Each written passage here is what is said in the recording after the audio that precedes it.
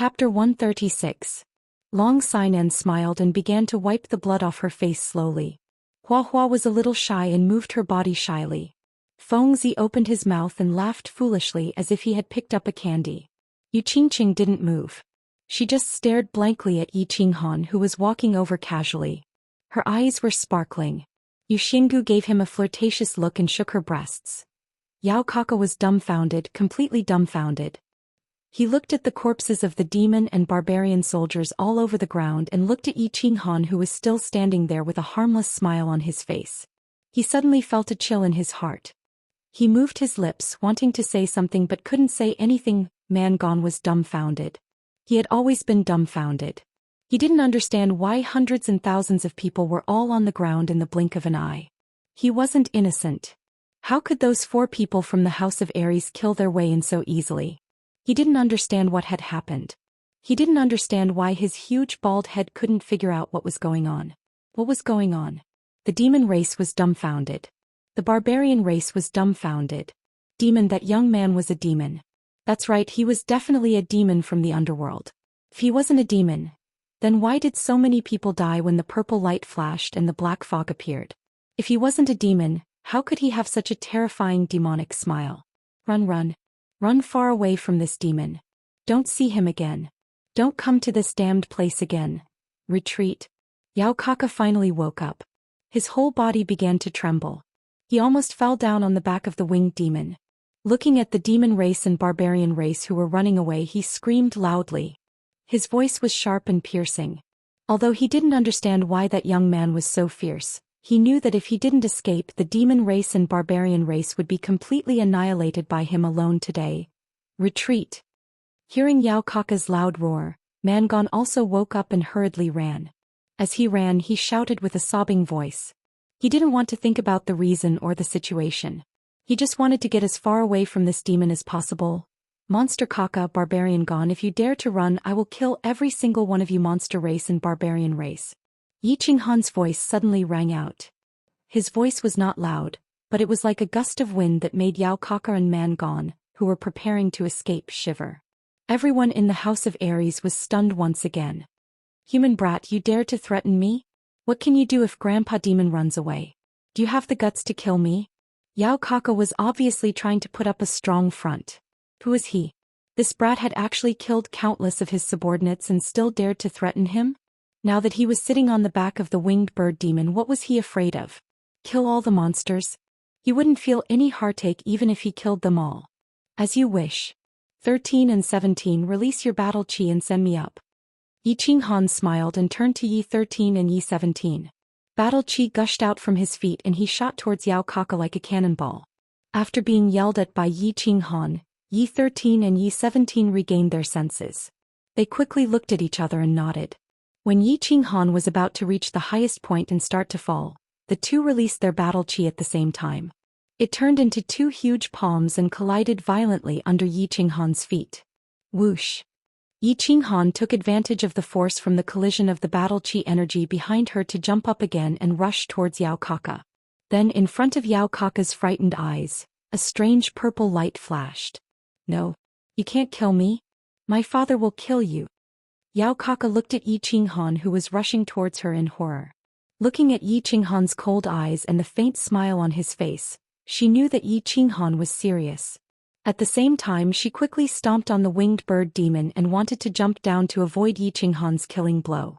However, a demonic light flashed across Yi Qinghan's body and she was completely lost. At that moment, she felt as if she had returned to her clan. He had killed everyone in the House of Aries and saw his father and his seductive fox wife who had come to welcome her. However, in the next moment she was awakened by a sharp pain on her neck. She saw Yi Qinghan standing in front of her with a smile and a dagger in her hand. Blood was flowing non-stop from Yi Qinghan's dagger. She saw the terrified expressions of all the demons below her and she saw darkness. I don't know your father. All barbarians and demons, listen up. Cut off your fingers and leave behind all your points rings. Then I will no longer hunt you down. Otherwise I will hunt you down and kill all the demons and barbarians. Question marks appeared in the minds of most of the demons and barbarians. Although they could occasionally understand the language of the House of Aries, They could only understand half of what Yi Qinghan said. However, Man Gong, who was preparing to secretly escape, completely understood. After being stunned for a moment, he hesitated for a long time before giving the order to cut off his fingers. He was the first to do so. He knew that he was the leader of the barbarians. No matter where he ran, he would be hunted down by Yi Qinghan. If he didn't cut off his fingers now, he would end up like Yao Kaka, who was lying on the ground. Most of the demon emperors could still somewhat understand. They painfully ordered their subordinates to start cutting off their fingers. Not cutting them off. Nonsense. How could they run away now? Where could they run to in a few more months? The House of Ares had a demon who could kill a bunch of them in seconds. There was no way to continue this battle. Now that they could keep their lives, they were more than happy to do so. As for Yao Kaka, who was lying on the ground, they couldn't think too much about it. Although they would definitely face the wrath of the demon Holy Master after the prefectural battle ended, they would at least be able to survive until the end of the prefectural battle. Long live victory! We won. Looking at the densely packed demons and barbarians who cut off their fingers and fled pathetically. Looking at the ground full of broken fingers. Looking at the ground full of corpses. Looking at the previously arrogant Yao Kaka lying quietly on the ground with her eyes wide open, the House of Ares was in an uproar. They jumped up and down crazily, waving the weapons and clothes in their hands and roaring in unison. Yi Qinghan waved his hand lightly and lightly leaped in front of everyone. He said calmly, "It's over, Miss Long. Arrange for people to clean up the battlefield." "It's over." "Yes. It's all over. We've won." Long Xian returned her dragon cry sword to its scabbard and suddenly bowed deeply towards Yi Qinghan. Then she raised her head and solemnly said, "This battle was all thanks to Yi Qinghan. I thank you on behalf of the 2,000 elites who are still alive. It was you who saved them and also saved me. Wow, young Master Han, you're 2F** King Fierce. My limelight has been stolen by you." Fengzi didn't care so much and rushed over in large strides. She punched Yi Qinghan in the chest and looked at him with a silly smile. Hua Hua's body flashed and came to Yi Qinghan's side. She said somewhat bashfully, "Young Master Han, you beast, did you get possessed by the ancient beast deity? You're so King Fierce. How are we going to survive in the House of Ares in the future?" "Hehe, I was lucky to have a breakthrough in my strength. Luckily I didn't come too late. Everyone, don't be so bashful and be more casual. I don't like to be polite." Yi Qinghan looked at the few of them helplessly. At the same time he felt a surge of warmth in his heart. At the same time he sighed in his heart. He knew that his physical body had improved, so he was afraid that his relationship with Fengzi and Hua Hua would become somewhat estranged. It would be difficult for them to return to their previous intimate relationship. Since their strength was no longer on the same level, a gap would naturally arise. After joking around with the two of them for a while, he conveyed his intention to them to continue being friends. Yi Qinghan finally cast his gaze towards Yu Qingqing. He saw that Yu Qingqing was looking at him in a daze. Her lively eyes contained countless emotions. There was excitement, joy, hope, desire, and a trace of sparkling. He felt an inexplicable sourness in his heart and couldn't help but reach out his hands towards Yu Qingqing. Chapter 137. Ever since Yi Qinghan appeared, Yu Qingqing had not spoken a word. She did not know what to say. The person he had been worried about for more than 10 days had suddenly descended, and in an abnormally powerful manner, bringing with him a cool breeze and a devilish purple. One man and one dagger suppressed tens of thousands of demon clan and barbarians. Then with a casual wave of his hand, countless demon clan and barbarians cut off their fingers and fled in a sorry state. Which girl doesn't yearn for love?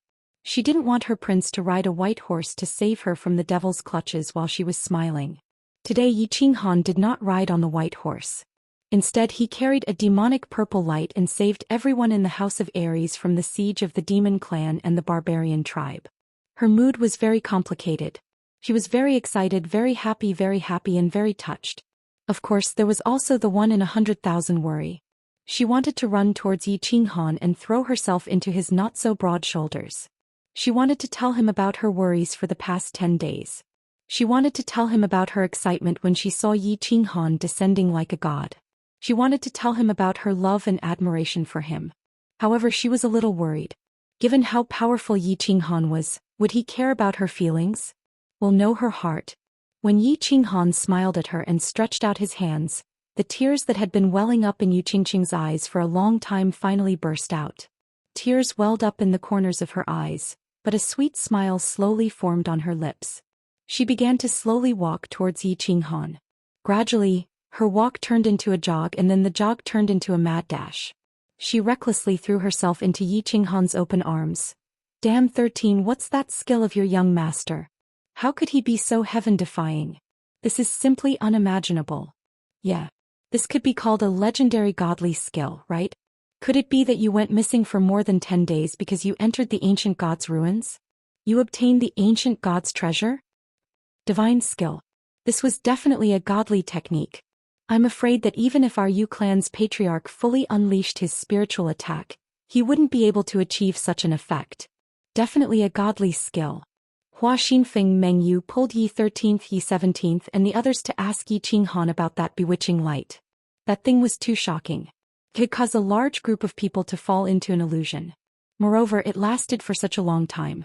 Such a mystical skill, only a legendary divine skill could have such power. I'm not too sure about that.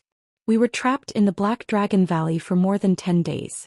Not long ago when Yao Kaka and the others surrounded the Black Dragon Valley, we took the opportunity to escape. Ancient god ruins? No, but I don't know if this has anything to do with young master obtaining the dragon crystal. Yi Shisan smiled bitterly. At this moment he only knew that Yi Qinghan had refined the dragon crystal. According to him, that his heaven-defying soul fusion technique, spiritual dizziness, had leveled up and turned into spiritual confusion. I to 7. Yi to say. Yi Qinggu was not in the mood to answer their questions. She looked at Yu Qingqing who was sobbing in Yi Qinghan's arms and fell silent. Yi Qinggu was not in the mood to answer their questions. She looked at Yu Qingqing who was sobbing in Yi Qinghan's arms and became silent. Let me explain. Actually, I refined the dragon crystal and was lucky enough to trigger a spiritual attack type fusion skill. It's very simple. Yi Qinghan looked at the besieged 13 and the others. At the same time he looked at the people around him with a curious expression. He knew that if he did not reveal something he would not be able to explain himself. He patted Yu Qingqing's back and explained. Chi. Everyone rolled their eyes. They obviously did not believe this explanation. It was just that it was not a complete explanation. However, this was someone else's trump card. It was not good for them to ask. I need your help. Yi Qinghan no longer paid attention to the crowd. Instead he once again patted Yu Qingqing's back. He didn't have the time to feel her smooth skin. A bitter smile appeared on his face and his complexion started to turn pale. Yu Qingqing raised her head shyly. Her teary eyes were full of shyness and ambiguity. Ask Miss Long to clean up the battlefield. Also, don't leak the news that I have fainted. I have consumed too much of my soul. I need to rest for a few days. After saying that, Yi Qinghan closed his eyes and fainted. However, their posture was very ambiguous. From the outside it seemed that Yi Qinghan and Yu Qingqing were hugging each other tightly. What? Clang. In a cave in the temporary stronghold of God of War abode in the chaotic battlefield, the teacup in Shui Wuheng's hand suddenly fell to the ground, splashing a lot of water. His gray and black eyes were flashing with shock and suspicion. He looked at a scout from the Shui family in front of him. He walked around the cave quickly and asked again, "Are you sure this information is true? If it is false, I will chop off your head." The Shui family scout who was kneeling on the ground wiped the cold sweat off his face and said in a trembling voice, "I can guarantee with my head that this information is absolutely true. Furthermore, this information was investigated by many scouts in the family. I only dared to come back and report it after confirming it." Impossible, impossible. How could Yi Qinghan be so powerful? Impossible, I don't believe it. Shui Wuhen stared at the trembling scout for a long time. In the end he shook his head and muttered weakly, "Young master, this information is probably true. The Shui village would not make a mistake with such important information. Shui village, you can leave first." The Shui family's marquis had a dark expression on his face as he spoke after a moment of silence. Impossible. How could that bastard Yi Qinghan be so powerful? He could kill a large group of the brute race in Yaokaka in a split second. He could fight 10,000 alone. Even if Yi Dao was still alive, he wouldn't be able to do this, right? How is this possible? How could he have gotten all the good things? Xue Wuhan continued to shake his head. His face was dejected and he stared at the simple table in the cave. He wanted to find something to smash, but there was nothing on the table. He couldn't help but smash the table heavily in exasperation. Young master. Another marquis suddenly interjected, none of this is a problem. The problem is that we've already confirmed that Yi Qinghan is extremely powerful, so powerful that he can instantly kill everyone on Nether Island. Then it's possible that he already knows that the young master has placed a hidden bug on him. Even if he doesn't know, once he has suspicions, he'll definitely be able to interrogate him. So we are in danger now, very dangerous. Our top priority now is to escape. Where can we escape to? Where can we go in the future? Chapter 138. This duke's words clearly caused Xue Wuheng, who was pacing back and forth, to tremble. It also caused the other duke's face to darken even more. Yes. Their top priority wasn't to find out why Yi Qinghan was so powerful or why he could be so powerful. Their first priority was their own safety. Just as he said, what Xue Wuheng had done must have aroused the suspicions of Yi Qinghan and Long Xinan. Even if they didn't discover the hidden worms that Xue Wuheng had placed, as long as they had a trace of suspicion and forced Xue Wuheng to act rashly, Xue Wuhen's actions would definitely be exposed. Therefore, according to their calculations, the chances of them being exposed were as high as 80 to 90%. If this matter were to be exposed, Xue Wuheng and the other members of the Xue family would become the target of scorn and be chased by everyone. Therefore, they had to slip away before Long Xinan and Yi Qinghan returned to their temporary stronghold. We can only run, and we'll run tonight. We'll find a secluded place until the prefecture battle ends. After that, we'll be teleported directly to the Divine City. We'll be safe there. A trace of hatred flashed in Xue Wuhen's eyes. After a long moment of silence, he quickly came to a conclusion. I know of a very secluded cave at the edge of the illusory forest. There's also a lower 7th rank magical beast nearby. The scouts won't dare to go there. Let's leave tonight, with the team? The Marquis with a dark expression nodded. He thought of the excellent terrain he had discovered earlier and said. A trace of hatred flashed in Xue Wuhen's gray and black eyes. He shook his head and rejected the suggestion. No. Only the 3 of us will go. You guys go prepare and bring more food. We'll sneak away at night. All right. The dark-faced expert hesitated for a moment, then sighed helplessly and went to prepare with the other expert. Watching the two depart, Xue Wuhen's eyes emitted a demonic glow. He looked through the cave to the distant sky and said hatefully, Yi Qinghan, you've forced me into such a difficult situation today. One day I'll pay you back. When that day comes, not only will I skin you alive and raze your Yi family to the ground, I'll also make that bitch Yu Qingqing regret it for the rest of her life. Yi Qinghan had a very long and wonderful dream. He dreamt that he'd swept through all 4 directions and shocked the foreign races. In the end, he'd obtained a large number of points and successfully exchanged for a spirit pill. He returned to the Yi family and found Yi Tianlong standing at the gates of Tsang City with a spirit pill in his hands, waiting for him. Finally, he dreamt of his younger sister Yi Qingyu. After swallowing 2 spirit pills, she slowly opened her eyes that had been asleep for too long. Her snow-white hair also slowly turned jet black. He saw an intoxicating smile on his younger sister's delicate face and smelled the faint fragrance from Yi Qingyu's hair. However, when he woke up, what entered his eyes was indeed a beautiful face that could topple cities. His nose also smelled the faint fragrance from the beautiful jet-black Xian beside him. However, this face was not Yi Qingyu's face. The fragrance from this Xian hair was also different from the fragrance that Yi Qingyu was familiar with. He couldn't help but slowly close his eyes in disappointment. Qinghan, what's wrong? Do you feel uncomfortable anywhere? Yu Qingqing looked at the gloomy and disappointed face in front of her. She couldn't help but feel a pang in her heart. She hurriedly asked with concern. It's nothing, I just remembered something. Yi Qinghan was silent for a moment. He carefully checked his body and found that everything was fine. He opened his eyes again and the corner of his mouth curled into an apologetic smile. He sat up. And can you talk to Qingqing about it? Is it about little sister Qingyu? Yu Qingqing saw Yi Qinghan's apologetic expression and her heart was filled with joy. Yi Qinghan actually started to care about her feelings. She secretly rejoiced and continued to ask. This is a very long story. You will know it in the future. Let's not talk about this. Where are we now? Yi Qinghan smiled and stood up. He twisted his body and started to look around. This was a cave. It was probably afternoon and the sun outside was very hot.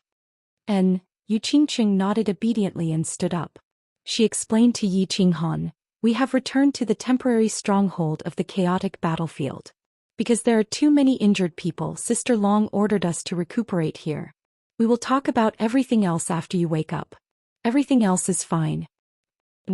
Yi Qinghan smiled and gently held Yu Qingqing's slender hand. He suddenly turned around to face Yu Qingqing and said, "Qingqing, wait for me to save my sister. I will go to the Yu clan to propose marriage and thank you for everything you have done for me. Yi Qinghan has no way to repay you. I can only protect you and the Yu clan for the rest of my life to repay your affection towards me." Yu Qingqing's hand was suddenly grabbed by Yi Qinghan in a domineering manner. He was already shy. Looking at Yi Qinghan's affectionate gaze, she hurriedly lowered her head. Her face was red and her snow-white neck was also pink. After hearing Yi Qinghan's affectionate words, she didn't know how to reply. She could only raise her head shyly and continue. The holy maiden of the Yu clan is actually shy. Come, let's go take a look at our spoils of war." Yi Qinghan laughed. He held Yu Qingqing's hand and walked out with his head raised. "Greetings, young Master Han. Greetings, Lady Yu Qingqing. Greetings, young Master Han, Miss Qingqing." As soon as they walked out of the cave, Yi Qinghan, under Yu Qingqing's instructions, walked straight towards the temporary meeting room of the temporary stronghold. Along the way, he didn't meet the elites of the House of Aries. These elites hurriedly bowed respectfully to Yi Qinghan, their expressions abnormally excited. To them, Yi Qinghan was their savior, their second parent. Moreover, with Yi Qinghan's strength, he could be considered as an elite even in the House of Aries. And elites must be respected. *CK, we actually have more than 13 points. We're too awesome. This is probably the most points obtained in the history of the Residence Battle. We can go down in history for eternity. Lunatic, your skin is really thick. This is all thanks to young Master Han. What does it have to do with you? Go down in history for eternity, do you want it? Shemale, can't you stop pouring cold water on me? Old Feng, I'm in a good mood right now, so I won't argue with you. If you pour cold water on me again, I'll curse you to never have an orgasm for the rest of your life. Before they even entered the cave, they heard Feng Zi's loud voice shouting and yelling. It was already Hua Hua's feminine and shrill voice. The two of them couldn't help but look at each other and shake their heads helplessly. Lunatic Shemale, it seems like the two of you have conflicting birth dates. You always quarrel when you're together. Yi Qinghan and Yu Qingqing entered in a single file. Seeing that the cave was quite big and that there were quite a few people sitting inside, both familiar and unfamiliar, Yi Qinghan cupped his hands and said with a smile. Chapter 139. Young Master Han is awake and sister-in-law is here too. Feng Zi was standing in the middle of the meeting room. When she heard Yi Qinghan's hearty laughter, she hurriedly turned around and smiled slyly. It's good that young Master Han is awake. I was so worried. Sister-in-law looks good. Hua Hua cheered, smiling slyly. Long Sainan hurriedly stood up. After dressing up, Long Sainan regained her heroic appearance and cupped her hands at Yi Qinghan. She waved at Yu Qingqing and said, "Greetings, young Master Han. Qingqing, come over here. Young Master Han, come and sit." "Greetings, young Master Han. Greetings, Miss Qingqing." Everyone else in the cave hurriedly stood up and cupped their hands at Yi Qinghan. Even Yu Qingqing benefited from it. They had clearly seen Yu Qingqing throw herself into Yi Qinghan's arms at the bottom of Duanren Peak. As Yi Qinghan's wife and the holy maiden of the Yu family, Yu Qingqing immediately received a lot of respect. No need to be so polite. Feng Zi and I, Hua Hua, know that I dislike the complicated etiquette here. Everyone feel free. Yi Qinghan knew that after the battle at Duanren Peak, he had become the center of attention and a strong person in the eyes of others. Being respected and admired by others was a must. However, although he had become strong, he still considered himself the seventh son of the Yi family. He would not be as arrogant as that fool Yi Qingquang. Walking to the seat beside Long Sainan that had been reserved for him, Yi Qinghan smiled and said, "What's here?" Long Sainan waved at one of her subordinates, turned around and said, The battlefield has been cleaned up and the points in the rings have been calculated. There's a total of more than 136,000 points. There's also a huge amount of weapons and treasures. These things are waiting for you to arrange and deal with. Yi Qinghan rubbed his nose in embarrassment. He watched as Long Sainan's subordinate quickly walked in and arranged for people to carry in a dozen large boxes. He was a little shocked. He knew there would be a lot of points, but he didn't expect there to be so many. Then he thought about it. There were more than 10,000 people from the Monster Clan and Barbarian Clan on Duanren Peak, so their points were all here. So 100,000 points wasn't a lot. Seeing that everyone was looking at him hopefully, Yi Qinghan smiled and said, "I'll take 20,000 points. Distribute the rest to the teams." After all, everyone suffered heavy losses this time. Young Master Han, you're so broad-minded, we admire you greatly. In the future, if young Master Han has any instructions, we will definitely obey. That's right, young Master Han. With young Master Han, the Yi family will definitely prosper for 1,000 years. As soon as Yi Qinghan finished speaking, everyone in the cave breathed a collective sigh of relief. At the same time, they all looked at Yi Qinghan with grateful gazes. Then all kinds of flattering words came one after another. 100,000 points might seem like a lot, but it could be exchanged for a lot of things. It could be exchanged for a lot of financial resources, and it could even allow a normal elite to become the city lord of a big city. However, these points were obtained because of Yi Qinghan, and most of their lives were saved by Yi Qinghan. If Yi Qinghan wanted to take all the points, they wouldn't even dare to fart. But now Yi Qinghan only took 20,000 points and distributed the rest to the teams. Of course, they were wild with joy. After all, many people from the House of Ares had died in battle. If they didn't get anything, how could they face the relatives of the elite who had died? How could they face the injured who were still lying in bed? How could they face the elite who had fought a bloody battle? Thank you. Long Sainan's expression was still calm, but she turned her body slightly and thanked Yi Qinghan very seriously. This operation to encircle Yao Kaka and Mangon was initiated by her, and she was the one who directed it with all her might. More than half of the 4,000 people were dead or injured. If it wasn't for Yi Qinghan's generosity, she wouldn't know how to face the elites of the House of Ares. Hee, Miss Long, you're too polite. Isn't it easy for me to get the points? Yi Qinghan shrugged and said softly. He already had more than 6,000 points, and now that he had obtained 20,000 points, it was enough. Moreover, he planned to go to the man race and demon race to collect the remaining points after he was done here. He also planned to ask Mangon about the cause and effect of chasing after him previously. There were too many suspicious points and too many strange things when the 4 teams of the 4 families were being chased. If he didn't find out who the real culprit was, he wouldn't be able to sleep well at night. Hearing Yi Qinghan's words, Long Sainan was stunned. She laughed at herself and didn't say anything else. He turned around and chatted with Yi Qingqing. Inside the cave, everyone began to calculate the remaining points and treasures according to the number of people who participated in the battle and the number of people who died in battle. It was very lively for a while. Why don't I see 13 Qinggu and the others?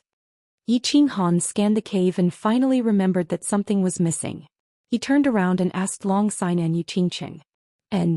Yi Qingqing looked at Yi Qinghan in surprise.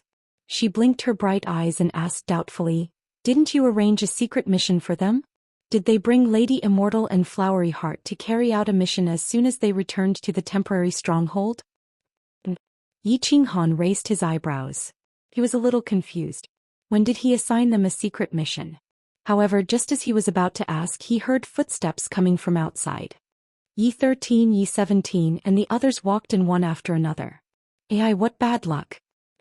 Young Master Han is awake? Yi 13 sighed as soon as he entered. However, when he swept his gaze over everyone, he discovered that Yi Qinghan was actually sitting at the top. He hurriedly walked towards Yi Qinghan with a bitter expression. "Little Han, you're awake. Are you all right?" Yi Qinggu immediately discovered the smiling Yi Qinghan. An intoxicating smile instantly appeared on her pure and pretty face. She quickly walked towards Yi Qinghan. "Greetings, young Master Han." Flowery Heart and Lady Immortal Mengyu, who followed behind, hurriedly saluted. The current Yi Qinghan was not the same as a few months ago. This young master was an extremely powerful and important person. He must be respected. Yi 13 followed behind without saying anything. Yi Qinghan nodded and stood behind Yi Qinghan. Yi Qinghan and everyone returned the salute. Finally, he looked at Yi17, who had a bitter smile on his face, and asked, "What's wrong, 17? Why do you have a bitter face? Did your wife run away?" Yi17 glanced at Lady Immortal Meng and said, "My wife didn't run away. It's just that Shui Wuhan ran away. That son of Ab** he sure ran fast." When Yi Qinghan heard this name, his body suddenly became cold. He swept his cold gaze towards the cave exit, stood up and said, "Send people everywhere to find Shui Wuhan." Chapter 140. The moment Yi Qinghan flew into a rage, the entire crowd was shaken. All of them stopped their discussions and looked at Yi Qinghan. Finally, Long Sinan stood up and asked the question that everyone wanted to know. "What happened, young Master Han? What did Shui Wuhan do?" Long Sinan and the others knew that Yi Qinghan and Shui Wuhan did not get along and had heard of their past. However, Long Sinan knew that Yi Qinghan was not the kind of person who would use his own strength to kill the people of the House of Aries on the spot, so she asked in confusion. What did he do?" "He did something big. Do you remember when our 4 families were besieged by the monster race and the barbarian race? Do you know why Yao Kaka and Mangon went to the Black Dragon Valley? Let me tell you, it was because Shui Wuhan planted an invisible worm on young Master Han. When we came back, we immediately brought people to capture them. However, when we arrived at their camp, we only found some ordinary disciples. Shui Wuhan and 2 Duke Realm warriors had disappeared for 2 days." Yi Qinghan's face was livid and he did not speak. Instead, Yi17, who was next to him, said with hatred. Everyone in the cave was shocked by Yi17's words. They all fell silent and began to think about the truth of the words and the terrifying consequences.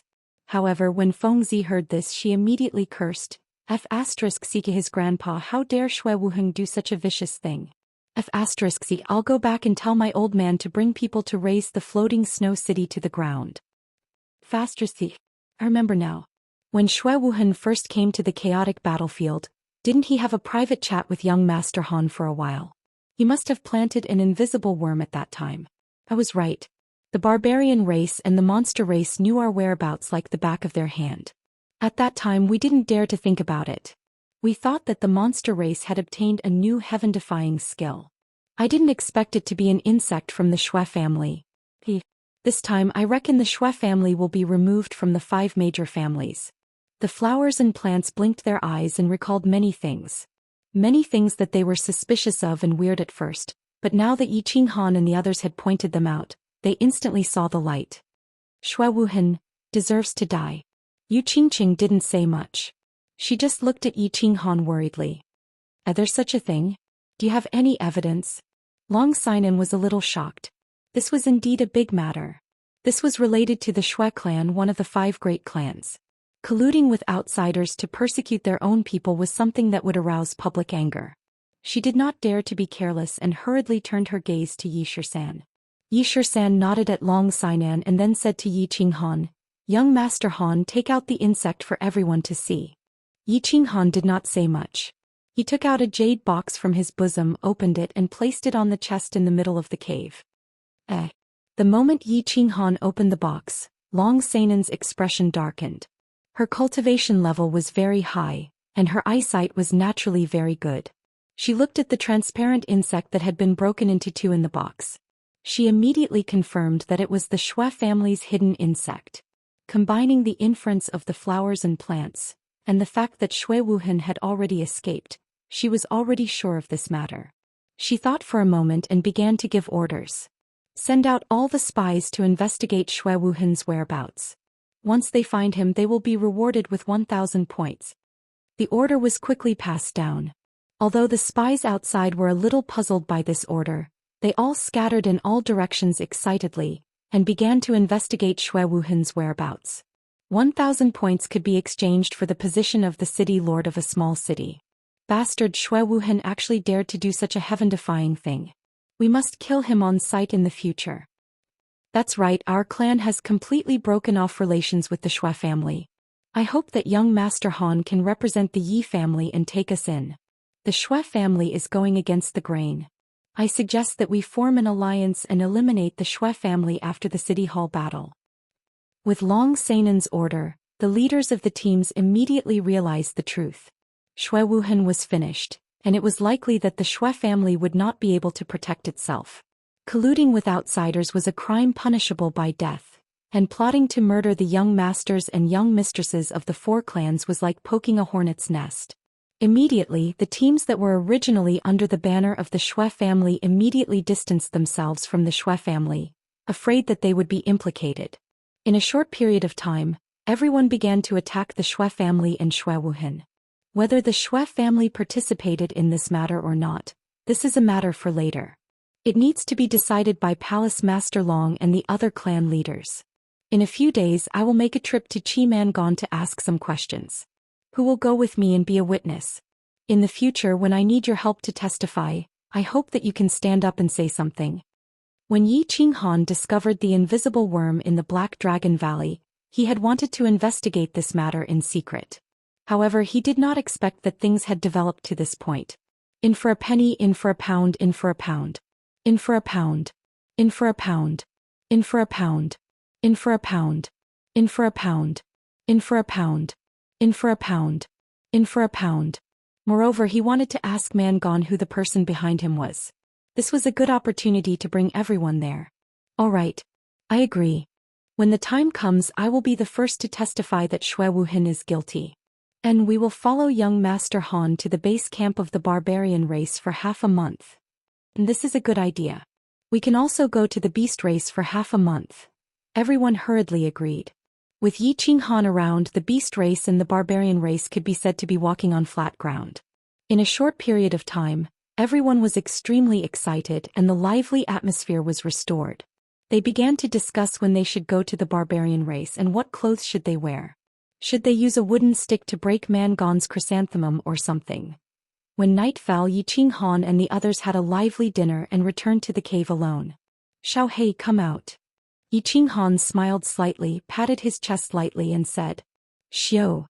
A black fog suddenly spread out from his chest. The fog slowly condensed and Xiaohei's adorable figure appeared. When Xiaohei came out, he cracked his neck, revealing two small canine teeth and transmitted his voice, Gigi. How are you, boss? You seem to be in a good mood. Little brat, you actually teased me. Tell me, what's the situation?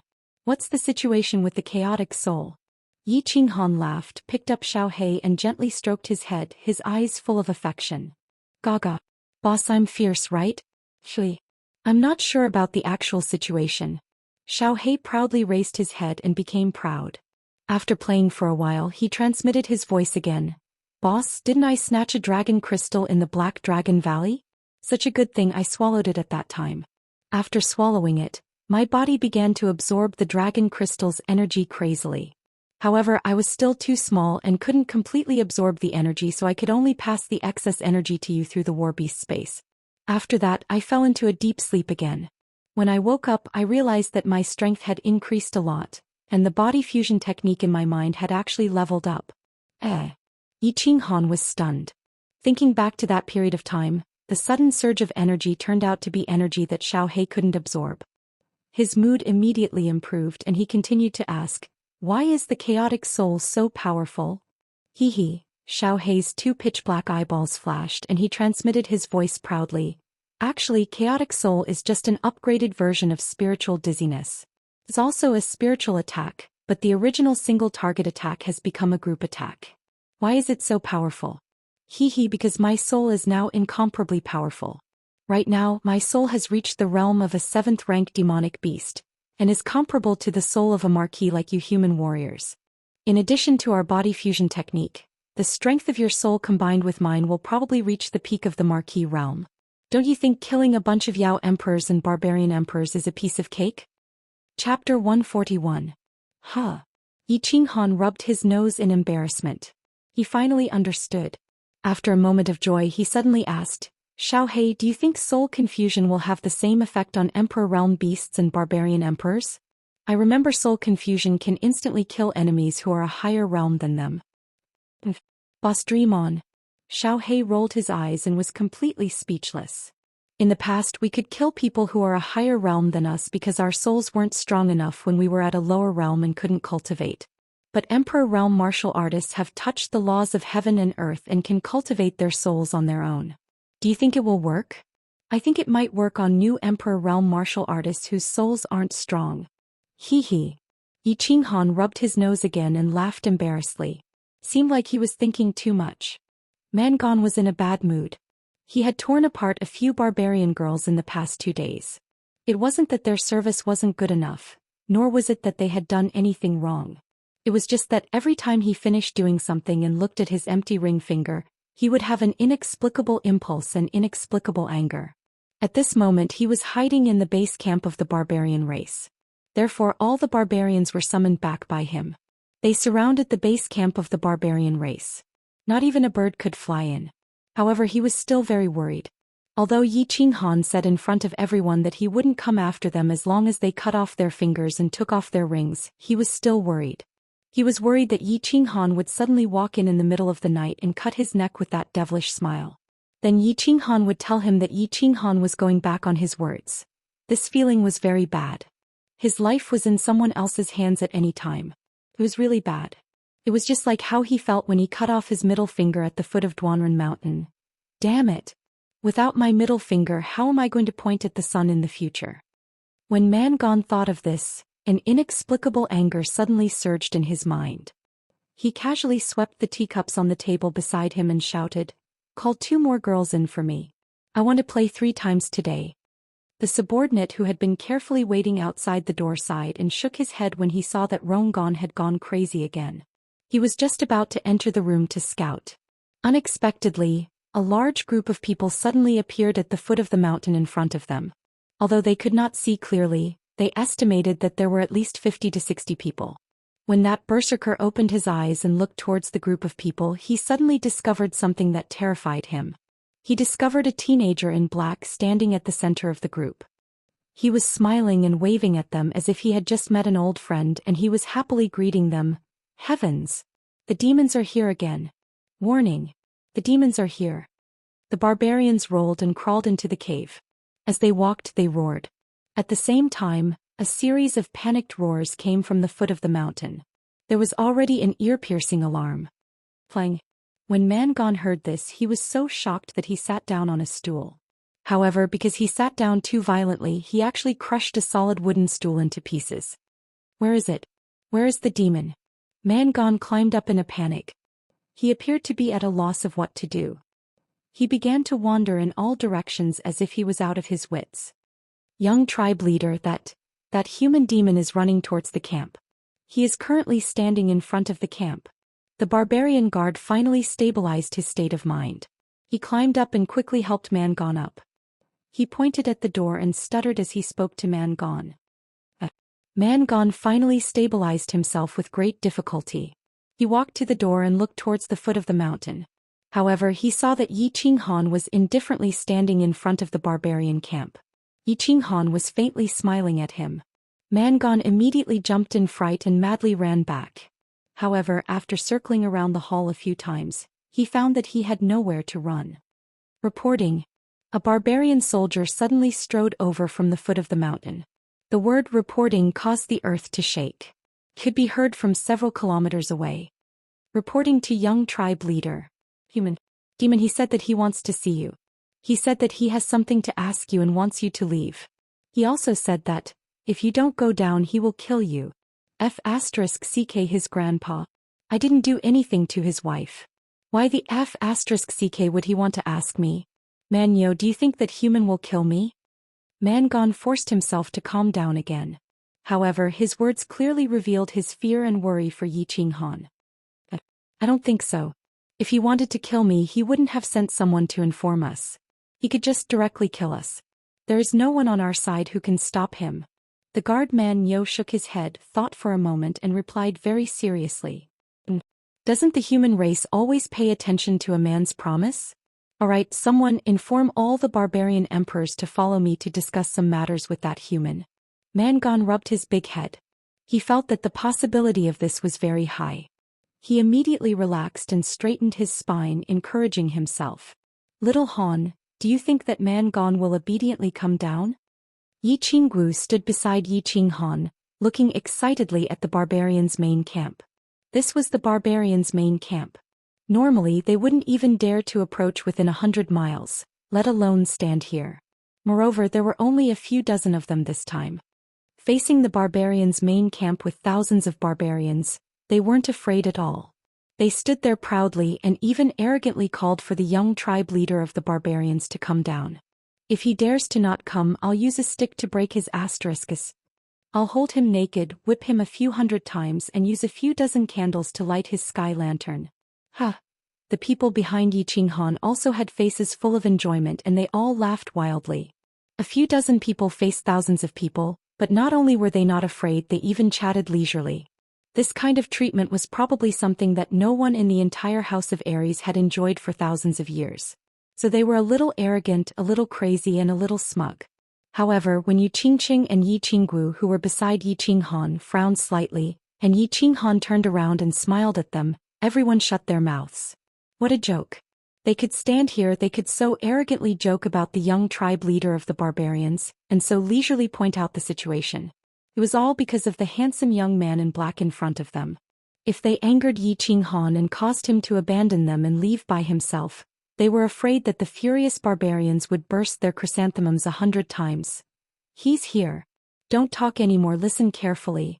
Be a witness in the future. Seeing the gate of the barbarians' main camp slowly open, Mangon slowly walked over with a large group of barbarian emperors. Long Xian turned around and said seriously to the people behind her.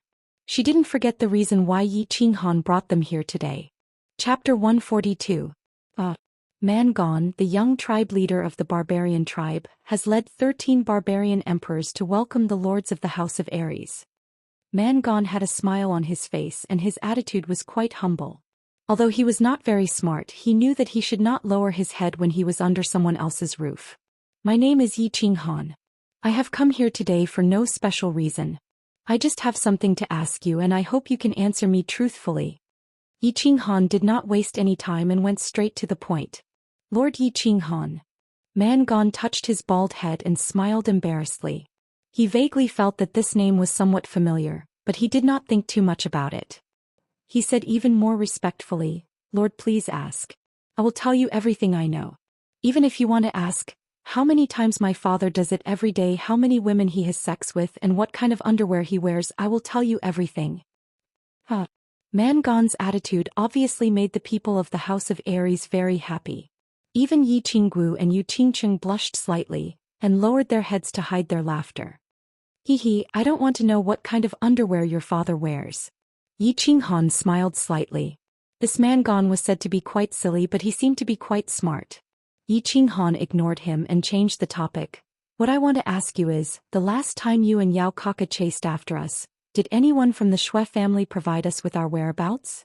Chased after you? Lord, I did not chase after you. You must be mistaken. Mangon thought that Yi Qinghan was going to bring up the past, and immediately cried out in fear. I am Yi Qinghan, a member of the Yi family. Last time, didn't you and Yao Kaka chase after the elite team of the 4 families? I am not here to settle the score. I am asking you if anyone from the Shui family provided us with our whereabouts. Yi Qinghan frowned and said angrily. Provided us with our whereabouts? No. Mangon's huge head shook like a rattled drum, causing the faces of the people from the House of Aries to change.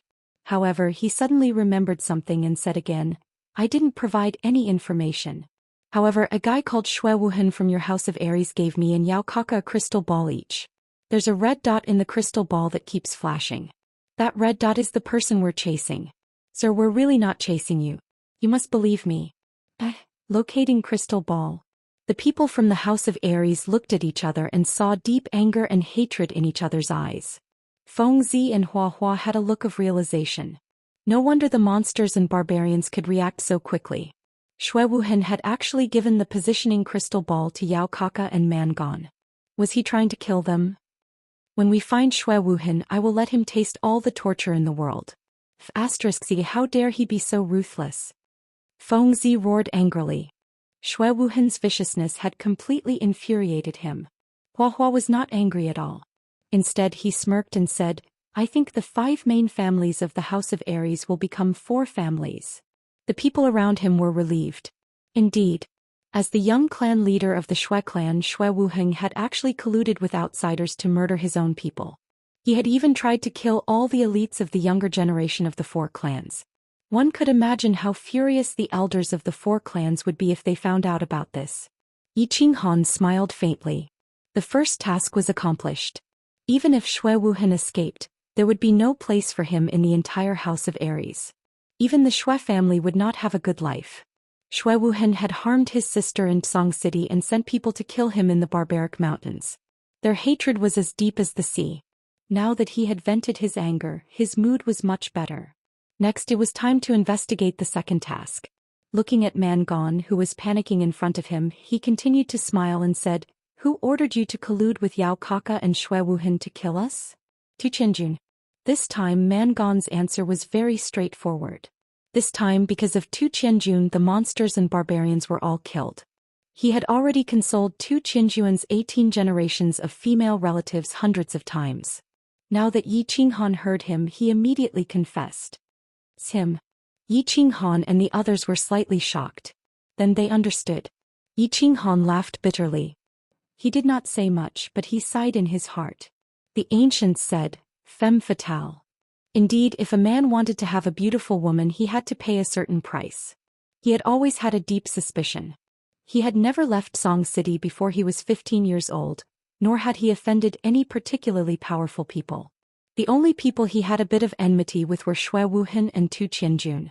Yi Qinghan did not say anything, but Yu Qingqing, who was beside him, felt a little uncomfortable.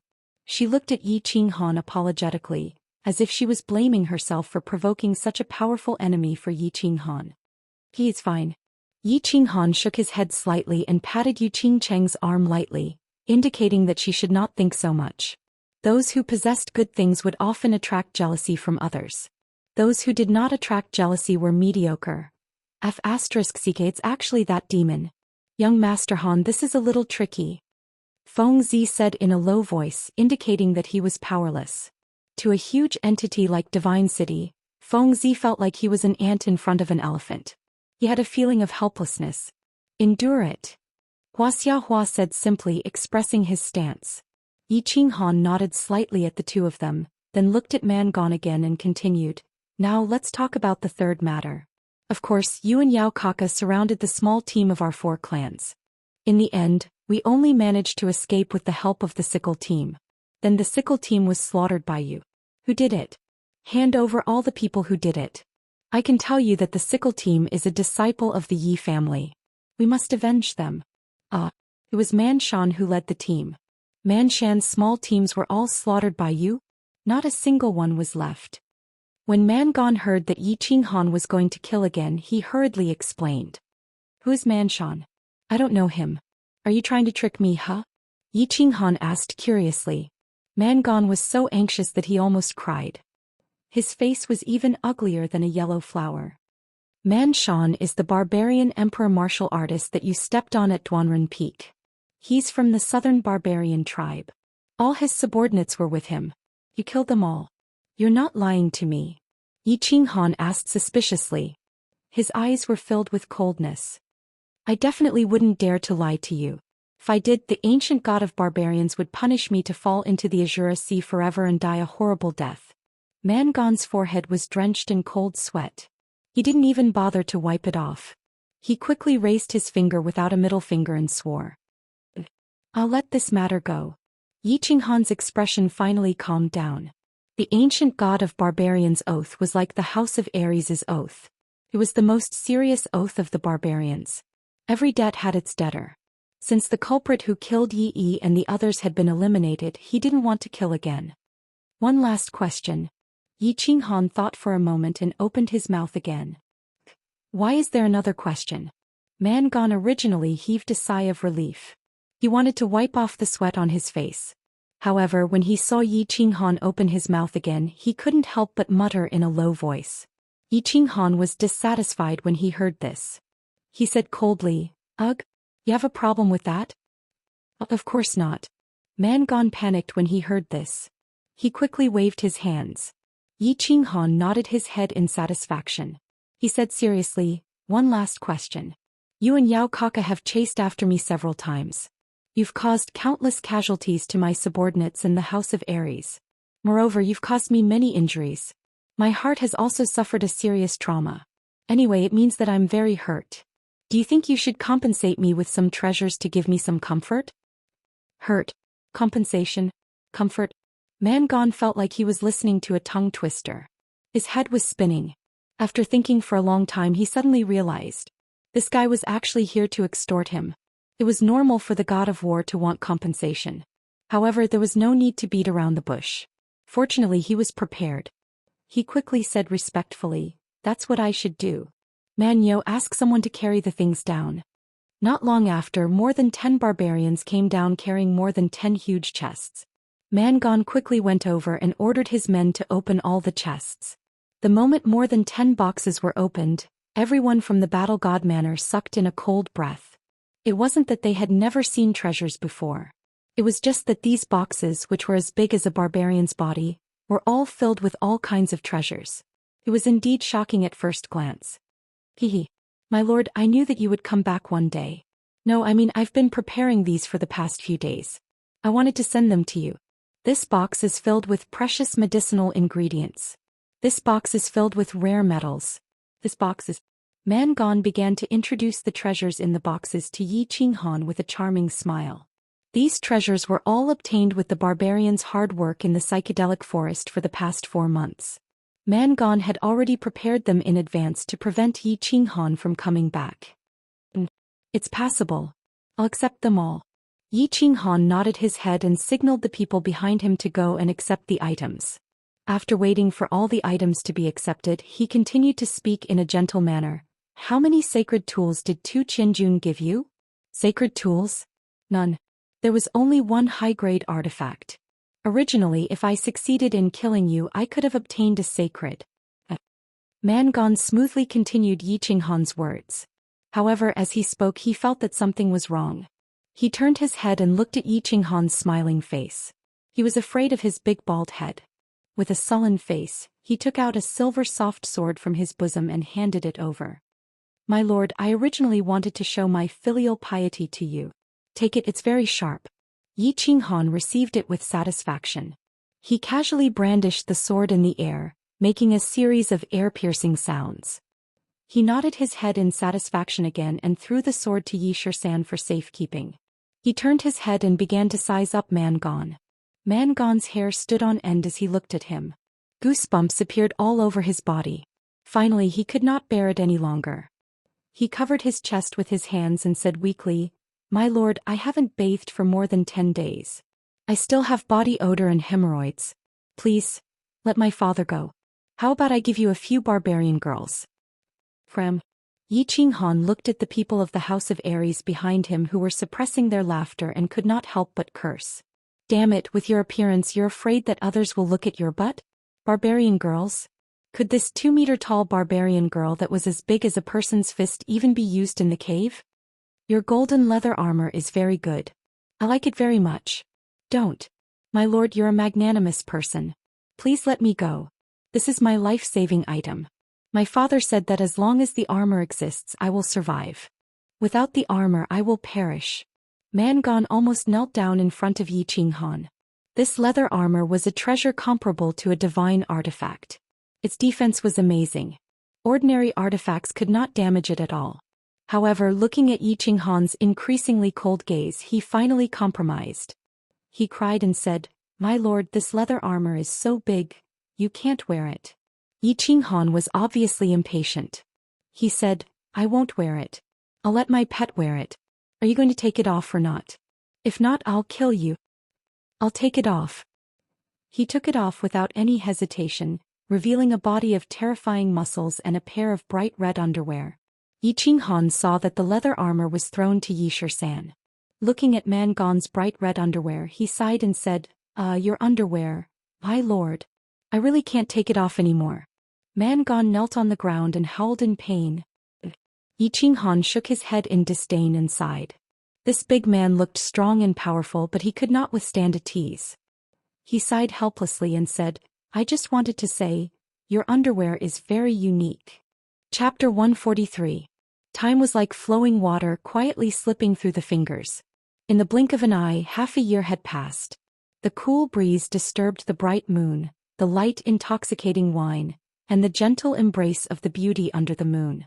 At this time Yi Qinghan was enjoying the life of a perfect man. The night in the distance was enchanting, and the woman beside him was smiling shyly. This was indeed the enjoyment of every man's dreams. Because of Yi Qinghan's existence, the barbarian race and the demon race had been completely suppressed to the point where they couldn't even lift their heads. The Nether Island seemed to have become a peaceful and beautiful island. After Yi Qinghan evacuated from the barbarians' camp that day, he once again went to the demon clan's camp. After casually killing dozens of demon clan experts who resisted them, the demon clan obediently handed over all the treasures of the demon clan, as well as most of the remaining badges and rings. After the elites of the House of Ares once again received a batch of treasures and points, they were no longer interested in fighting with the barbarians and demons. Instead, they collectively split up and began to search for treasures on the Nether Island. As for Yi Qinghan and the rest, they sat in the barbarians' camp every day. During the day they would chat with Feng Zihua and the rest and occasionally cultivate. At night they would take a walk with Yu Qingqing, flirt, and occasionally comfort each other. For example, Yi Qinghan had never been a very decent man. That big bed in the backyard of the barbarian city's Dark Moon Hotel proved this point. As a member of the Transmigration Party in his previous life, he was a poor laborer. He was an orphan with an ordinary appearance. He had no money, no car, and only a simple rental house. Beauties were noble existences that he could only look at from afar and not play with. He could only take a small portion of his meager salary and secretly go to the red house on the street to get a handful of rare items. In this life, as the young master of the Yi family had a large business and he could see many beauties. But at that time he was the seventh son of the Yi family. Under the power of the Yi family's torture chamber, he did not have the opportunity to pick up beauties. In the barbarian city there was a vast sea and sky. If there was a chance, of course he would do it. Of course, in the end he did it. He directly pushed that coquettish lady boss onto her pink bed. After that he returned to the Yi clan, thinking that he could rely on his one and only holy beast and super skills to make a name for himself in the Yi clan. Beautiful women pounced on him from all directions, knocking him unconscious amidst the surging waves. However, the beautiful women did not pounce on him. Instead he saw a smear of bright red. At that time he was enraged.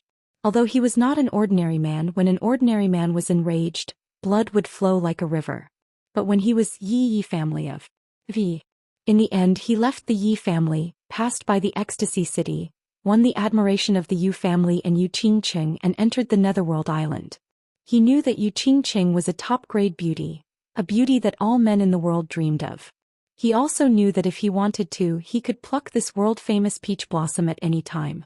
But when he thought of the white-clothed, white-haired girl who was still sleeping in the mountain behind the Yi family, the fire of lust would be extinguished every time. He always thought that men could and must be dissolute, but they must have principles. Without principles they would be beasts. At this moment his strength increased greatly. His body fusion technique suddenly leveled up. He defeated all the monsters and barbarians by himself. No one could stop him at the foot of Duanren Peak. He saved the people of the House of Ares, suppressed the monsters and barbarians, and obtained enough points. He got the points, the spirit pill, the hope of saving his sister, and his strength increased greatly. Yi Qinghan relaxed. He thought of warmth and contentment, and the dissolute nature in his heart began to show. Of course, it was not appropriate to say this. Yu Qingqing had feelings for him. She had been quietly sacrificing for him. He was not a heartless person. So, when everything was over, he waved to Yu Qingqing at the foot of Duanren Peak. Yu Qingqing threw herself into his arms without hesitation. The relationship between the two became very warm. After returning to the temporary camp, they began to stick together like glue. Love without marriage as the goal is to play the hoodlum. That sentence from his previous life was very classic. But Yi Qinghan felt that he would marry Yu Qingqing. So he felt that he was not playing the hoodlum. So, he could also play the hoodlum, and he was playing the hoodlum now. The bright moon hung high above his head. The cool breeze from afar disturbed him. He sat on a steep boulder, hugging the peach blossom that all men in the world wanted to embrace. He looked at her shy face and felt her smooth and soft skin. For a moment he felt like he was in a dream. Han, will you always be good to me for the rest of your life? The holy maiden of Yu clan shyly looked at her sweetheart in front of her and asked a nonsense question that all women in the world love to ask. I will, of course I will. Yi Qinghan smiled lightly. His arm moved up and caressed this peerless face. At the same time his other hand began to quietly move up her abdomen. Through the thin clothes he grasped a soft spot, answering a nonsense question that all men in the world would answer at this time. Then promise me that no matter what happens in the future, you will never abandon Qingqing. When Yu Qingqing heard Yi Qinghan's answer, her pair of intelligent eyes were full of smiles. She once again said a nonsense question. I promise you. Yi Qinghan nodded. He thought to himself, if all men in the world did not have water in their brains, why would they abandon you? After pausing for a moment he asked a question that he had always wanted to ask. Qingqing, can you tell me the state of soul quietness? What use does it have for you in the Yu clan? At the Yu clan's tranquil lake island, he had entered a magical state with the song breaking the formation. The Yu clan's grand elder and Yu clan patriarch were both shocked. They ordered Yu Qingqing to be Yu Qingcheng's protector. Then he found out from Yi Qingyo that it was because he had entered a magical state, soul quietness. Therefore he really wanted to know about this thing and the reason why the Yu clan had chosen him. Yu Qingqing smiled sweetly. After thinking for a moment she said slowly, soul quietness is a supreme realm for cultivating the soul. Entering this state for an hour is equivalent to cultivating the soul for a year in the Emperor realm. You also know that our Yu clan's mental attack requires a strong soul. Therefore you are of course important to our Yu clan. Soul quietness is actually so strong. But no matter how magical it is still helpful for my soul cultivation, right? How can I help you or your Yu clan cultivate your soul? Yi Qinghan was shocked and asked doubtfully again. Seeing Yi Qinghan's doubtful expression, Yu Qingqing suddenly became shy. Her face was bright red and even her snow-white neck was blushing. She lowered her head and was silent for a moment. Then she said in a low voice, Our Yu clan has a secret dual cultivation technique that only the patriarch and the saintess can cultivate. That is, after we become one, I can use the secret technique to trigger your soul quietness state. Then the two of us can cultivate our souls together. So fierce? Yi Qinghan listened for a long time before he understood. It seemed like soul quietness was very important to the Yu clan. At the same time he looked at the abnormally shy Yu Qingqing and laughed. He reached out his hands and hugged her waist. He lowered his head and lightly licked her earlobe. He said naughtily, how about, let's try it now? No. Yu Qingqing rolled her eyes and her face became even redder. She wanted to use her hands to push away Yi Qinghan's mischievous hands. However, she realized that her entire body was soft. She felt like she was teasing Yi Qinghan when she struggled. Feeling Yu Qingcheng's body twisting and gradually heating up, Yi Qinghan secretly swallowed a few mouthfuls of saliva. His head started to quickly fill up with blood. His hands and feet were no longer obedient. They started to grope up and down. He opened his mouth and fiercely kissed Yu Qingcheng's alluring red lips. Chapter 144. He. In the peaceful night, a strange cry suddenly rang out. Yi Qinghan, who was in the mountain behind the headquarters, was unable to extricate himself from his lust. He was just about to cook the rice when his desire was completely extinguished, as if someone had poured cold water on his head. Ugh! Yi Qingqing also woke up with a start. She glanced at Yi Qinghan and hurriedly tidied up her clothes. The sight of her upper body half exposed caused Yi Qinghan's heart to beat faster. Xiaohei, get out here! Yu Qingqing closed her clothes and completely hid her body. Yi Qinghan felt a wave of reluctance and became even more furious at Xiaohei for ruining his good time. He roared loudly. Xiaohei jumped out from the bushes at the side. His two small black eyes were full of resentment and injustice. He transmitted his voice to Yi Qinghan. Boss, it's not that I want to disturb you, but Yi Qinggu and the others are looking for you. They said they have something to discuss with you. What big matter could it be? Is there anything bigger than your boss's matter? Seeing Xiaohei act pitiful, Yi Qinghan said hatefully, causing Yu Qingqing to roll her eyes again. Xiaohei's two small eyes turned, then he burrowed into the forest to play by himself. During this period of time, Xiao He had passed through a period of weakness and his strength had improved greatly. He didn't really like entering Yi Qinghan's beast battle space and would wander around the vicinity of the base every day. Yi Qinghan saw that it had been very peaceful recently and Xiao He's strength was average. It would be difficult for a marquis to keep him here, so he simply left him alone. Han, let's go. It's not good to make them anxious. After a period of time, Yu Qingqing regained her calmness, but the inadvertent flirtatious look in her eyes was still so enchanting. Hee. Yi Qinghan scratched his head and laughed softly. He pulled Yu Qingqing and ran down the mountain. Halfway up the mountain in the conference hall of the temporary base camp, Long Xian and the various clan leaders were already seated inside. When they saw Yi Qinghan and Yu Qingqing enter together, they couldn't help but let out a hollow laugh. They had seen how Yi Qinghan and Yu Qingqing went in and out together for the past few days. Of course they were envious, but they didn't bear any grudges or jealousy. After all, Yi Qinghan was one of the few people in the House of Aries. Many of the people here were saved by him.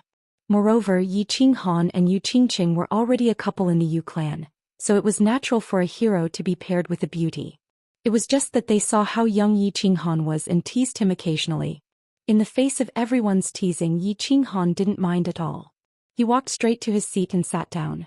Yu Qingqing walked to Long Xian's side and sat down. Yi Qinghan took a sip of tea, raised his eyebrows and turned to Long Xian. Gathered together again today? Could there be some special circumstances? Long Xian frowned slightly and gave Yi Qinghan an expression that said he didn't know whether to laugh or cry. Young Master Han, you've been enjoying yourself every day, so you've lost track of time. Fengzi laughed loudly and winked.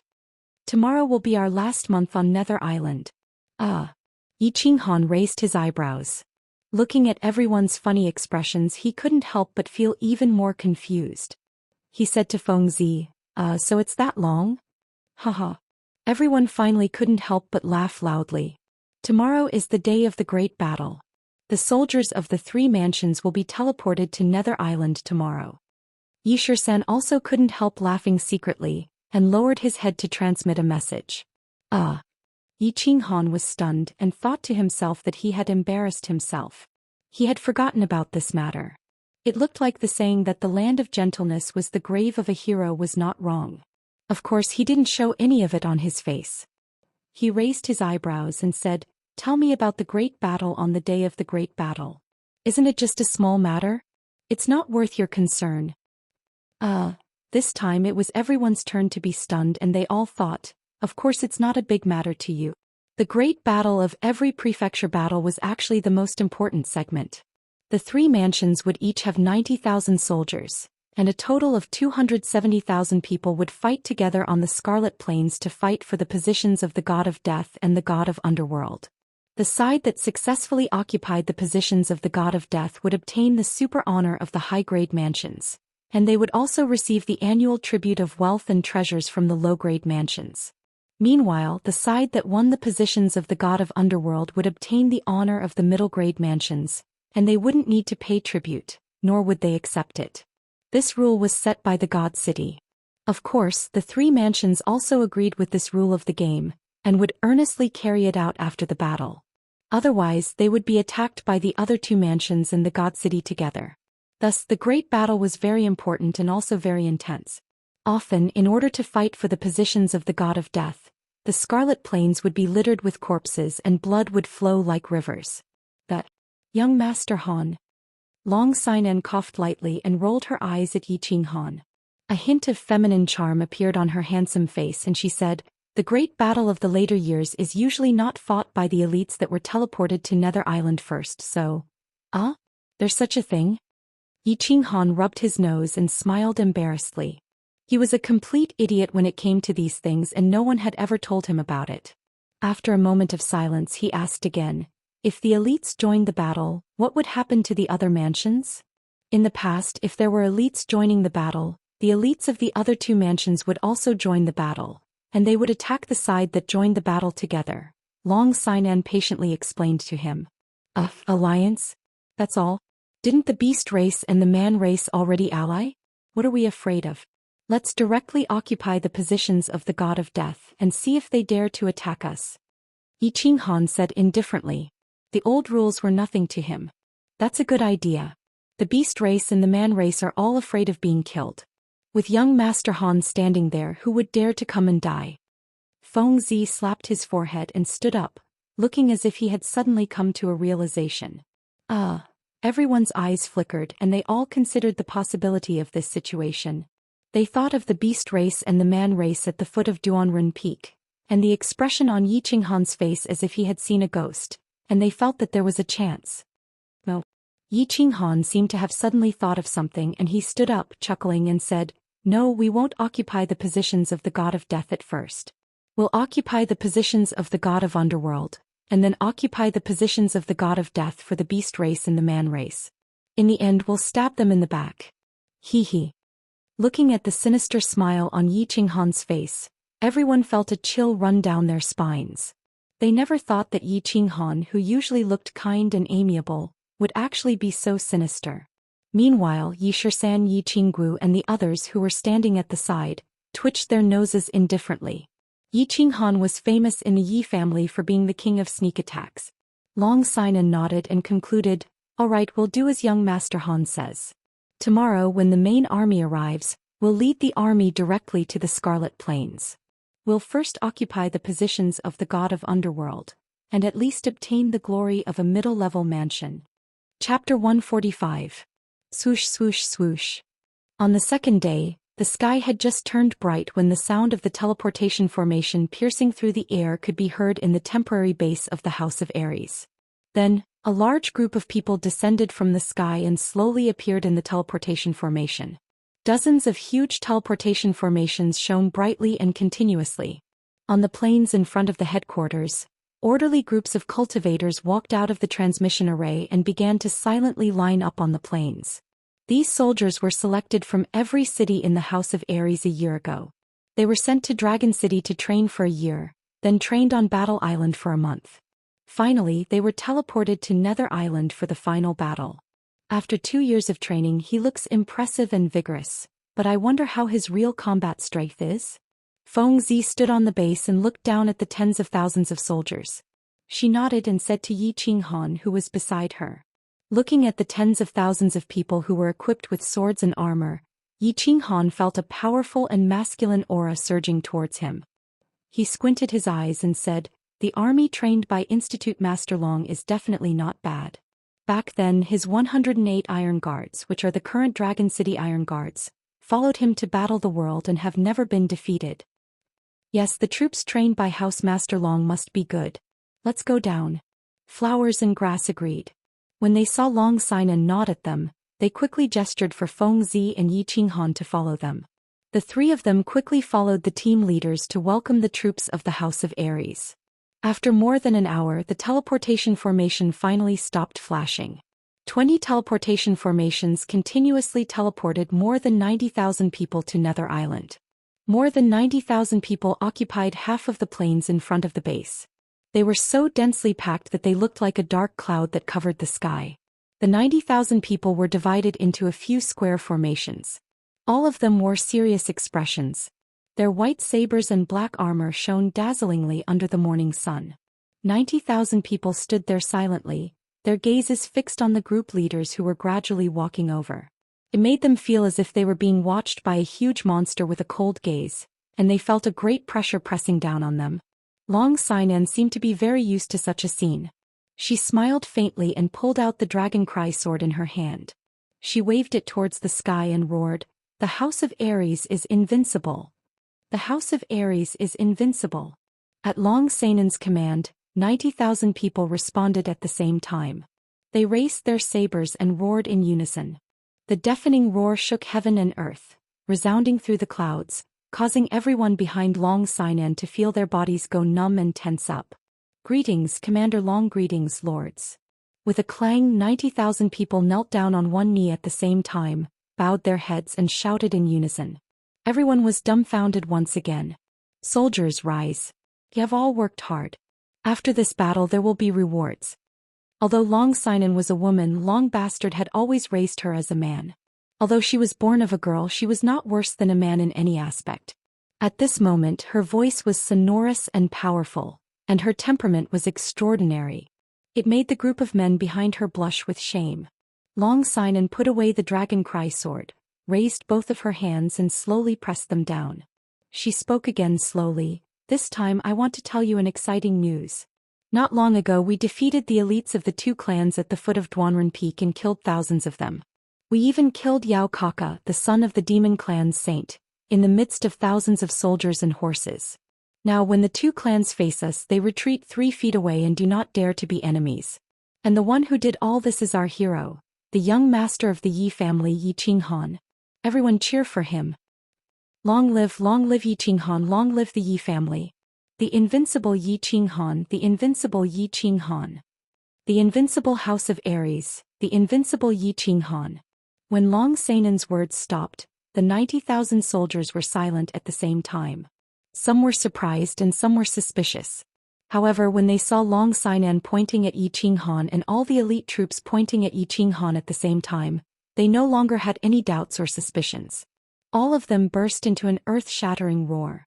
The 90,000 soldiers belonged to different clans and cities, but the masters of their clans and cities were all there, and they were all pointing at Yi Qinghan with serious expressions.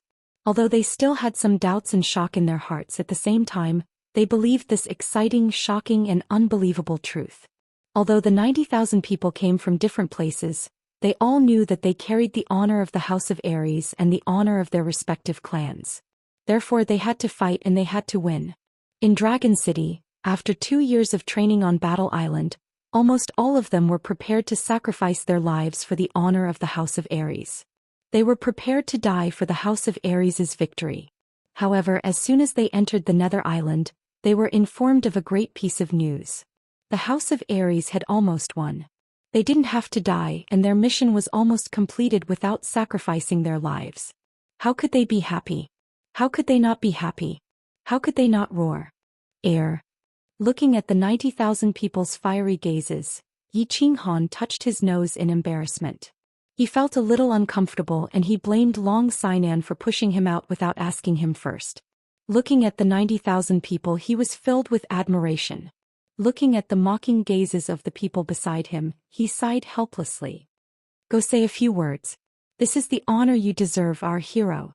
Long Xian didn't seem to care about Yi Qinghan's reproachful gaze and laughed in a low voice.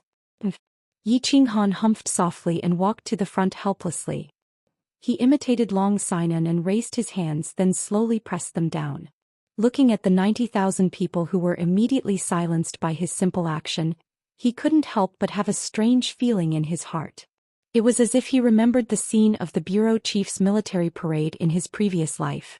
He coughed lightly and said, "Hello comrades, you've worked hard, eh?" The people behind and the 90,000 soldiers in front were collectively dumbfounded. What did this comrades mean? Yi Qinghan looked at the people in front of him. He didn't expect them to respond with a, "Hello, bureau chief." Instead they were all dumbfounded. He hurriedly came to his senses and felt very embarrassed. Of course he didn't show any trace of it on his face. He immediately opened his mouth again and said, "What I mean is, soldiers, you've worked hard. Hello young Master Han has worked hard." This time the people in front heard it clearly and hurriedly cheered loudly. At the same time their impression of Yi Qinghan became even more favorable. See, an expert is indeed an expert. Not only did he fight against 10,000 people alone, he actually didn't put on any airs and even started to comfort us. Yi Qinghan nodded, very satisfied.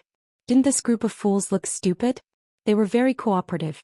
Thus he opened his mouth again and said, "The great battle is about to begin. Fight well for me. Kill all those who can win, and if you can't, tell me. I'll go and destroy them." Chapter 146. Kill. Yi Qinghan is invincible. Long live Yi Qinghan. Yi Qinghan's encouragement raised the morale of the 90,000 soldiers to the peak. These words were well said. They only needed to find some soldiers to kill. General Yi Qinghan would be able to handle all of them by himself. This was the first time in history that this had happened. Of course they were excited. Moreover, they were looking forward to the upcoming decisive battle. Yes. Set up camp here and set out tomorrow. Our target is the Scarlet Plain. At last Long Xian gave the order. The whole army moved quickly. Soon many big tents were set up on the plain. Smoke from kitchen chimneys shrouded the whole temporary base camp. On the second day, when the sky was still bright, the smoke rose again. The army quickly buried the pots and made a meal. Under Long Sainan's order, the whole army set out, heading for the Scarlet Plain. The Scarlet Plain was in the center of the Dark World Island. It was surrounded by the psychedelic forest. In the psychedelic forest, there were 3 roads leading to the Scarlet Plain. The roads were very flat and wide. Of course, there were no teleportation formations. The 3 roads allowed the soldiers of the 3 tribes to reach the Scarlet Forest quickly. The fast march began. The army only used 5 days to reach the Scarlet Plain. Because there were no delays on the way, they didn't find any alien tribes. Of course, this had something to do with the high morale of the whole army. When they saw the blood-red plain, the whole army was shocked. Although they all knew that the Scarlet Plain was red, they were still shocked when they saw the endless blood-red grassland. The Scarlet Plain wasn't called the Scarlet Plain before. It was because too many people died here for thousands of years. Too much blood was shed. All the green grass was dyed red. It mutated. Yu Qingqing stood beside Yi Qinghan and said sadly. Yi Qinghan also felt a little sad and indescribable. It had been thousands of years. The prefecture battle happened once every 30 years. The elite prefecture battle had 300,000 people. The chaotic prefecture battle had 600,000 people. Almost every generation of warriors in the Fire Dragon continent had to fight and bleed on this blood-red plain. Was there such a deep hatred between the 3 races? If they continued to fight and kill like this, their hatred would only grow deeper and deeper. More blood would flow and the Scarlet Plains would become redder and redder. What was the point of this? Was the honor of a high-class mansion really that important? Was that little annual tribute really that important? Was killing people really that fun? Let's go. According to the rules set by the Divine City, those who did not participate in the prefecture battle would be annihilated by the Divine City and the other 2 prefectures. We can only win. Yu Qingqing looked at Yi Qinghan's indifferent eyes and gloomy expression. She seemed to have guessed his thoughts and said in a low voice. The bugle horn had already been blown. The figures of the foreign races seemed to have started to appear on the 2 ends of the Scarlet Plains. Yi Qinghan sighed inwardly and laughed at himself. He followed the army towards the center of the Scarlet Plains. The Grim Reaper Formation and the Underworld God Formation were actually not the same piece of land. To be more precise, they were called the Grim Reaper Mountain and the Underworld God Mountain. Although the 2 formations were only slightly higher than the plain by a meter, the Grim Reaper Formation and the Underworld God Formation were more accurate. The triangular formation on the left is the Grim Reaper Formation, and the circular formation a few hundred meters away is the Underworld God Formation. An hour later, the army arrived at the center of the Scarlet Plains. Yu Qingqing began to explain to Yi Qinghan. After several months of talking and communicating, she knew that Yi Qinghan had been disliked by the Yi family since he was young. She also knew that Yi Qinghan had been cultivating all the way and hadn't had the time to understand and check out this information. When Yi Shisan and Yi 17 saw that Yu Qingqing was carefully explaining to Yi Qinghan, they were happy to see him chatting leisurely with the playboy Feng Meng. On the contrary, Yi Qinggu, who was next to Yi Shisan, looked a little lonely. However, she couldn't do anything or say anything. There was only a faint trace of bitterness on her pretty face. Yi Qinghan didn't pay attention to the 2 formations with a radius of a few miles. Instead, he looked with interest at the 2 densely packed groups of troops not far from the Grim Reaper Formation. Those were the troops of the barbarian race and the demon race. Obviously, they were ready to fight for the Grim Reaper Formation. However, for some reason, they didn't dare to occupy the Scarlet Triangle at this moment. They just watched from the side. Haha. Tell Miss Long that we will go to the Underworld God Formation and set up camp there. In addition, send someone to tell the barbarians and the demon race that we won't fight for the Grim Reaper Formation. However, if they dare to attack us, I will be the first to chop off their leader's head. Yi Qinggu smiled and said to Yi Shisan, who was next to her. A trace of slyness flashed in her eyes. All right. Yi Shisan chuckled and quickly gave instructions. Soon 2 soldiers who were proficient in the languages of the 2 races left the main force and headed towards the barbarian race and the demon race. Long Sinan also received a message from Yi Qinghan. He instructed the army to move directly towards the Underworld God Formation and ignore the barbarian race and the demon race on the other 2 sides. The entire army began to move quickly. They moved towards the underworld god formation in a mighty and arrogant manner. They directly occupied the underworld god formation and began to build defensive measures. The temporary leader of the barbarian race and the demon race, the fox race woman, were dumbfounded. Seeing the people from the House of Ares walking straight towards the underworld god formation and setting up camp there, they were all puzzled and surprised. They were even more puzzled when they received the message from the people from the House of Ares. In fact, the two mansions were just putting up a show of preparing to attack the Grim Reaper formation. They did not have the guts to attack the Grim Reaper formation in front of Yi Qinghan even if they were beaten to death. Yao Kaka's corpse was still preserved in the demon race's base camp. Their real goal was the underworld god formation. They were putting up such a show to wait for the people from the House of Ares to arrive. Then they would retreat immediately to give the House of Ares enough face so that the people from the House of Ares would not attack them. You see, I retreated when you arrived. How much face did I give you? You are a magnanimous person. I believe you will not kill us again, right? But the House of Ares did not attack the Grim Reaper formation. Instead, they occupied the underworld god formation and asked the two clans to fight for it. What was going on? Would they dare to fight for it? Both barbarian race and the fox race woman were deeply puzzled and worried. Of course, they did not dare to fight for it. They could not fight for it. When the time came for Yi Qinghan to mobilize his army again, they would have to suffer in silence. They would not even be able to complain about it. Therefore, they did not dare to move. They could not advance or retreat. They could only stay where they were and defend. Chapter 147. A few days later, the Scarlet Plain was still blood-red. What's going on? Why aren't the two races fighting yet? Are they here to play house? Fengzi yawned continuously as she looked at the quiet barbarians and demons in the distance. Huazi was also listless. She wanted to watch a good show, but the Scarlet Plain was quiet for a few days. It was as if hundreds of thousands of people were here to admire the moon. Yes, should I send someone to cause trouble? Let them fight. Don't waste your energy. Although there are many idiots in the demon and barbarians, there are still smart ones. They probably guessed our intentions and didn't dare to make a move. It's okay. Let's just wait and see. In a few days they'll be anxious. If we can't do it, we'll occupy the Death God's territory and let them take the Underworld God's territory. Yi Qinghan said lazily with a blood-red grass in his mouth.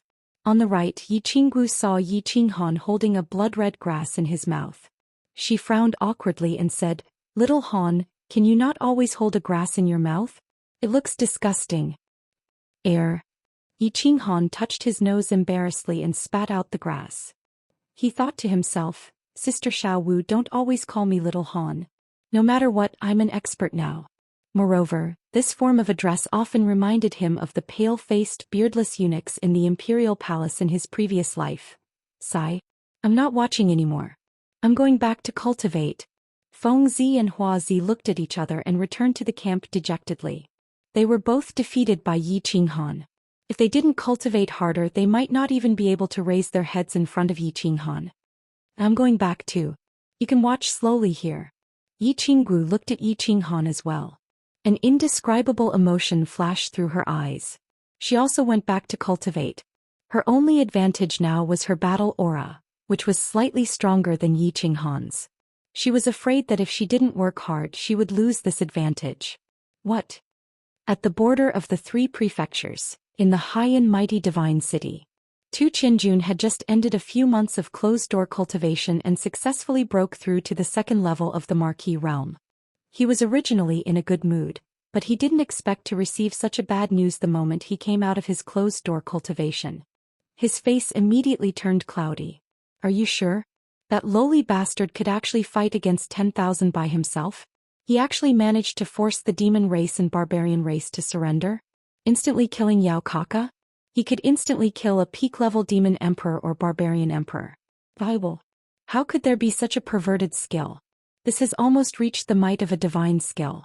This doesn't make sense. Tu Qianjun lowered his head. His eyes were flickering unceasingly. His handsome face was slightly distorted. Reporting to young master, the news has been confirmed. We asked around, and the current situation of the Netherworld Island can prove what happened at Duanren Peak. Now we shouldn't doubt Yi Qinghan's strength and that perverted body fusion technique that is almost equivalent to a divine skill. The most important thing for us now is how to deal with the aftermath. The House of Aries definitely knows that young master sent people to attack them, and the demon race definitely won't let the matter rest after the death of the son of the demon race's Saint Venerable. The barbarian god will probably cause a ruckus. This is troublesome. In front of Tu Qinjun was still the golden-robed elder. His face couldn't be seen clearly, but his voice sounded very old.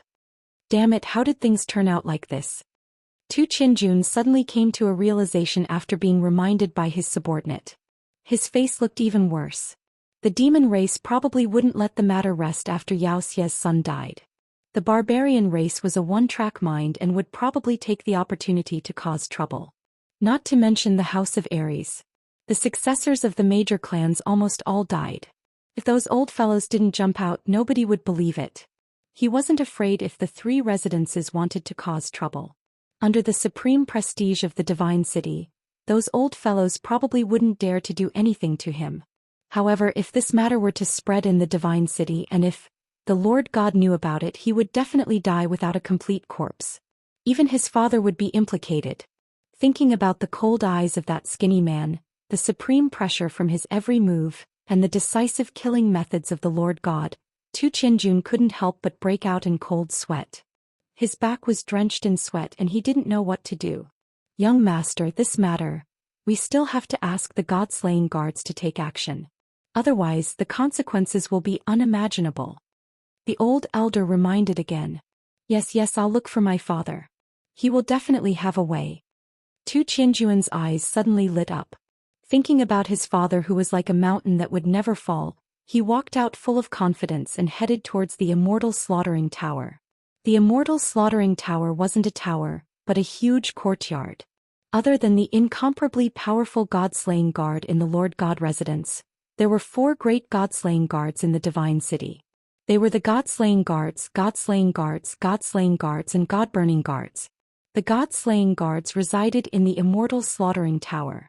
At this moment, in a study room in the Immortal Slaughtering Tower, Tu Qinjun was shyly kneeling in front of a tall and majestic brown-haired man. As for the brown-haired man, his head was lowered as he read the book in his hands. He didn't even look at Tu Qinjun, who was kneeling on the ground. It was as if he didn't notice or hear anything. After a long time, the brown-haired man finally put down the book in his hands and sighed deeply. He turned his head and said, "Get up. Since you knew to look for me when something happened, at least you aren't completely stupid." Tu Qinjun hurriedly stood up and wiped the cold sweat off his face. Looking at his calm father in front of him, he opened his mouth wide in astonishment and said, "Father, you already know about it?" The massacre god guard glanced at Tu Qinjun indifferently and stood up with his hands behind his back. He said proudly, "Do you know what you did wrong?" The indifferent glance from the massacre god guard made Tu Qinjun feel as if his heart was heavily struck by someone. He felt suffocated and his chest felt stuffy.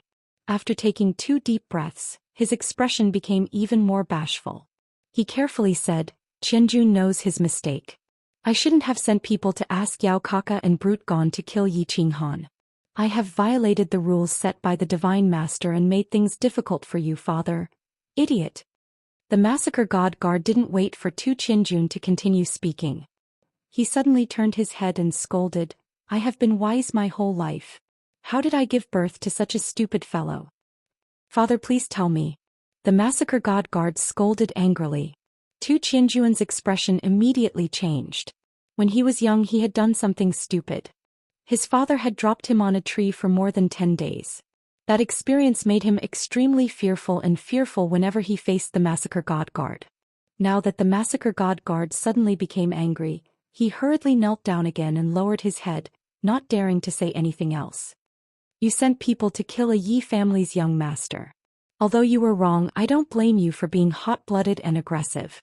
It's just that you are an idiot. You killed a general realm trash. Can't you just secretly send people to assassinate him? Do you have to make it so complicated? Is your brain filled with sh*t? It's just a small matter, but after you did it, it became even more complicated. Yao Kaka is dead and Brute Gon lost a finger. Most importantly, you are an idiot. You actually told Brute Gon, Yao Kaka and that Shui Wuhan? You were the one who asked them to do it. You even said that if the matter was successful, you Tu Qinjun would owe them a favor? Is your favor very impressive? Without me you are nothing? Idiot, you are so infuriating. Chapter 148. The more the massacre god guard scolded, the angrier he got. He wanted to slap Tu Qianjun, who was on the ground, a few times. He didn't know about this at first, but after the incident at Duanren Peak he found out. When he found out that the monster race and barbarian race had allied together, he couldn't help but be interested and sent people to investigate. He didn't expect to find out that this was done by his idiot son. He couldn't help but fly into a rage and almost dragged Tu Qianjun out of his seclusion to give him a good beating. However, after thinking about it, he decided to wait and see if his son would be so stupid that he would come to him to clean up the mess. Looking at Tu Qianjun kneeling on the ground in fear and trepidation, the massacre god guard sighed. He was filled with helplessness. This matter was really King awesome. Killing a person was a small matter, but he actually allied with the two manners and even planted a spy in the house of Ares. Furthermore, this matter didn't succeed. Instead, it allowed Yi Qinghan's strength to increase greatly and obtained a skill that even the massacre god guard was suspicious of. Alright, forget about this. However, he didn't expect Tu Qianjun, this idiot, to not only leave behind 2 treasures made by the divine city as evidence, but he also told Yao Kaka and Man Gong that this was his intention. Now that Yao Kaka was dead, Xianxia would definitely find out. That barbarian god would definitely take the opportunity to rob them. As for the house of Ares, they would probably be waiting for an opportunity to cause a huge ruckus. Father, what should we do? If this matter gets out of hand, the Divine Master will definitely kill me when he returns. The more Tu Qianjun heard, the more flustered he became.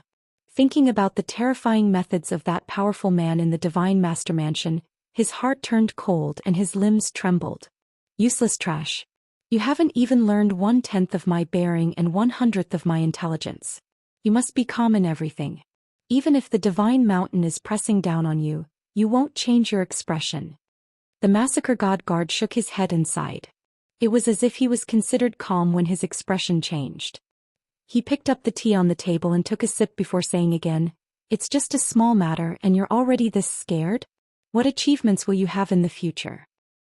This matter can be considered big or small.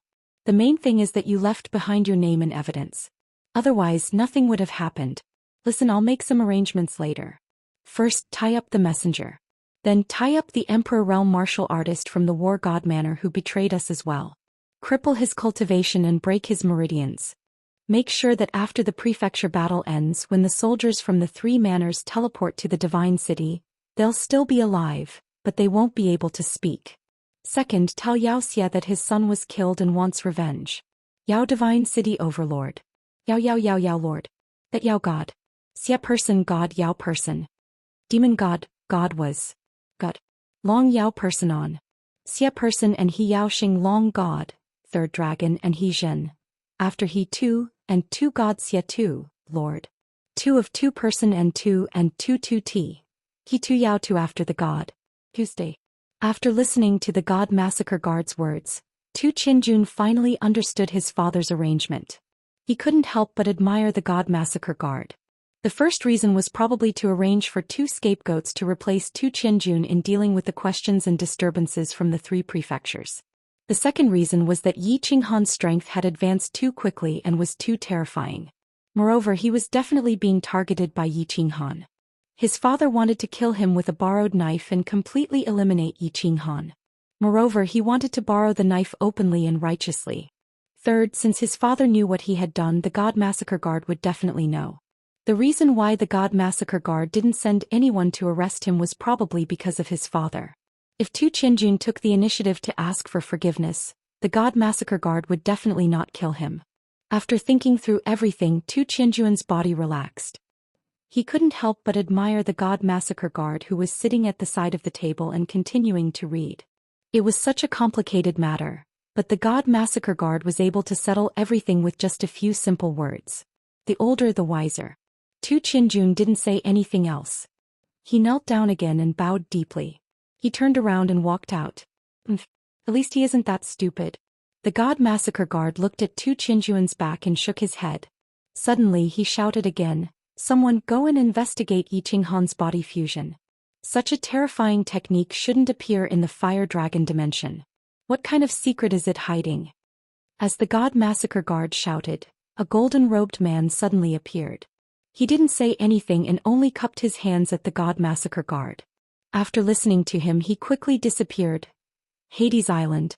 The Scarlet Plains were still as red as blood. However, the people from the three races couldn't stay quiet anymore. It was as if there was a bloodthirsty feeling hidden under the endless red grass on the Scarlet Plains. It was as if they couldn't help but have the urge to kill. Half a month later, the barbarian race was the first to be unable to endure the commotion. They sent someone to talk to Yi Qinghan face to face. After receiving a positive reply from Yi Qinghan, Mangon waved his palm that only had 4 fingers, and ordered the barbarian army to advance, directly towards the Death God's camp. When they approached the Death God's camp cautiously, they realized that the House of Ares really hadn't moved. The barbarian god residents immediately led their army to occupy the Death God's camp. Then they quickly set up their defenses. Their speed was so fast that it was as if a man who had an affair was discovered. As for the demon race's seductive demon sovereign of the fox race, he only smiled faintly and didn't think much of it. He ordered them to stay put and observe the situation. However, a day passed. The House of Ares continued to sleep, boast, and flirt. They didn't seem to have any intention of attacking the Death God's camp. 3 days passed, 5 days passed, 10 days passed. When there were still 5 days left before the end of the final battle, the House of Ares still hadn't moved. The demon sovereign of the fox race was completely dumbfounded. Finally, he couldn't resist the restlessness of his subordinates and decided to attack the Death God's camp. Kill! The demon sovereign of the fox race let out a delicate roar, and the demon race army rushed towards the Death God's camp in a frenzy. They were densely packed like a swarm of bees. Of course, Mangon wouldn't do it. They had been guarding the camp for 10 days. How could they lose the camp that they had painstakingly occupied? Hence, with bloodshot eyes, he ordered them to kill with all their might. They had to hold on for 5 days. Those who were sleeping at the House of Ares were all woken up. Those who were boasting stopped boasting, and those who were flirting stopped flirting. They gathered around the Death God's camp and began to watch the show. That demon sovereign of the fox race has such a good figure. Look at those breasts, look at those buttocks. If she could do it for me, I'd be willing to live 10 years less. Look, that demon sovereign of the snake race is too ferocious. In the blink of an eye, she poisoned at least a few hundred barbarians to death. The barbarians have actually begun to burn their brute force. Mangon has paid a lot this time. The demon race is so ferocious. The barbarians are just standing there and getting beaten. It seems that they won't be able to hold on for long. Chapter 149. The barbarians could not hold on for long. In just one day, the barbarians could not withstand the demon race's bombardment and retreated helplessly. It could not be said that the barbarians were weak, nor could it be said that the warriors of the barbarians were not strong. It was just that, no matter how strong they were, they could only stay where they were and bitterly defend their position. It would probably be difficult to defend against the bombardment from all directions. Mangon's face darkened. Looking at the heavy casualties of the barbarians, he helplessly waved his left hand that only had 4 fingers and ordered a retreat. The demon race was also very cooperative. When the demon race was ready to break out, they very politely opened up a path for the barbarians to retreat smoothly. However, after the demon race occupied the position, they just rested for a night and were only happy for a night. The next day, Mangon led his team again, but it seemed that his team had shrunk a lot. There were only about 10,000 people, but these 10,000 people were all tall and mighty. They were extremely fierce, and they were led by the few barbarian emperors of the barbarian race. Charge! Mangon roared, and a gentle yellow light bloomed from his body. The other barbarian emperors also flashed with yellow light at the same time. More than 10,000 people were divided into several groups and followed Mangon and the barbarian emperors. They sped up crazily and rushed straight towards the main force of the demon race like a battering ram. Bang! Ah! The barbarian race's strong defense, led by the invincible barbarian emperors, was like a huge battering ram that ran over the main force of the demon race, leaving behind demon corpses that were trampled beyond recognition. The demon race was helpless against the barbarian race's brutal attack. In a short period of time, their high-level warriors did not have the time to harm a large number of barbarian soldiers. And low-level warriors could not break through the elite team formed by Mangon at all. After a few rounds of attacks, The barbarian race lost 1 to 2,000 huge corpses, while the low-level demon race soldiers were either dead or injured. At least 10 to 20,000 died. In comparison, the casualties were 1 to 10. Seeing that Mangon waved his hand again and was about to attack again, the demon royal of the Fox clan had no choice but to give the order to retreat. If they continued to attack, the low-level soldiers of the demon clan would all be trampled to death. They had no choice but to retreat for the time being. And when the barbarian race and the other demon race retreated, the ordinary barbarians behind them hurriedly followed and entered the death god's position. It's too tragic. This death god formation is worthy of its name. It's simply a meat grinder. In just 2 days, tens of thousands of demon race and barbarian race have died. Yi Qinghan looked at the triangular formation on the left, his emotions complicated. It was the first time he had seen such a tragic scene. Although he had killed a lot of people at the foot of Duanren Peak, he didn't have such a strong visual experience. Looking at those ordinary demon clan and barbarian clan soldiers, one by one, under the saber and under the impact of the energy, they became cold corpses on the ground. Then after the war ended, they were gathered together and cremated. In the end, they turned into dust that was blown by the wind and scattered around the blood plains. The blood-red triangle in the middle became redder and redder because of the blood of tens of thousands of people. It was like the bright red smear of his sister Yi Qingyu on the white wall of the Yi family's courtyard. It was so shocking. There were only Feng Zi and Hua Ji at the side. Yu Qingqing and Yi Qinggu couldn't stand the tragic scene, so they hid in the tent in the middle of the camp. There's a prefecture battle every 30 years. Every 30 years, a generation will grow up and learn martial arts. Then they will rush here. In the end, most of them will spill their blood here and become the nutrients for the blood grass on the blood plains. This seems to be a reincarnation, an endless reincarnation. Hua Ji stood at the side quietly. Her eyes were a little blurry, a little sad.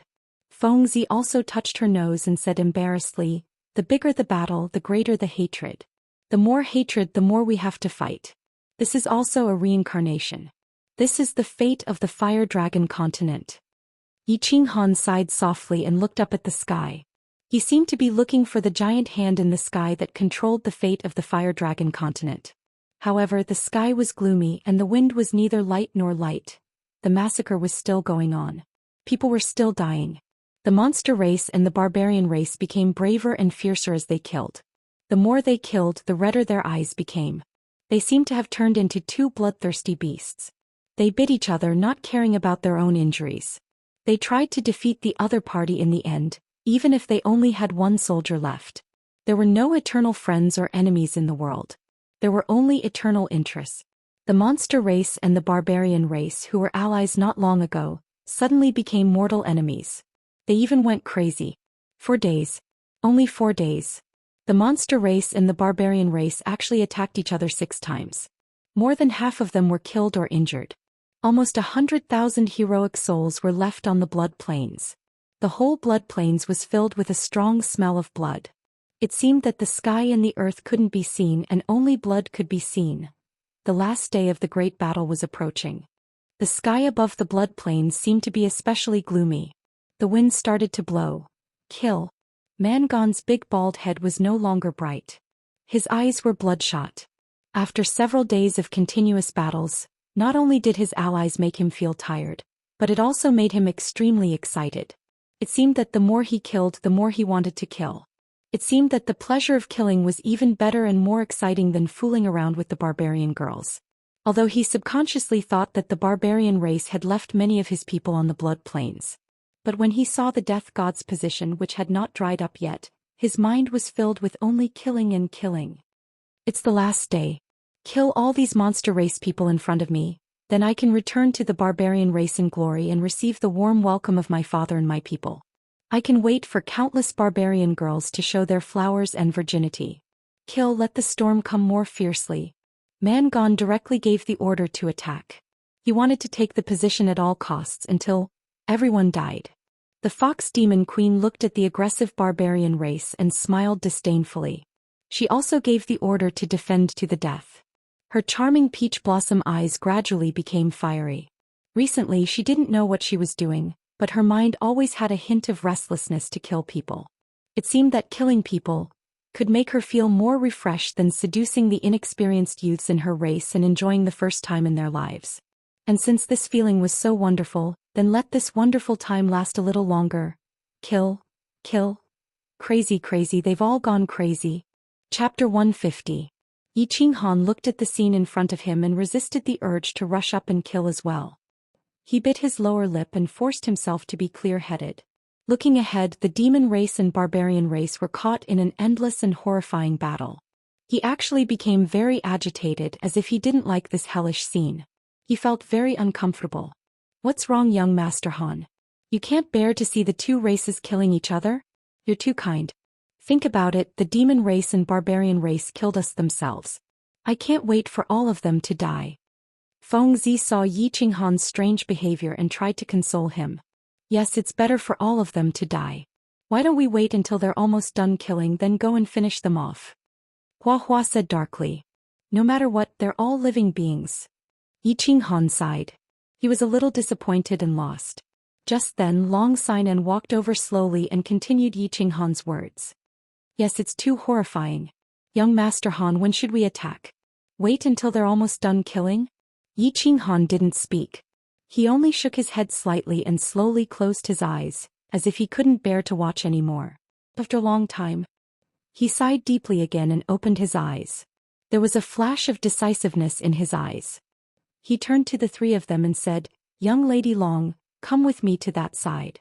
Feng Zi, Hua Hua, command the army and listen to our orders. Yes, they. Long Xinan didn't say much and nodded. Hua Hua and Feng Zi were a little confused, but since Yi Qinghan and Long Xinan finally said so, they could only do as they were told. Let's go. Yi Qinghan and Long Xinan slowly walked down from the underworld god's camp and slowly walked towards the blood-red death god's camp on the left. Where are young Master Han and young Lady Long going? Yes, it's too dangerous. There's a huge battle going on over there. You idiot. Young Master Han isn't afraid of group battles. They probably can't watch it from here. It'll be better if they go closer. Yi Qinggu and Yu Qingqing had also been alerted. They hurriedly walked to the front and began to pay close attention to Yi Qinghan and Long Xianan's whereabouts, ready to act at any time. Of course, they still had great confidence in Yi Qinghan and Long Xinan. One was at the peak of the Marquis realm, and the other was the strongest on the Nether Island. It would be rather difficult to keep them here. Xiu. Yi Qinghan didn't say anything. He just nodded at Long Xinan. Then both of them leapt into the air at the same time. Yi Qinghan used soul confusion to stun everyone around him. Then he and Long Xinan steadily landed on the heads of the two tall barbarians. Brute force. The demon race commander has ordered all of you to stop. Otherwise I'm going to start a massacre. Yi Qinghan circulated his battle chi and roared angrily, shocking the demons and barbarians who were fighting crazily and causing them to look over in confusion. However, most of them didn't know Yi Qinghan and Long Xinan. When they saw two humans standing on the heads of the barbarians and that the demons and barbarians around them had collectively stopped moving, they became even more confused. Of course, brute force wouldn't be confused. At the foot of Duanren Peak, Yi Qinghan had also appeared in such an insufferably arrogant manner. At this moment he was startled by Yi Qinghan's roar. At the same time he was also shocked. When he saw Yi Qinghan's solemn expression on the barbarian's head, he knew that this young master was getting serious. He hurriedly ordered the barbarians to stop fighting. Yao Yu, the demon emperor of the Fox clan, was naturally no stranger to Yi Qinghan, who was currently standing on the heads of the barbarians. To be exact, she loved and hated him at the same time. Yi Qinghan, who was powerful and had a pretty face, had always been her favorite. And Yi Qinghan had instantly killed Yao Kaka at the foot of Duanren Peak without any hesitation. She didn't know how to explain this to that old pervert Yao Xia when she returned. Of course, at this moment she was very clear that since Yi Qinghan had come and even made a move, this battle would most likely not continue. Hence she decisively ordered for a ceasefire. Yi Qinghan nodded and his expression gradually relaxed. He was very satisfied with the reactions of the demon clan and the barbarians. Of course, he also enjoyed the feeling of being able to control the lives of others.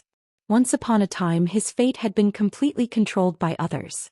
Now through his constant hard work he had a sliver of God's favor. He finally had the ability to control the fates of others. He was very happy and very carefree. Man gone, commander of the demon clan, order all of your people to retreat and retreat from the death god's camp. Both of you come here. I will give you a satisfactory explanation.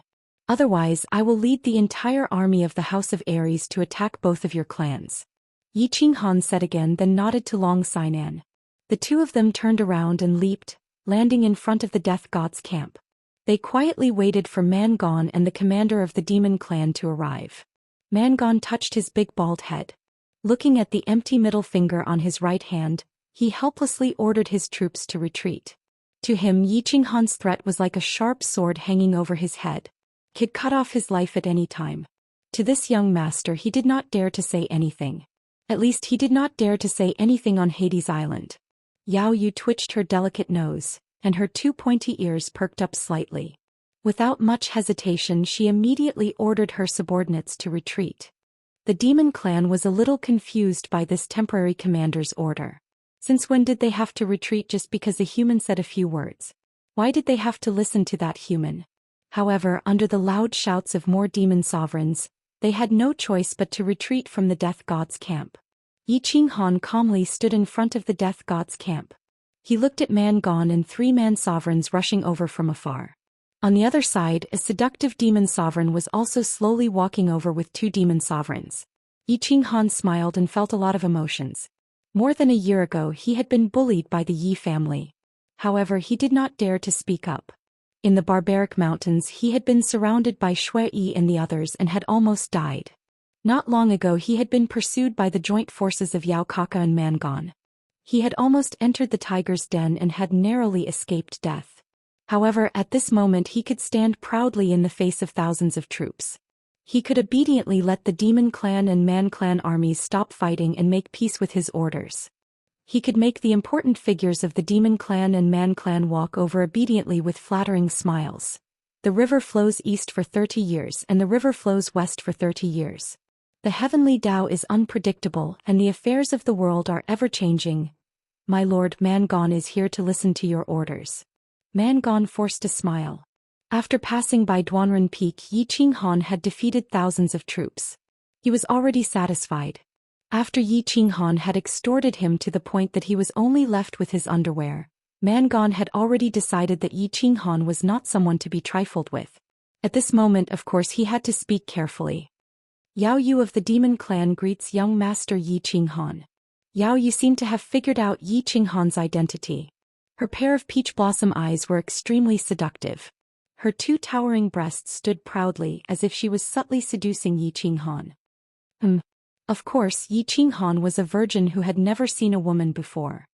He calmly glanced at Yao Yu's exposed snow-white breasts and secretly praised her in his heart. He collected his thoughts and said, "Have you noticed something? This place is very strange. It makes people have the urge to kill people. If you continue to fight today, I'm afraid that all of you will die. Those who don't die will also go crazy." After hearing Yi Qinghan's words, the 2 of them simultaneously thought of the uncontrollable urge to kill people. Their hearts palpitated. Mangon rubbed his bald head and said, "Indeed, I have never been so impulsive before. It is very strange. I have also fallen for it." Yao Yu patted her chest, causing her 2 towering breasts to jiggle. She said in a sweet voice, "Enough people have died. Originally I didn't want to make a move. However, the heavens are merciful. I can only make a move to make you stop fighting." Yi Qinghan glanced at the 2 of them and continued, "Don't doubt me. Although the demon clan, the barbarian clan and the human clan are different, we are all raised by our parents. We are all human beings. We all have one life. Too many people have died. That's enough. There is no need to fight anymore. A young Master Yi is very kind." Yao Yu looked at the corpses that were strewn all over the death god's camp. She calmly nodded her head and moved her beautiful lips. Once again she said, "It's fine if we don't fight. However, this camp, that's right. My lord, who does this camp belong to?" Mangon also asked anxiously. A single sentence from Yi Qinghan could determine the final ownership of this camp where more than 100,000 people had died. "It belongs to me." Yi Qinghan smiled faintly and said resolutely. Chapter 151. Yao Yu and Mangon were both dumbfounded. How could this be? The two clans had been fighting for days and nights, and he wanted to take it away with just a word. How were they supposed to live? How were they supposed to explain this to their subordinates? How were they supposed to explain this to their clansmen? Sir, you already have a base. Mangon finally could not hold it in anymore and muttered softly. Yao Yu also looked at Yi Qinghan with disdain. The Death God's base is too hostile. I'm afraid you can't suppress it. I'll let the House of Aries keep it for you. Yi Qinghan did not care about their gloomy and disdainful gazes and continued. The Death God's base has a good view. It's suitable for recuperation. I'll give it to you. As soon as Yi Qinghan's words fell, Mangon and Yao Yu's expressions instantly became incomparably ugly, as if their parents had just died. However, they didn't dare to show it and could only respond with silence. Long Sinan, who was at the side, was expressionless, but in her heart she was bursting with joy. Do you have any objections? Yi Qinghan saw that the two did not speak, so he emphasized his tone and said with a slight frown. Of course, no objections. Mangon forced a smile. However, his ferocious-looking face was already hideous when he smiled. Now that he smiled, he looked even more ferocious. Young Master Yi is so considerate of me, I dare not disobey. After pondering for a short while, Yao Yu agreed helplessly. Putting aside the fact that the 100,000 troops of the Divine Battle Manor were currently conserving their strength and waiting for the enemy to attack, even this handsome young man in front of them was not someone that the demon race could deal with. After thinking it through, she naturally would not learn from Mangon. Instead, she agreed without hesitation. She paused for a moment and continued to ask, who owns the Death God's base? If young Master Yi is willing to give it to the demon clan, I am willing to agree to any of your conditions. Faster thief. Mangon could not take it anymore. This vixen actually dared to seduce him. Any conditions? Wasn't it obvious that she wanted to give him to Yi Qinghan? But after he cursed, he remembered that he didn't have anything to give to Yi Qinghan. Helplessly, he gritted his teeth and said, Lord Yi, if you give me the underworld god formation, I'll give you my underwear. Let me tell you, my red underwear is not an ordinary item. It's a high-grade treasure, an ancestral treasure. This underwear can make dragons root more ferocious and last longer. With this underwear, I can have sex with 10 women in one night. Scram. Yi Qinghan didn't say anything, but Long Sinan, who was beside him, couldn't take it anymore. She furrowed her brows and shouted angrily. You should keep that Superman underwear for yourself. Yao Yu, don't use your seduction technique on me. It doesn't seem to work on me. Yi Qinghan rubbed his nose awkwardly and said, how about this? It's up to the heavens to decide who gets the formation. Yi Qinghan took out the blue dragon dagger and said to the two of them, one of you chooses the blade and the other chooses the hilt. Later on I will toss them into the air.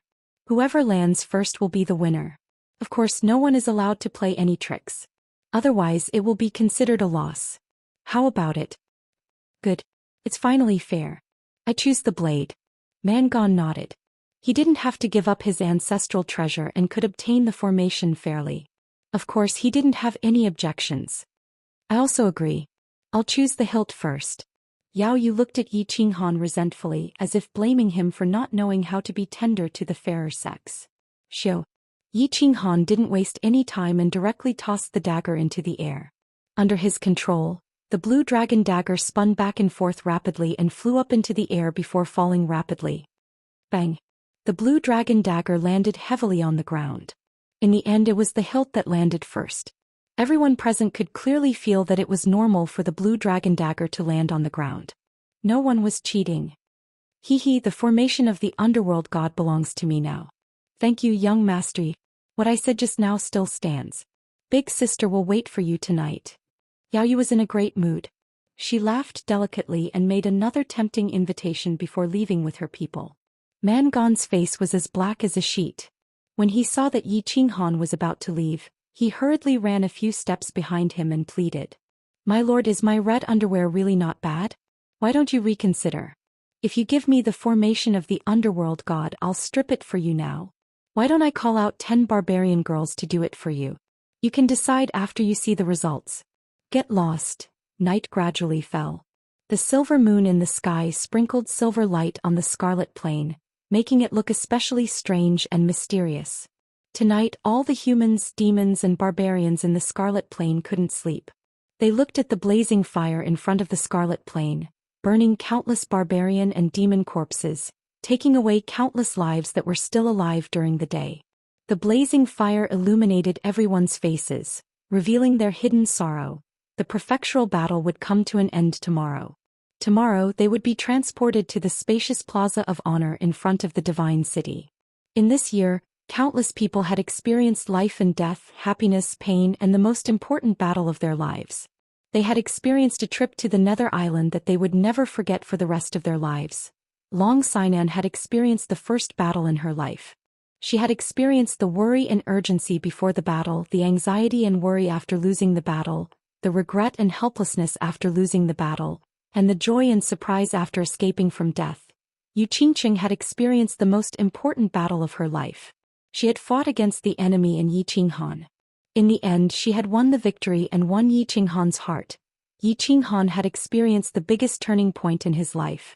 He had broken through to the martial realm and his body fusion technique had advanced. In the end he had confirmed his position as the #1 among the young elites of the House of Aries. He finally had the 7th son of the Yi family and became the 7th son of the Yi family. Most importantly, he had obtained enough points. The younger sister of the Yi family at the back of the mountain would finally have the chance to wake up. Mangon had also experienced the most painful failure in his life. Not only did he lose his middle finger, but he had also used up almost all of the barbarian elites. In the end he had gained nothing. Fengzi had also experienced it. Everyone had experienced an unforgettable experience in their lives. Tomorrow would be the end of this fantastic mansion battle. Everyone's thoughts were complicated and mixed. How could they fall asleep? How could they not sleep? Xianxia was sitting in front of a small fire with all the young masters and young ladies. His thoughts were all over the place. He thought of his younger sister at the back of the mountain of the Yi family. He thought of the scene where Xianxia slowly flew up and her green hair gradually turned white. He thought of the intoxicating smile on Xianxia's face as she closed her eyes. He couldn't help but smile as well. Zhou Xian and Yi 17 thought of Xianxia's instructions before they left. They thought of the self-destruction of Yi and Jiao. They thought of the terrifying black dragon above the Black Dragon Valley. Of course, they thought of the expressions on the faces of the chief instructor, the patriarch, and the elders when they found out that Xianxia had fought 10,000 enemies by himself and possessed the soul confusion skill that was almost comparable to a godly skill. Xianxia didn't think of anything. She just looked at Xianxia in a daze. The more she thought about it, the more she felt that as long as she had Xianxia, she would have everything. A girl in love would only think about her lover and nothing else.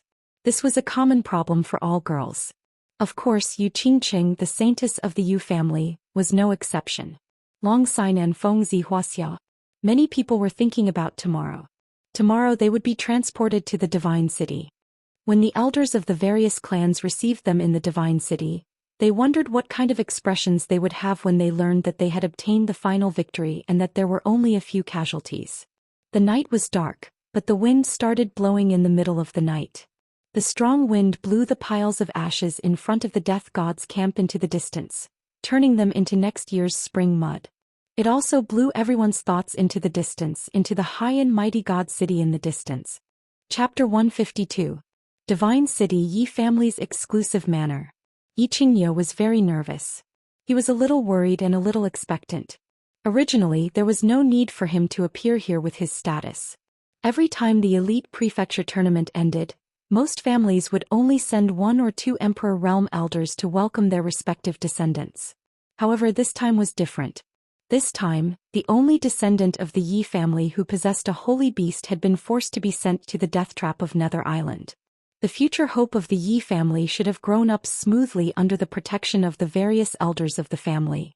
However, because of the foolish actions of the father and son Yi Jian and Yi Qingquang, the family was forced to send Xianxia to the elite prefecture tournament with a shoddy excuse.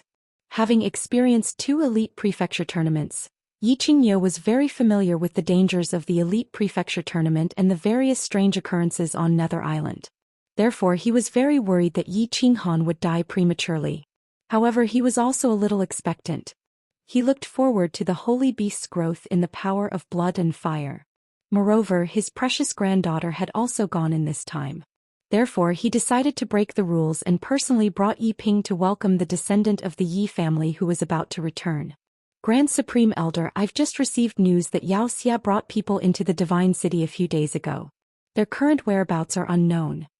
At this time Yi Ping walked in and saw Yi Qingyo sitting alone under a large tree in the manor. He hurriedly walked over and reported. Oh, why is this old pervert here? Yi Qingyo raised his eyebrows in surprise. Then he thought of something and lightly waved his hand. Ignore him. He's probably here to pick up his precious son. This old pervert has a son at such an old age and treats him like a treasure. Grand Supreme Elder, it's almost time. I'll go out. Yi Ping could see Yi Qingyo's worry from the side, and he was also a little worried. He looked at the sky and saw that it was almost noon, and noon was the time when all the people of Nether Island were transported to the Honor Plaza of the Divine City. Let's go. Let's go see if our little fellows can surprise us. Yi Qingyo sighed and set his mind at ease. He led the way to the southern gate of the Divine City outside the manor. Greetings, Elder Yi Qingyo. Yi Qingyo walked to the southern gate of the Divine City and discovered that there were already many people standing in the plaza. The various clans had sent representatives to welcome their elite disciples, and Yi Qingyo was the only one with the highest seniority and strength in the House of Aries. Naturally, the people nearby had to come over to greet him. Forget it, let's wait for the good news together. Yi Qingyo indifferently glanced at the crowd. His gaze lingered on the representative of the Shui clan for a moment before he shifted his gaze to the surroundings of the public square. On the left side of the public square were the representatives of the barbarian race. There were about a dozen of them, but the strongest among them was only a high-level barbarian sovereign. On the right side of the public square were the representatives of the demon race.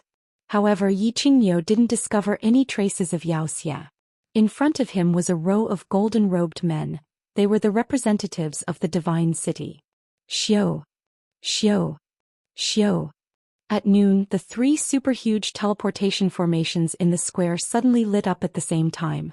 A huge brilliance shone, blossoming into a dazzling seven-colored radiance. After a while, the brilliance dissipated. Suddenly, groups of demon race, barbarian race and human race appeared out of nowhere in Glory Square. Everyone from the House of Aries, come to the front. Barbarian god residents stand on the left and demon god residents stand on the right. The emissary from the Divine City immediately began to arrange the people who would be teleported over. This kind of huge teleportation formation could teleport 10,000 people at a time.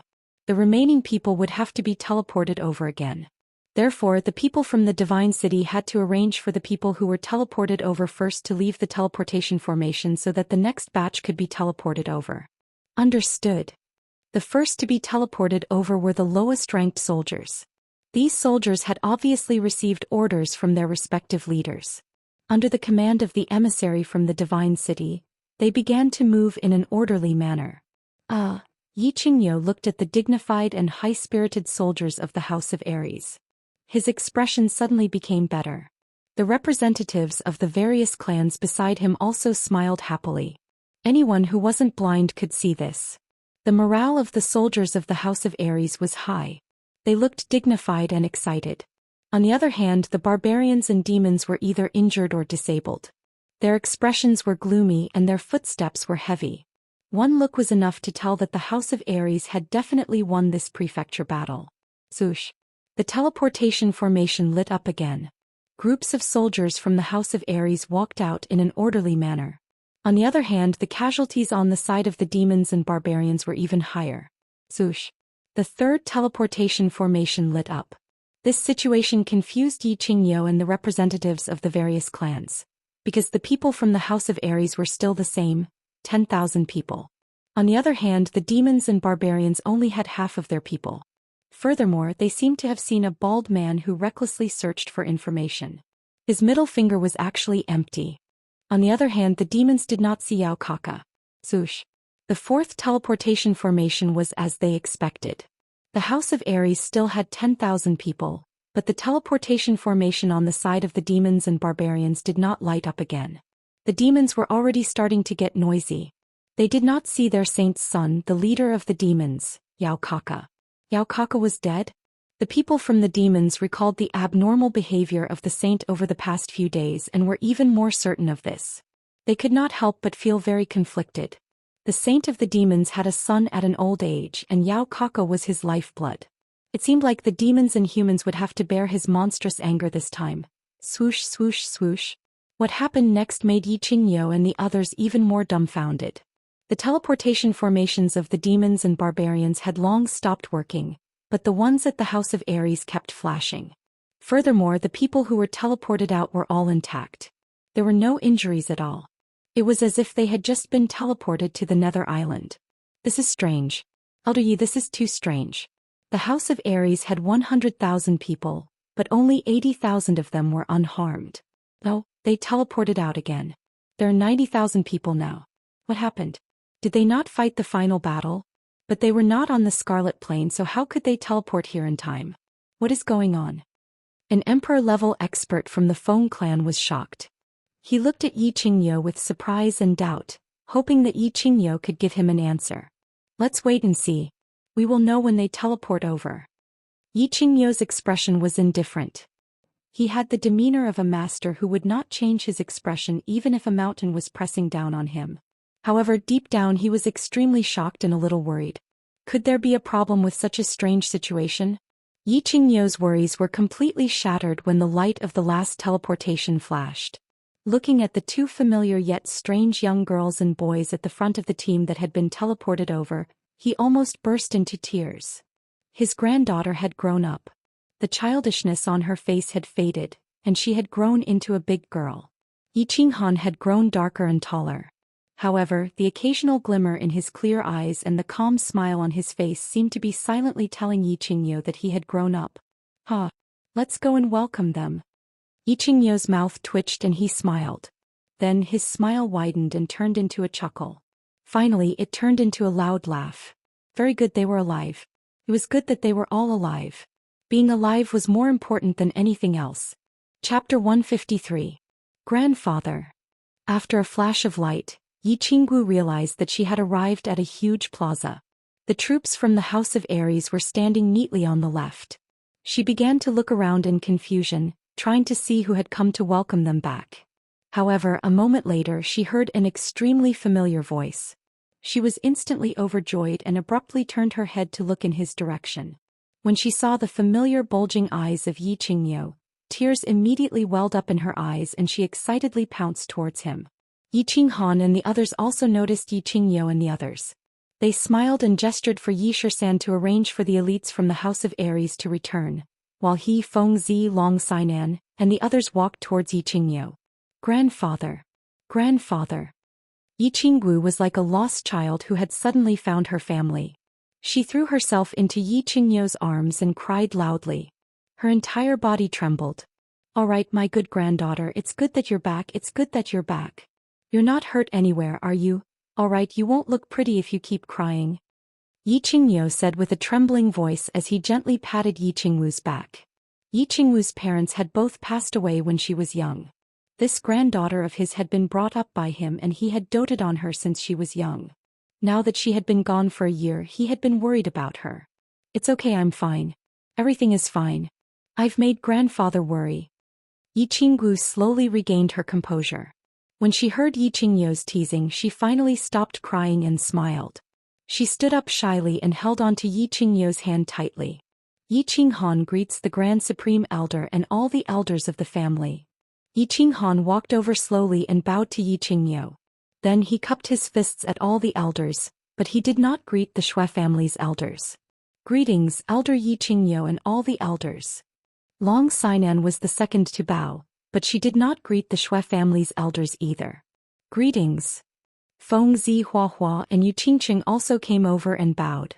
They all ignored the Xue family's elders as if they had not seen them at all. The Xue family elder had not noticed that Xue Wuhan was among the Xue family disciples. He was very anxious and worried and wanted to ask Long Sinan and the others about it. Now that he saw that Long Sinan and the others had completely ignored him, his mood worsened. Since Yi Qingyo was present, he did not say much and only snorted coldly to express his dissatisfaction. It's good that you're all back. Yi Qingyo's face was full of smiles. and he did not even look at the Shui family elders. He looked at Yi Qinghan's surging internal qi, which was obvious that he had reached the level of a martial. He was shocked and astonished, and he was overjoyed. How could he have the time to care about the Shui family? After carefully observing Yi Qinghan for a few moments, he once again confirmed this matter that made him extremely surprised. He wanted to open his mouth to ask about the situation, but he didn't expect that at this time, there would be an incomparably powerful aura coming from behind the demon clan. He couldn't help but frown. Without another word, he turned his gaze to the sky behind the demon clan. The elders of the various clans also shut their mouths and stared in shock at the sky behind the demon race. The divine city forbade fighting, but someone had actually released his aura so brazenly? Yi Qinghan, get out here. A deafening roar suddenly came from the sky behind the demon clan. Then a black figure flew over quickly, passing by the demon clan troops, and directly flew to the front of the House of Ares. A brutal and bloodthirsty aura surrounded the entire army of the House of Ares. Bang!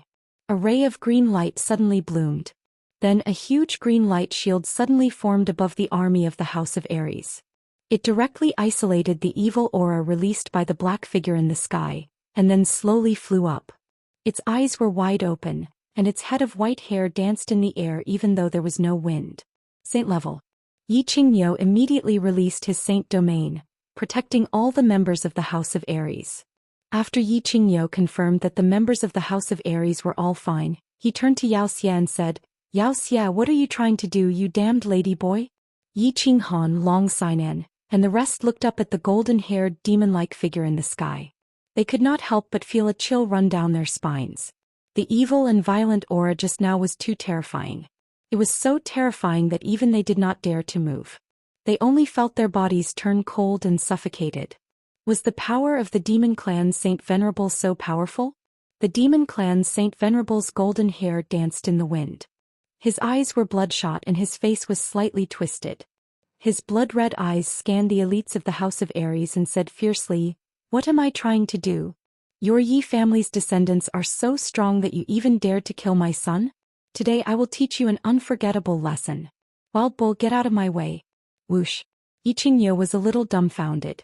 The elders of the various clans were also dumbfounded. Yi Qinghan actually killed the son of Wuxia? Yao Kaka, the son of Wuxia, could be killed by Yi Qinghan? Not to mention the fact that Yao Kaka was protected by a few high-tier demon emperors and countless demon marshals. Yao Kaka's demon emperor strength was not something that Yi Qinghan could kill. Whoosh. Whoosh. Just as Yi Qingyo was about to ask more questions, a few barbarian sovereigns flew over and shouted angrily from afar. "Yi Qingyo, your family's Yi Qinghan broke one of our young clan head's fingers, stole our young clan head's armor, and killed countless of our barbarian soldiers. If you do not give us an explanation, our barbarian race will not rest." Whoosh. Whoosh. This time Yi Qingyo was even more dumbfounded. The elders of the various clans were even more dumbfounded. What was going on? Killing Yao Kaka, who was a demon emperor. Breaking the middle finger of a barbarian sovereign? And even took away his armor? And killing countless barbarians? Was this done by Yi Qinghan? Was this something that a 16-year-old youth could do? Were Wuxia and those barbarian sovereigns stupid? How could they say such a thing? However, when they all turned their gazes to Yi Qinghan only rubbed his hands together shyly and nodded his head. Beside him, Yi Qinggu, Long Xinan, Huaji, and Fengzi also nodded their heads. Silence, silence. Yi Qingyo and the other barbarian sovereigns fell silent at the same time. Or rather, they were digesting this shocking and unbelievable truth. However, Wuxia and the barbarian sovereign's anger was so direct and obvious. Yi Qinghan's reply was so direct and clean. They had no choice but to believe this heaven-defying truth. How could Yi Qinghan be so powerful? "Wild bull, get out of the way. Otherwise, don't blame me for falling out with you." Seeing Yi Qingyo silently standing in the air, Wuxia was enraged and spoke again. Haha. Yi Qingyo was not staying silent. Instead, he was transmitting his voice to Yi Shisan. After learning that Yi Qinghan had not only broken through to the martial realm, but that his body fusion battle technique had also leveled up, allowing him to instantly kill all experts below the imperial realm, Yi Qingyo couldn't help but be overjoyed. In the end, his ecstasy turned into laughter and then into maniacal laughter. His old face bloomed like a peach blossom in spring, and he seemed to have become 10 years younger. You damned ladyboy, what are you shouting for? Are you going to fall out with me? Come on. I was able to flirt with you 30 years ago and I can still do it now. Chapter 154. Old man, I gave you face but you don't want it. Don't blame me for being impolite. The demon laughed angrily and waved his sharp claws. With a roar, a huge golden lion suddenly appeared behind him. Its blood-red eyes shone with a dazzling light as it was about to attack. Humph. Yiqingyo did not want to be outdone. The green light barrier suddenly changed and expanded, enveloping the demon and the barbarian emperors. At the same time, a green air current was emitted from his body and his aura suddenly soared. All of you stop. Just when the situation was tense and both sides were about to attack, a loud roar came from the divine city. Immediately after, a tall figure appeared in the sky and stood on top of the walls of the divine city. Xianxia Yiqingyo, have you forgotten the rules of the divine master? How dare you attack within 100 miles of the divine city? Do you want to bear the wrath of the divine city? The tall figure was a bald man dressed in a brocade robe. The tip of his nose was very small and his nostrils were very large, like a garlic sticking to his face. At this moment he was glaring angrily at Yiqingyo and the demon as he spoke coldly. Greetings, God-slaying guard. How would Yiqingyo dare to break the rules of the divine master? It's just that if Xianxia wants to kill someone, how can I not play with him? Yiqingyo smiled faintly and retracted his sacred domain. He cupped his hands towards the God-slaying guard. He knew that since the God-slaying guard had made his move, the fight would probably not continue. Moreover, he was the one in the right, so he naturally had nothing to fear. Xianxia, are you still not going to restrain yourself? Do you want me to attack? The God-slaying guard calmly responded to Yiqingyo's salute and turned to Xianxia angrily. Xianxia coldly snorted and helplessly retracted the phantom lion behind him. He turned his head and fell silent. I know what happened to you guys. The God-slaying guard nodded his head in satisfaction and continued. This time, Yao Kaka's death and Brute Tan's finger were all related to a young master of the Yi family, right? Yiqinghan, not bad, young and promising. The God-slaying guard glanced indifferently at Yiqinghan, who was behind Yiqinghan, and continued. The demon race and the brute race actually joined forces in this prefecture battle just to hunt down and kill Yiqinghan. Then Yiqinghan actually managed to escape and even obtained great power. He single-handedly defeated the demon race and brute race's army, killed Yao Kaka and broke off one of Brute's fingers. Such an earth-shattering event is rarely seen in several hundred years. Green Night Ox, you've picked up such a treasure. Even this old man gasps in amazement at the sight of such astonishing talent. You think too highly of me, God-slaying guard. My boy is just lucky. His future achievements are still uncertain. Yiqingyo modestly cupped his hands, but his old face was full of joy. Thank you, God-slaying guards, for your praise. Yiqinghan also cupped his hands in greeting. He was such a powerful being who could actually make Yiqingyo and Xianxia stop immediately. Not to mention getting close to him, it was best not to provoke him. Hee. The God-slaying guard smiled faintly and his garlic-like nose twitched as he continued. Of course, the divine city is also largely responsible for Yao Kaka's death. A messenger from the divine city actually faked an order from the son of the God-slaying guard and ordered the demon race and brute race to hunt down Yiqinghan. In the end, Yao Kaka died in battle. This person's crime cannot be forgiven, and the divine city will choose a day to execute him in public. As for Tu Qianjuan's failure to discipline his subordinates, he has already been sentenced to 5 years in the divine prison by the divine city's punishment hall. The execution will be carried out tomorrow. Does anyone have any objections? Yiqinghan frowned slightly. There was actually such a situation?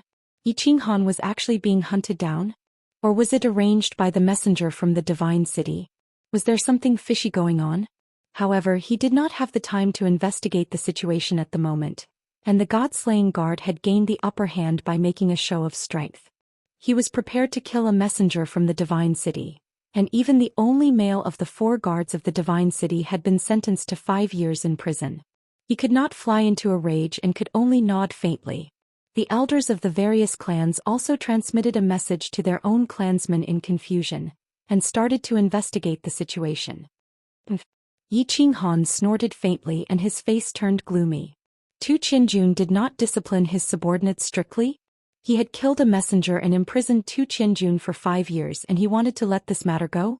No way, but Yi Qinghan did not speak at this moment. He also knew that the might of the divine city was not something that he could directly go against at the moment. He could only helplessly lower his head. Yu Qingqing and Yi Qinggu, who were at the side, saw Yi Qinghan's expression and knew that he was feeling very sullen. They reached out their hands at the same time and held on to Yi Qinghan's left and right hands as a form of consolation. Every debt has its debtor. I only care about who killed my son. The demon's attitude was very strange. He only stared at Yi Qinghan with hatred and said, Yi Qinghan, you better hide in the House of Aries for the rest of your life. If you dare to participate in the next chaotic prefecture battle, I will definitely kill you. People of the demon race, scram back to the demon god residence. The demon roared angrily and left behind a vicious sentence. He actually turned around and flew towards the teleportation formation in the west. The rest of the demon race army, under the command of the demon, did not dare to stay any longer, and hurriedly headed towards the teleportation formation in the west. Swish! The demon's huge figure gradually disappeared into the teleportation formation. The divine city was located in the center of the 3 prefectures, but at the same time, a large number of teleportation formations were built, which could directly teleport to the main cities of the 3 prefectures.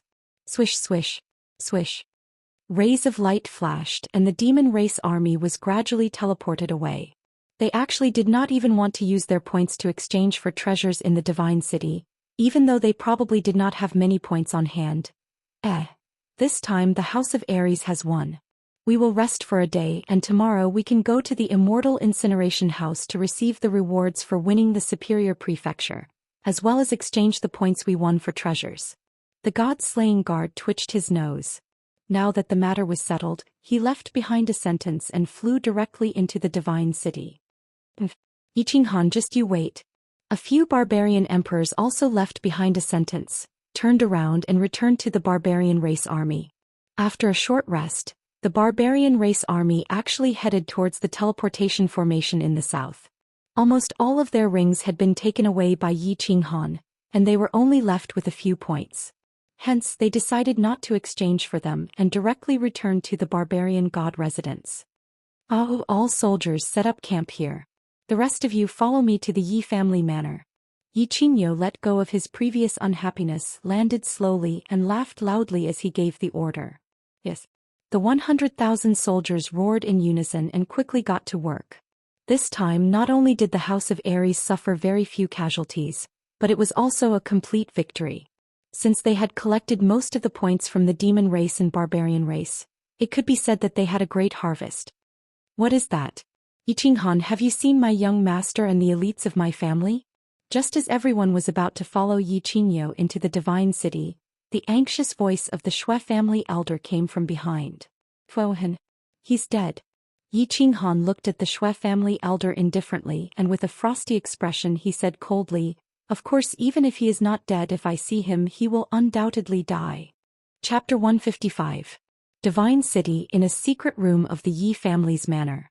Yi Qingyo had already arrived, with the exception of the Shui family elders who were still in a daze outside the divine city. Long Sinan, Yi Qinghan and the others also took their seats. Qinghan, tell us everything that happened to you in the mansion battle. Yi Qingyo was the first to speak. He wanted to know about the god-slaying guard's abnormal trial, Yi Qinghan's sudden increase in strength, Yi Qinghan and the others' obvious hatred towards Shui Wuhan, and the many inexplicable things that happened in the prefecture battle. Of course, Yi Qingyo was not an idiot. He transmitted his voice to Yi Qinghan at the same time and told him about the specific situation of Yi Qinghan's strength. Yi Qinghan nodded and stood up. He cupped his hands and bowed to Yi Qingyo and the elders, then slowly said, "It all started when we first entered Nether Island. At that time, under Yu Qingqing's suggestion, the elite disciples of our 4 families formed a super elite team. We found the demon-slaying hall and began to wait there. Then we went to the chaotic battlefield. With our team's super strength and 3 months of seamless cooperation, we hunted down a few demon and barbarian teams. Half a month later we were strangely surrounded by Yao Kaka and Man Gone. In the end, Yi and the others risked their lives to fend them off. In the Black Dragon Valley, I was lucky enough to obtain a dragon crystal, which allowed me to activate a combined battle technique. My strength also broke through to the martial realm, allowing me to instantly kill any demon or barbarian emperor. In the end, after the final battle, that's basically what happened. Yi Qinghan spoke leisurely for half an hour before he explained everything clearly. Of course, he did not mention much about his actual strength. He only mentioned that he obtained a dragon crystal and a combined battle technique. He did not mention that he had a sacred beast, and that his combined battle technique had been upgraded to a combined battle technique. The expressions of all the clan elders and Dragon City elders changed, and Yi Qingyo's face also became cloudy. However, they were certain of three things at the same time. First, Yi Qinghan's current strength and potential. He was a 16-year-old marshal. His overall strength could be said to be invincible under the imperial realm. Such a genius was hard to come by in 1,000 years. He was even more ferocious than his father Yi Dao. Secondly, Shui Wuhan had colluded with the non-human kind to kill the disciples of the four families. Although he had intended to kill Yi Qinghan, he had almost killed all the young elites of the four families. Thirdly, he reckoned that Tu Qianjun must have participated in this. Otherwise, the divine city, which had always been powerful, wouldn't have imprisoned Tu Qianjun for 5 years. Qinghan, do you have any proof that Shui Wuhan sold your whereabouts to the demon clan and the barbarian clan? Yi Qingyo was silent for a moment, then he raised his head and spoke with a serious expression, his eyes shining brightly. Yes, Elder Qingyo is right. The elder of the Feng clan also had a gloomy expression.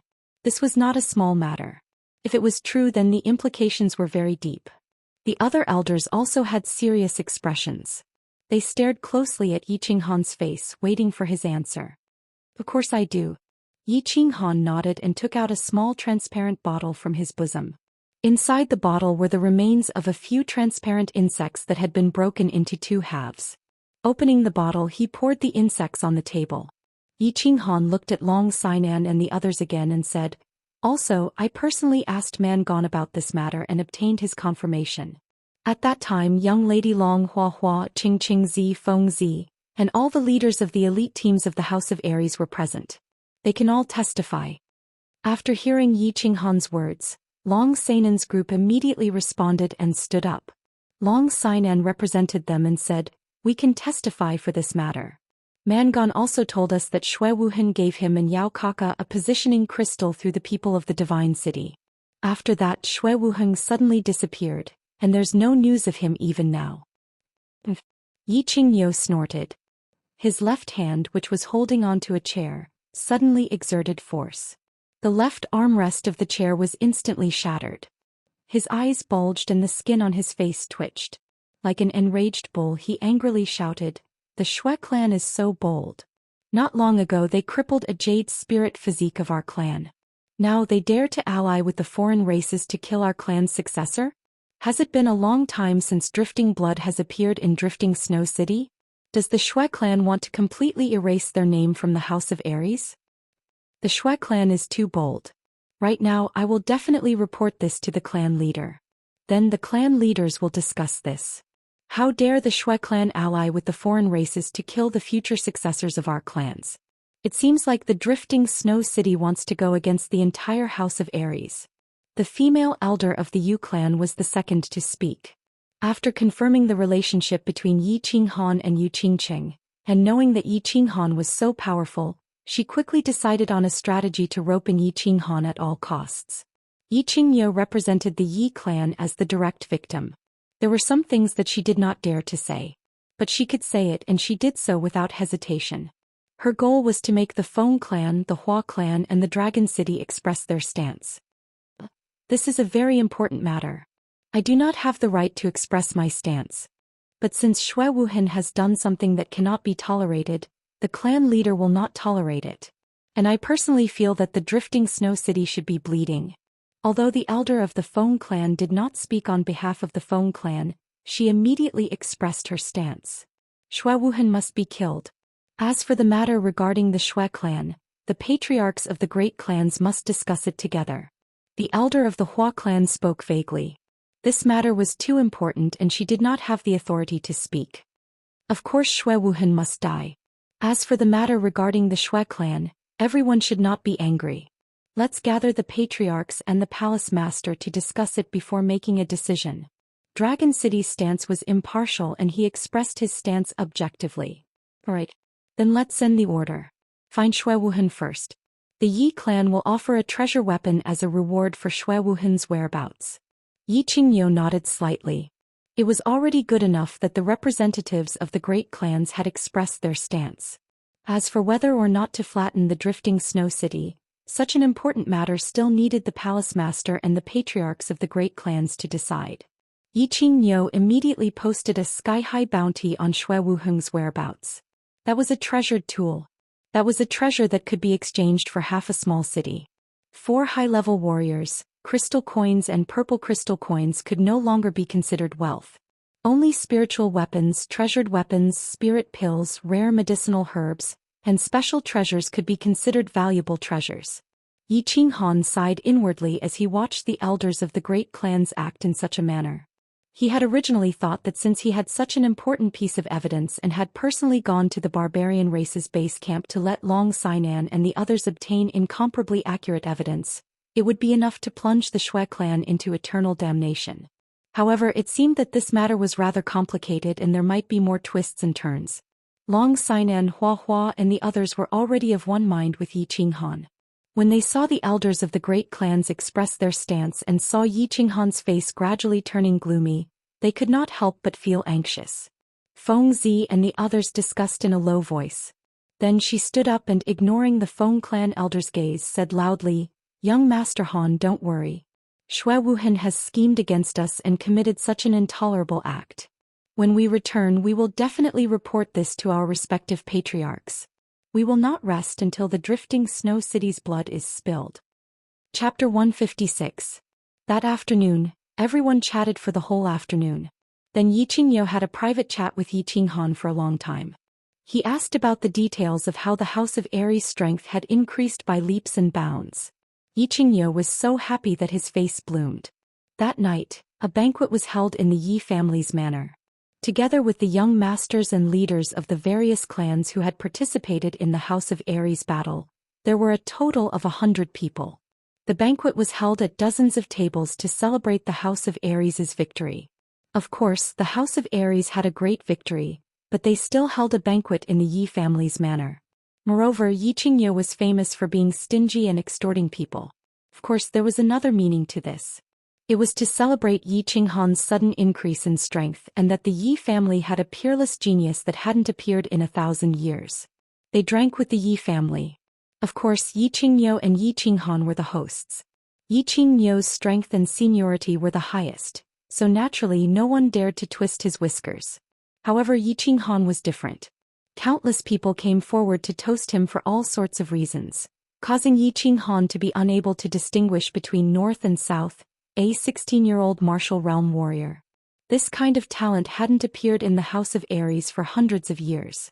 The most important person was the popular young master of the Yi family. He had a powerful beast and was the strongest person below the emperor realm. This title was well deserved. After Yi Qinghuang was banished, Yi Qinghan was so favored. Anyone with a discerning eye could see that if Yi Qinghan continued to cultivate, he would definitely become the future leader of the Yi family. Furthermore, Yi Qinghan had saved their lives at the foot of Duanren Peak. Therefore, no matter how one looked at it, everyone at the scene treated Yi Qinghan as a person that they had to build a good relationship with. Therefore, Yi Qinghan became the focus of the crowd without any suspense. Even Yu Qingqing, the future wife of Yi Qinghan, had become the center of attention. Under the continuous attacks of the crowd, she was the first to retreat. After Yi Qingyo and the other clan elders accepted a few toasts, they returned to the guest rooms that the Yi family had prepared with smiles on their faces, allowing the youngsters to continue messing around. Yi Qinghan was in a good mood. He had gotten his points, his sister could be saved, and his strength had increased tremendously. His mother's vow seemed to be fulfilled. Therefore, he did not reject anyone who came to propose a toast to him tonight. Every cup was emptied, which added to the impression that he was heroic. Young Master Han, you bastard old Feng. My limelight has been completely stolen by you. I lunatic am jealous of you. I can't even win against you in the battlefield of love. Tonight I'm going to get you drunk and knock you down. The lunatic was drunk. He staggered over with his shadow step, while carrying a large jar of wine. He wanted to sit down next to Yi Qinghan, but unexpectedly he sat on the ground and fell flat on his back. Haha. Yi Qinghan looked with misty eyes at Feng Zi, who was shaking his head on the ground, and laughed loudly. He scolded loudly, "Trash like you. You want to win against me? Get up first. If you can't get up, then just sleep here tonight." "I'm going back to sleep." After waiting for a long time, Yi Qinghan saw that Feng Zi had actually fallen asleep on the ground. He scolded him with a smile and staggered back to his room. Although he was already very drunk, he subconsciously knew that he couldn't drink anymore. If he drank anymore, he would really vomit. It was fine for people to be drunk, as they would be fine after a good night's sleep. However, if he vomited, his head would hurt for half a day the next day. However, when he groggily made his way into the room that Yi Qingyo had prepared for him in the afternoon and collapsed onto a large, soft, white bed, he felt as if there was another person on the bed. In his groggy state, he called out softly, but the person on the bed didn't respond. He simply ignored her and fell asleep in a daze. It was said that drunk people slept well and they would sleep until the sun rose. However, that night Yi Qinghan had a strange dream.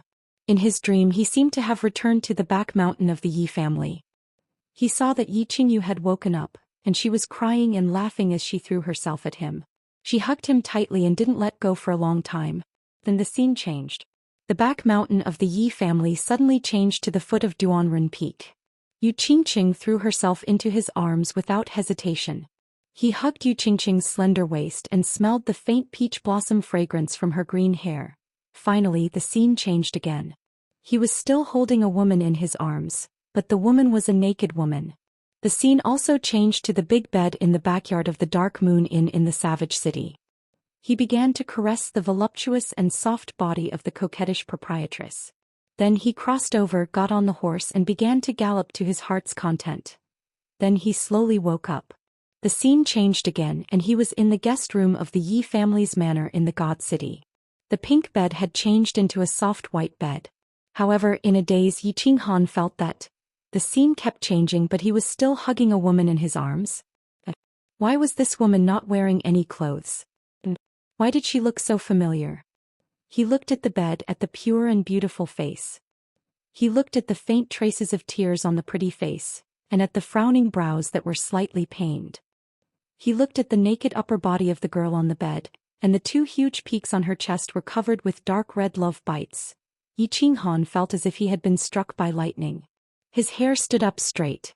He wanted to scream, but he didn't dare to. He wanted to give himself 2 slaps to wake himself up, but he was afraid to surprise the girl who was sleeping soundly on the bed. He wanted to leave, but he didn't dare to leave, and he couldn't leave. The cold sweat on his forehead had already soaked the bed sheets, his back, his thighs, and his exposed dragon root that still had remnants of white matter on it. He was very afraid, very panicked, and didn't know what to do. The current situation seemed to be more terrifying than any desperate situation he had encountered in the past, because the girl lying on the bed was Yi Qinggu, Yi Qingyo's precious granddaughter, and Yi Qingyo's room was not far away, so he must have woken up by now. Yi Qinggu also got drunk last night. As Yi Qingyo's granddaughter and also so beautiful, the most important thing was that she still didn't have a boyfriend. Of course, she became one of the targets for everyone to force her to drink. After a few rounds, she was more or less drunk.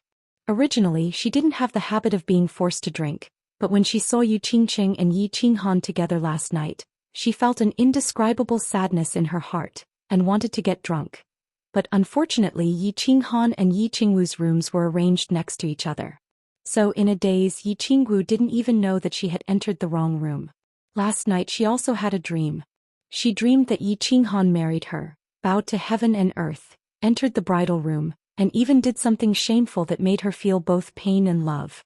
Although it was very painful, every time she saw Yi Qinghan's delicate and pretty face in a daze, she couldn't help but smile. For example, right now.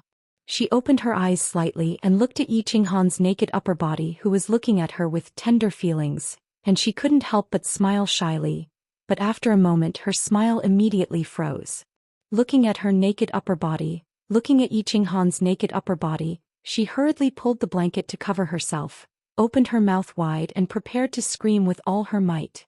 But the next moment, a huge palm suddenly covered her mouth, and at the same time Yiqinghan's panicked voice rang in her ears. Don't scream, don't scream. We can talk things over, you must take responsibility for me. I will definitely take responsibility for you.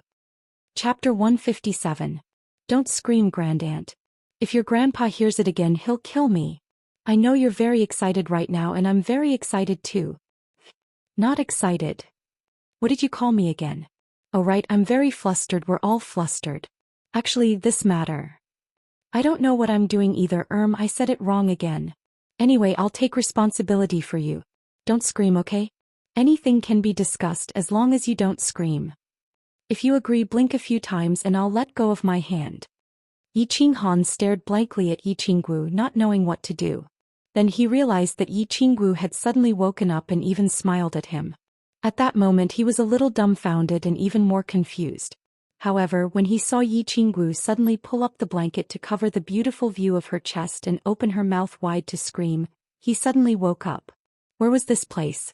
This was the Yi family manor in the Divine City. Alright. It didn't matter which manor this was, the problem was that in this manor, Yiqingyo had slept in a room not far away last night. If Yiqingyo heard Yiqingwu's scream and rushed in to find the naked Yiqinghan and Yiqinggu. With his violent temper, he would probably kill Yiqinghan. So Yiqinghan immediately turned over and jumped up. He reached out to cover Yiqingwu's mouth and hurriedly explained in a soft voice. His eyes were full of sincerity and sincerity. After a short moment of silence, 2 clear streams of tears suddenly flowed from the corners of Yiqingwu's eyes. She stared at Yiqinghan for a long time, then finally blinked and nodded. Phew. Yiqinghan's entire body relaxed and he felt weak as if he had been fighting for a few days and nights.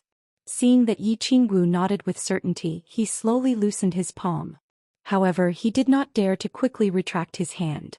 Instead, he slowly stepped back as if he was afraid that Yiqinggu would lie to him and scream again. But, after a moment, Yiqinggu took 2 deep breaths and looked at Yiqinghan. Just as she was about to say something, she suddenly closed her eyes as if she had seen something terrifying. She opened her mouth wide and was about to scream again. Grandaunt, why are you screaming again? Didn't you promise me just now? Yiqinghan hurriedly rushed up again and covered her mouth, begging her repeatedly. But Yiqinggu closed her eyes. Her pretty face suddenly turned bright red, and then the redness quickly spread down to her neck. Even her cute little pink ears looked like they had been roasted. She did not speak. She just stretched out a snow-white hand and pointed at Yiqinghan. Looking at Yiqingwu's abnormal behavior, Yiqinghan looked in the direction of Yiqingwu's finger. He found that there was an angry dragon standing there facing the sky. At this moment, as his body moved, it was swaying with the wind. Whoosh. In an instant, Yiqinghan's face quickly became redder than Yiqingwu's. At the same time, he jumped off the bed at the fastest speed he had ever done in his life. Then he put on his clothes at the fastest speed he had ever done in his life.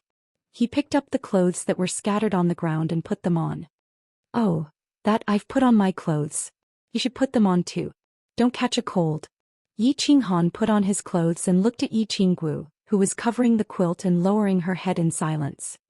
He was at a loss of what to do, so he rubbed his hands and said, Throw the clothes over. Yiqinggu did not raise her head. She only let out a trembling voice. Yes. Seeing that Yiqinggu did not lose her mind and make a fuss, Yiqinghan was overjoyed. He hurriedly picked up the clothes that were scattered on the ground and was about to throw them over. However, when he saw a thin piece of clothing that had been torn into strips, his face that had just recovered a little bit of calmness turned red again. He said embarrassedly, the doo-doo is so tattered. You can still wear it like this. You bastard. Throw it over and turn around. Yiqinggu quickly raised her head and glanced at it. She immediately said shyly and angrily, Yiqinghan hurriedly threw it on the bed and hurriedly turned around. After a moment, there was a swishing sound of clothes being put on behind him. Thinking of Yiqingwu's blood-curdling body when he woke up in the morning, and then thinking of the doo-doo that was torn beyond recognition, Yiqinghan's lower abdomen began to heat up again. I'm done. Yiqingwu's weak voice came from behind. Yiqinghan hurriedly withdrew his thoughts. He twitched the corner of his mouth and turned around. He looked at Yi Qinggu, who was sitting weakly on the bed with a face full of tears and hugging her knees. It was unknown what she was thinking. Yi Qinghan's heart was suddenly surrounded by a strong sense of guilt. How could he do such a beastly thing to Yi Qinggu? Moreover, it seemed to be a very violent kind. Sister Yi Qinggu, Yi Qinghan rubbed his hands. He wanted to say something to comfort Yi Qinggu, but he did not know what to say. He could only embarrassedly twitch the corner of his mouth. You're still not going out? When my grandfather finds out that you're in my room, aren't you afraid that he'll find out and kill you? Yi Qinggu bit her lips and glared at Yi Qinghan as she said angrily. Sister Yi Qinggu, I'll take responsibility. Looking at Yi Qinggu, who was pretending to be strong, but her body was trembling uncontrollably, Yi Qinghan could not help but have a strong desire to embrace the girl in front of him and comfort her. However, he knew that if he rushed forward now, he would definitely be kicked away by Yi Qinggu. I don't want to talk about this now. I need to calm down.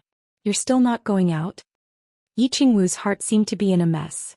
She did not listen to any of Yi Qinghan's words. She bulged her eyes and raised her eyebrows angrily. Alright, don't be angry. I'll go out. I'll go out right now. We'll talk about responsibility later. Seeing that Yi Qinggu was angry, Yi Qinghan knew that he would not have a good time if he did not leave now. He hurriedly waved his hand and spoke politely as he walked out. However, after a while Yi Qinghan came back in again. His expression was full of embarrassment. He was a little bashful as he rubbed his hands and said, Sister Xiao Wu, this seems to be my room. The two of them panicked for a while. Yi Qinghan hurriedly sent Yi Qinggu back to her room like a thief. It was already noon. Fortunately, everyone had drunk too much last night. Basically, no one had woken up. Yi Qingniu and the clan elders had woken up a long time ago.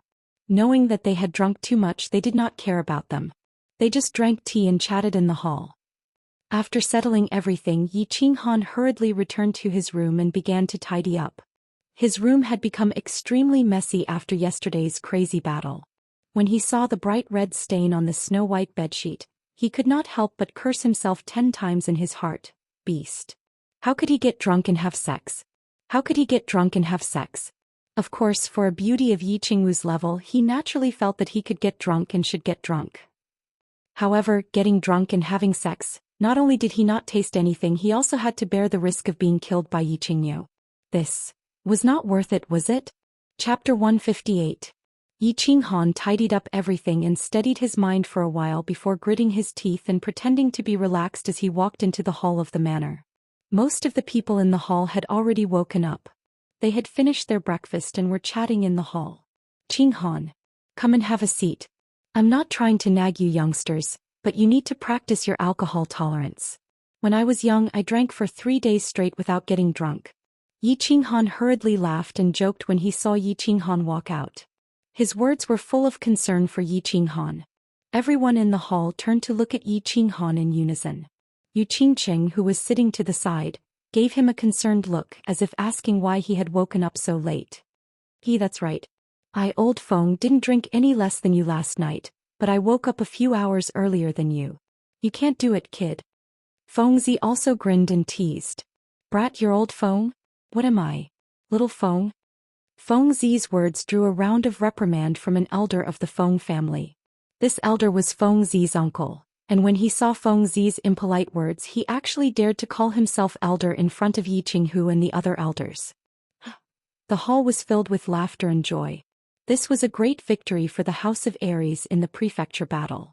Most importantly, Yi Qinghan did not hog all the points for himself, allowing the other clans to receive many points that could be exchanged for a large number of treasures.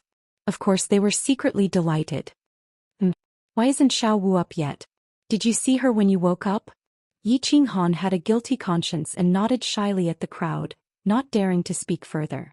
However, he had just sat down next to Yi Qinghan when the latter unexpectedly turned his head and asked him about Yi Qinggu in a friendly manner.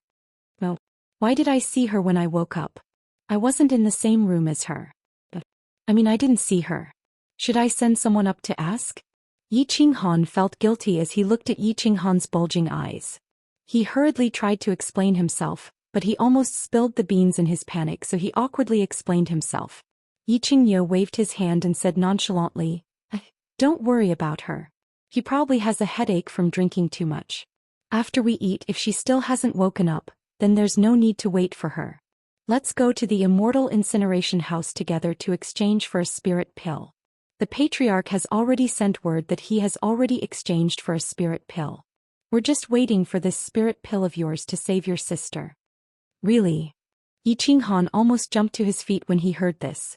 All of his worries and vexations were thrown off the divine mountain. He stood up with a thump and looked at Yi Qinghan with an expression of wild joy. When he saw Yi Qinghan, he nodded very seriously. The corners of Yi Qinghan's mouth curled up into a smile. Then the smile widened and the smile turned into a hearty laugh and finally into a maniacal laugh.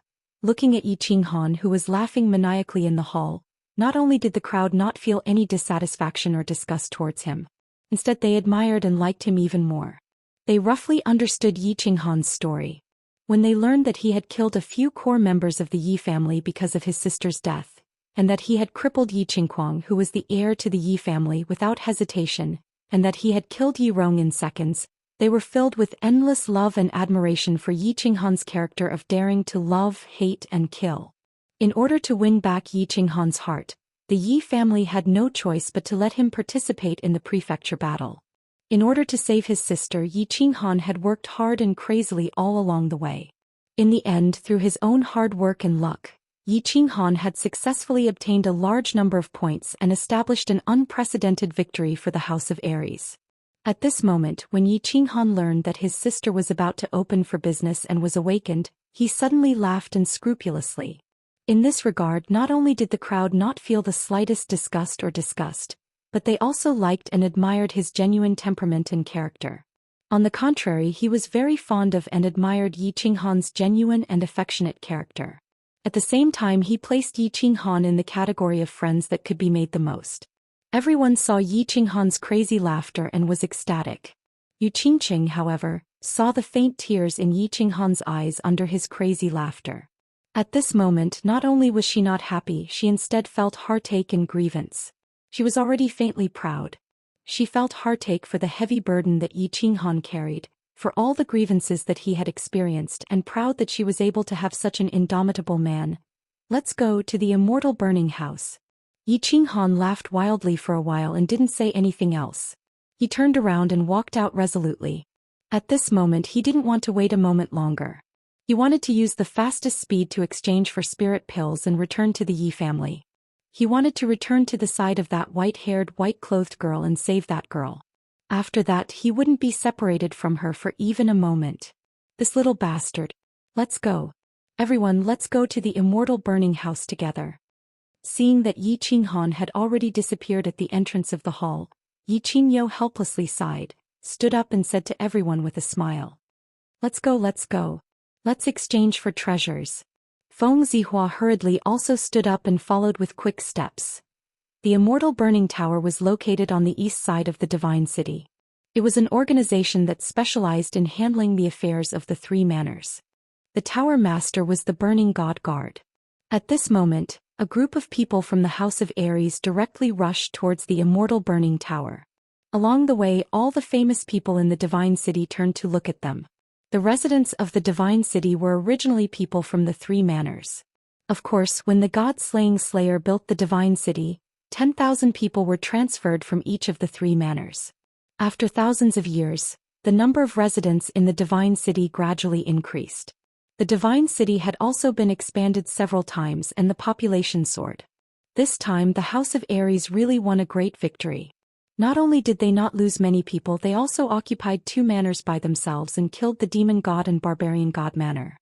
Although the residents of the Divine City were descendants of the three manors, after thousands of years, they already considered themselves to be high and mighty people of the Divine City. They no longer admitted that they were descendants of the three manors. "Yeah, I heard that there's a human called Yi Qinghan.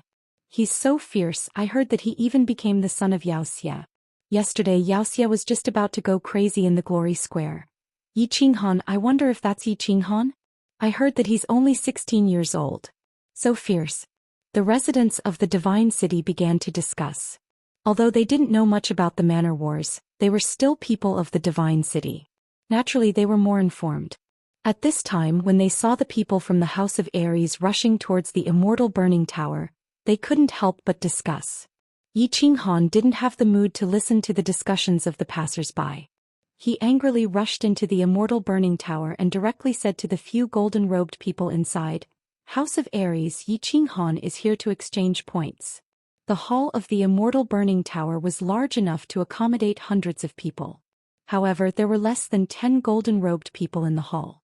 In the middle of the hall, there was a golden-robed person who didn't cover her head, revealing a mature and beautiful face. It was actually a woman. "Greetings, Burning God Guard. My son doesn't understand etiquette and has offended you. Please forgive him." Yi Qinghan was the second to rush into the Immortal burning tower. However, when he saw the golden-robed woman sitting in the middle, he was startled. He hurriedly glared at Yi Qinghan and cupped his hands in salute. "Greetings, Burning God Guard." The elders behind him also followed in and saluted together. It's alright, no need to be so courteous." The Burning God Guard lightly waved her hand and said with a smile on her mature face. Looking at the situation, this Burning God Guard didn't seem to be young, but her voice was gentle and clear like a young girl's. The Burning God Guard then turned his head to look at Yi Qinghan.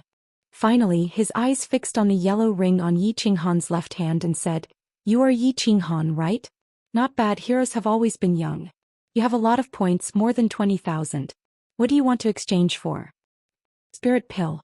Yi Qinghan hurriedly cupped his hands in salute and said respectfully, "I've heard a little about your matter. I'm also quite touched.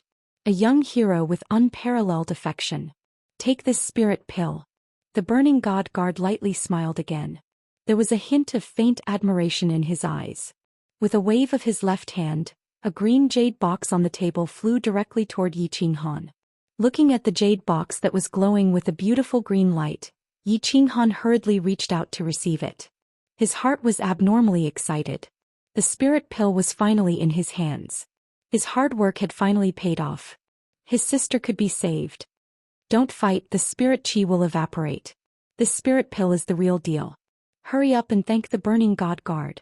Yi Qinghan was just about to open the jade box to see what the legendary spirit pill looked like when he received Yi Qingyou's sound transmission. He didn't dare to be careless and put away the jade box. Once again, he deeply bowed to the Burning God Guard. No need to be so courteous. These are the treasures for this sect battle. Among them there is 1 low-ranked sacred tool and 50 high-ranked precious tools. Everyone discuss for a while and take turns to exchange.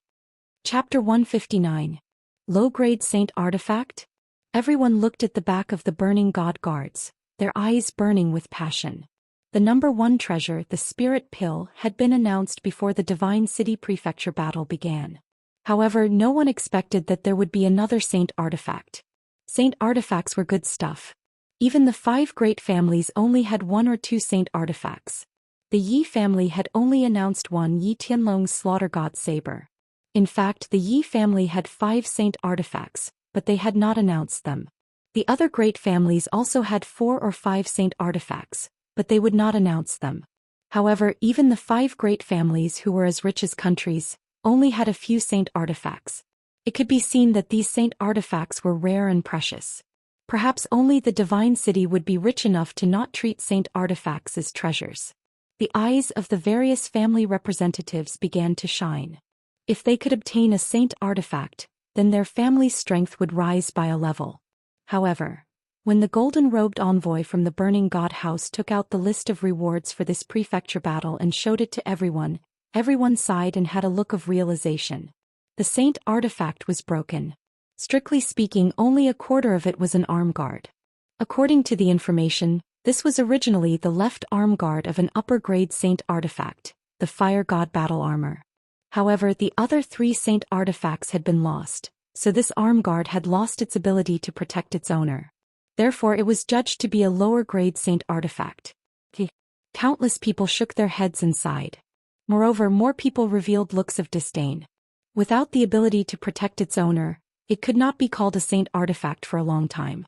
Moreover, it was the cheapest arm guard of all armors. This thing could actually be passed off as a Saint Artifact. Most importantly, it could be exchanged for such a high amount of points, the same price as the Spirit Pill. One had to know that an upper-grade artifact, especially a weapon or a full set of armor, was only around 6,000 to 7,000 points. Therefore, everyone looked at the information of the saint artifact below. Yi Qingyo also sighed. If this arm guard was just a small inner armor, he would not hesitate to ask Yi Qinghan to exchange it for it. However, it was just an arm guard. The points were not worth it. It would be better to exchange it for an upper-grade armor. After all, the arm was not the most lethal part of the body. The body was. Yi Qinghan also sighed. Originally, he had exchanged for the spirit pills and still had nearly 20,000 points left. If the sacred tool was completed, he would have exchanged for it even if he had to use up all his points. After all, he was well aware of the might of a sacred artifact. After escaping from death many times, he understood how important a sacred artifact was to a cultivator. Boss quickly replaced that arm guard. This arm guard is a super treasure. Just as Yi Qinghan was preparing to follow the others to search for treasures and other treasures, he wanted to understand them beforehand so that when it was his turn he would be able to exchange for them. However, Xiaohei's voice transmission suddenly rang in his mind. Super good treasure? Xiaohei, what's going on? Yi Qinghan was shocked and hurriedly asked. Since even Yi Qingyo thought that this thing was not worth this price, how could Xiaohei be so sure? I don't know the details, but I feel that this thing is definitely a good treasure. Trust me, you can just exchange for it. Xiaohei's explanation was very vague, but it was unusually firm. Yi Qinghan could not help but nod silently. In his heart, Xiaohei was not as simple as a beast. Ever since Xiaohei could communicate with him through voice transmission in the desolate mountain range, Yi Qinghan no longer treated him as a beast. Instead, he treated him as a person, a brother who would accompany him in battle. At this moment, Xiaohei asked him to do something for the first time. Not to mention that this thing was a sacred artifact. Even if it was an ordinary piece of trash, he would not hesitate to exchange for it. Everyone looked at the things on the screen clearly and understood them. Then they began to exchange for items. Yi Qinghan originally thought that since he had exchanged for the spirit pill first, it would be Long Sainan's turn to exchange for items. He did not expect that Long Sainan would once again propose to give Yi Qinghan an opportunity to exchange for his rights, in order to repay him for his contribution to the House of Aries in the Prefectural War. Of course, no one would have any objections to this proposal. If Yi Qinghan was not around, presumably many of them would not have the opportunity to exchange for treasures, and many of them would remain on Netherworld Island forever, turning into dust and nourishing the flowers and plants there. Exchange for the 6th high-grade treasure. Of course, Yi Qinghan would not act pretentiously. Seeing that everyone was so insistent, he did not refuse. However, when they were exchanging for treasures, Yi Qingyo immediately transmitted a message to him. The 6th treasure was a set of dragon scale armor. The entire set was made of 8th grade silver dragon scales, and its defensive power was extremely strong. It could be said to be a top-grade treasure among high-grade treasures. Yi Qingyo knew that Yi Qinghan did not have any armor, so he naturally chose the best one for him. I choose that sacred artifact. Deduct the points directly from my ring and the 10,000 points just now. Yi Qinghan did not follow Yi Qingyo's instructions.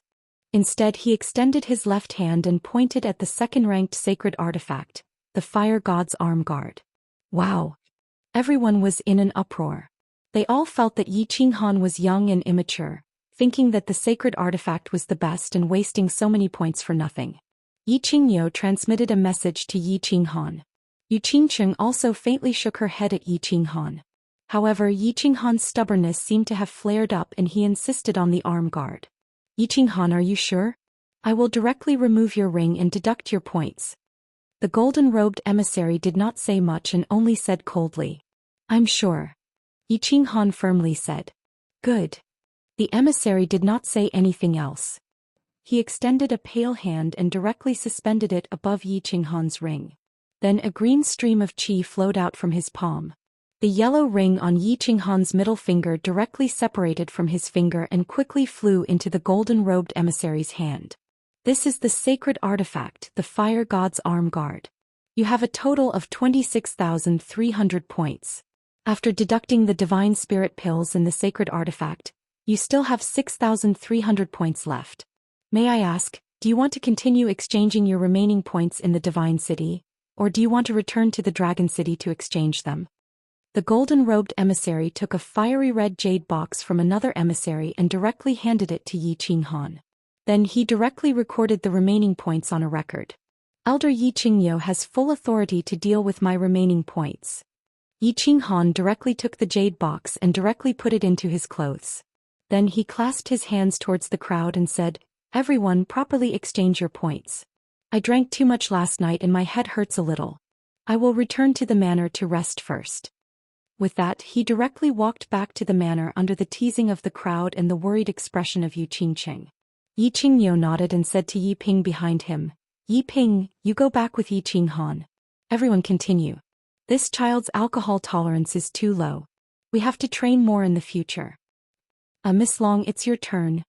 Of course, Yi Qinghan was not feeling dizzy because of the hangover, but he was worried about Yi Qinggu who was in the manor.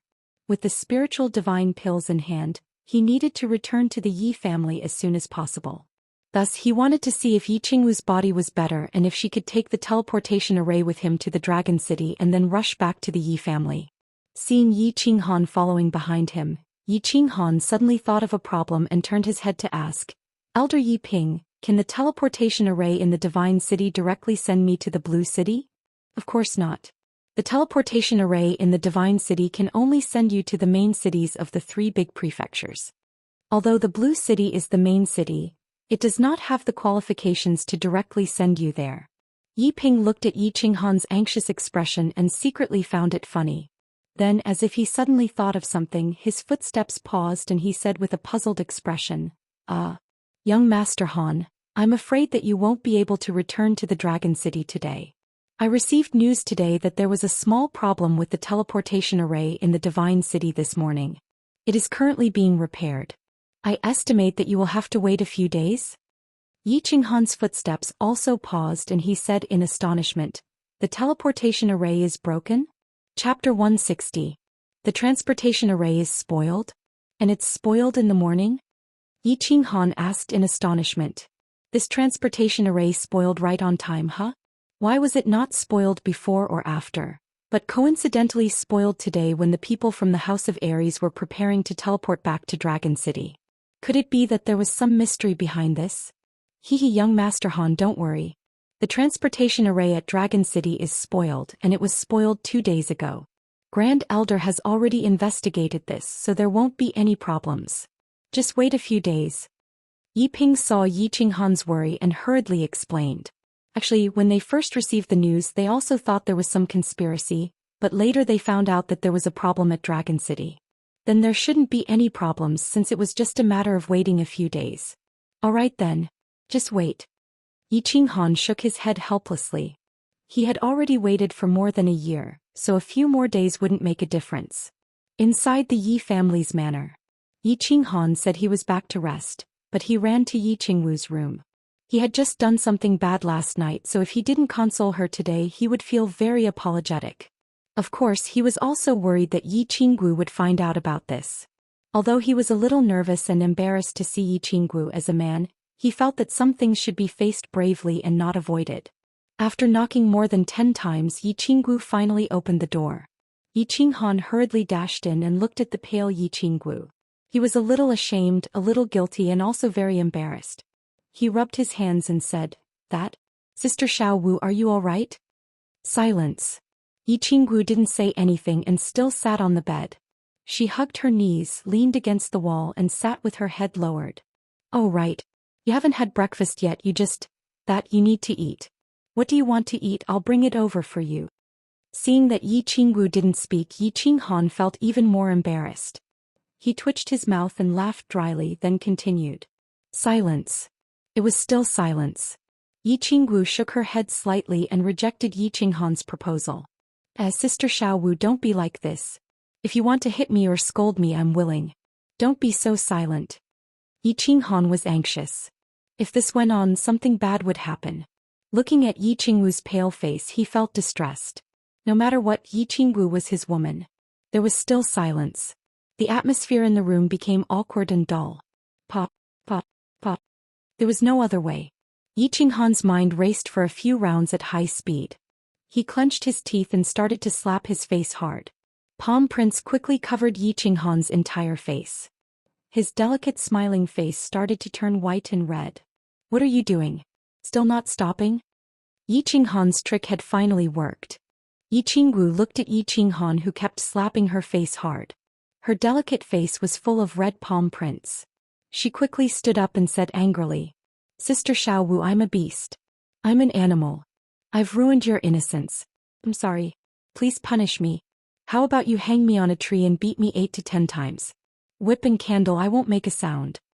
Yi Qinghan looked remorseful and said sincerely, Get lost, you bastard. What nonsense are you talking about? Yi Qingwu's tears turned into laughter. But she immediately realized that she shouldn't laugh.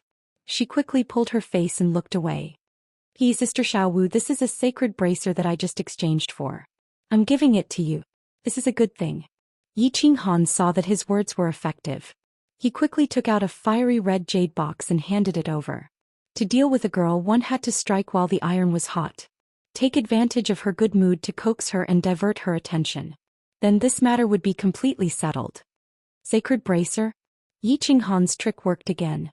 When Yi Qingwu heard that it was a sacred bracer, she immediately turned her head and looked at the red box in bewilderment. A sacred bracer was a treasure of heaven and earth. She was slightly touched that Yi Qinghan gave it to her. It's not really a sacred bracer. It doesn't have a protector or a spirit. However, the people of the Divine City define it as a sacred artifact. I reckon it can be considered as an extremely strong defensive arm guard. Yi Qinghan hurriedly opened the jade box and showed it to Yi Qingwu. How terrifying. I don't want it. When the box was opened, Yi Qingwu and Yi Qinghan were shocked. Although this bracer was made of fiery red tiny scales, there was a sinister and terrifying demon head on the top of the bracer. When the lines on the entire body were combined, it actually gave off an evil feeling. It does look a bit scary. But other than this, I don't have anything good to give you. Yi Qinghan rubbed his nose in embarrassment. He didn't think that this thing would look so evil and scary. Of course, girls wouldn't like it. But he really didn't have anything good to take out. Although he still had a sacred bracer, the bronze ring, he couldn't take it off after the Savage Mountain Range automatically protected its owner. As for the treasured bracer, the blue dragon dagger, Yi Qingwu probably wasn't used to it. There was also the inner armor, but it was a man's style. Moreover, it wouldn't be easy for him to take it off in this situation, right? Who wants your broken things? Also, you want to use these broken things to send this sister away? Yi Qingwu saw that Yi Qinghan was racking his brains over what to give her. Her complexion turned slightly better and she said angrily, There's hope. When Yi Qinghan saw Yi Qingwu's expression and tone, he was overjoyed in his heart. It seemed that this lass didn't have much anger or resistance towards him for taking her virginity. His complexion became even more sincere as he solemnly said, Of course not. I'm prepared to give you my most important treasure to make up for the wrong thing I did last night. This treasure can be said to be priceless. It's hard to see even once in 1,000 years. Moreover, it will continue to rise in value in the future. The most important thing is that this treasure can accompany you for a lifetime and make you happy forever. You actually have such a precious treasure? What is it? Yi Qingwu was completely confused by Yi Qinghan's words. She blinked her big eyes and asked in puzzlement. This treasure is Yi Qinghan. Yi Qinghan grinned. His serious and solemn expression immediately turned into a mischievous one. He said with a charming smile, Sister Xiaowu, I'm prepared to give it to you. Sister Xiaowu, I'm going to give myself to you. Think about it, someone like me who is affectionate, approachable, willing to help others, self-sacrificing, generous, chivalrous, broad-minded, hardworking, heaven-defying. Wait, such a good person, wouldn't he be priceless and hard to find in 10,000 years? Moreover, I'm still young and have unlimited potential in the future. Moreover, I can accompany you for a lifetime and make you happy forever.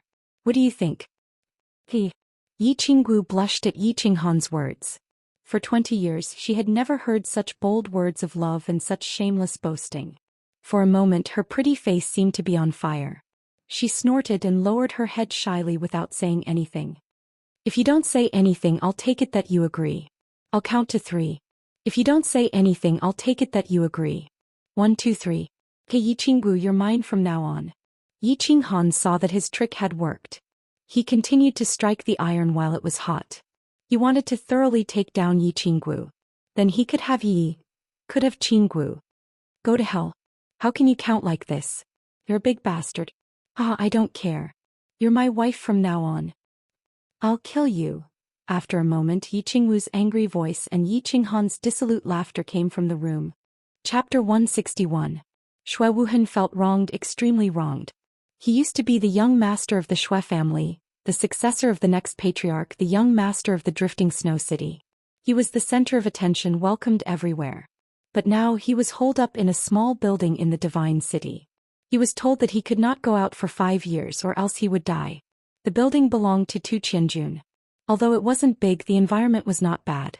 There were several servants and maids, so he didn't have to worry about food and drinks. A young master of a family who was used to living a luxurious life, surrounded by followers, and loved to play was told that he had to stay in a building and was not allowed to go out. Moreover, he had to stay there for 5 years. How could he endure such a boring life? How could he endure the days that were like a prison? However, Shui Wuheng knew that he had no choice but to endure it even if he could not endure it. Because, as soon as he went out of the building, he would be discovered by the 4 families and the spies of the Dragon City. Then, no one would be able to protect him.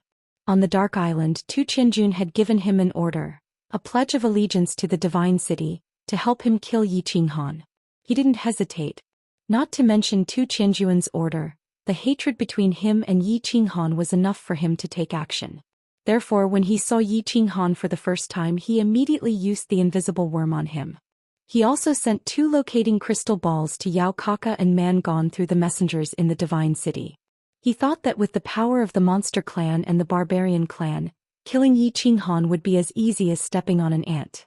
But he didn't expect that Yi Qinghan could escape alive, and even had a fortuitous encounter. He alone could defeat thousands of soldiers and horses and even killed Yao Kaka. After he received the news, he didn't hesitate and fled in the night. He spent more than half a year in a cave. When the final battle was over, he didn't enter the Scarlet Plain, but went to the temporary headquarters. After the final battle, the people of the Scarlet Plain would be teleported directly to the God City. The teleportation array of the temporary headquarters would also be open for a month. Those who were not in the Scarlet Plain could teleport to the Battle Island through the temporary headquarters and then to the God City. After a few days and nights of wandering, Shui Wuhan finally arrived at the Divine City the night before yesterday. He was brought into the Immortal Slaughtering Tower through the token that Tu Qianjun gave him. He thought that he had sacrificed so much for Tu Qianjun. Tu Qianjun would definitely put him in an important position and take good care of him. He would directly become a member of the Divine City's Immortal Slaughtering Tower and be bestowed with high-grade cultivation methods and holy tools. Only he didn't even get to see Tu Qianjun's face before he was directly brought here. Furthermore, he was told that he had to stay here for 5 years. Once he stepped out of the tower, he would undoubtedly die. He didn't understand what was going on. He was terrified. He wanted to go out of the building to take a look, but he was afraid that he would really die. It wasn't until this morning when Tu Qianjun finally sent someone to explain everything to him that he completely understood. Tu Qianjun had been imprisoned for 5 years. Everything that he had done had been exposed. Yi Qingye was currently offering a high-grade treasure as a reward for his whereabouts. It was probably because of Tu Qianjun that the Massacre God Guards had arranged a tower for him. Now that everything had been exposed, the House of Aries wouldn't be able to tolerate him anymore. Although he didn't know if he would implicate the Shui clan, he knew that once he appeared in the House of Aries, he would definitely die. In fact, he already knew this beforehand and was mentally prepared for it. What he didn't expect was that God City actually couldn't tolerate or protect him now. Even the big tree that he had always wanted to rely on, Tu Qianjun, was imprisoned. It was very obvious that the Massacre God Guards wouldn't give a damn about a young master like him. They had already given him a lot of face by temporarily giving him a tower to stay in. Now that he had become a stray dog, he didn't know if the Shui clan would be implicated. Tu Qianjun was imprisoned and he was also imprisoned. His future was bleak and bleak. How did things turn out like this? How did things turn out like this? This wasn't the life that he wanted. It wasn't the life that he had expected. Therefore, for an entire day, Shui Wuhan's gray and black eyes were filled with grievance and anger. Rage and shame filled the entire tower. Yi Qinghan's mood was very good and he felt rather good. He had inexplicably slept with Yi Qinggu. After an entire morning of hard work, he finally settled this matter. Although Yi Qinggu didn't express it clearly, Yi Qinghan could tell from many details that Yi Qinggu actually didn't reject him. In fact, she even liked him a little. He had obtained a beautiful wife out of thin air. Furthermore, she was the kind that had power and influence. Of course, he wasn't in a good mood. Moreover, towards Yi Qinggu he originally felt more gratitude and admiration. However, after the skin contact last night, he couldn't help but like Yi Qinggu no matter how he looked at her. Her every frown and smile, her pure and pretty face, and her devilish figure. Any man who didn't like her would definitely be a castrated man. When he first saw Yi Qinggu in the Yi clan, he was conquered by her charm. Of course, at that time his status in the Yi clan was very low. He could only look up to a beauty like Yi Qinggu. After that, he didn't have the time to think about these things during the mansion battle. At Duanren Peak, his strength had greatly improved and his worries had been resolved. However, at that time he was in the honeymoon period with Yu Qingqing. Of course, he didn't have the time to think about other women. Last night, after a violent drunkenness and an exciting erotic dream, he accidentally obtained Yi Qingwu's body. Of course, he wouldn't let go of such a heaven-sent opportunity. He resolutely and decisively captured Yi Qingwu. He believed that as long as Yi Qingwu didn't resist and didn't hate him, he would capture her sooner or later. After all, he had already obtained her body. So, sooner or later her heart would also be completely conquered. What are you thinking about? Little bastard, why are you smiling so lewdly? At this time Yi Qinghan was at the side of a garden in the manor. He was silently thinking about how to completely capture Yi Qinggu. He didn't expect that a figure would suddenly appear beside him. Oh, Supreme Elder. I'm not thinking about anything.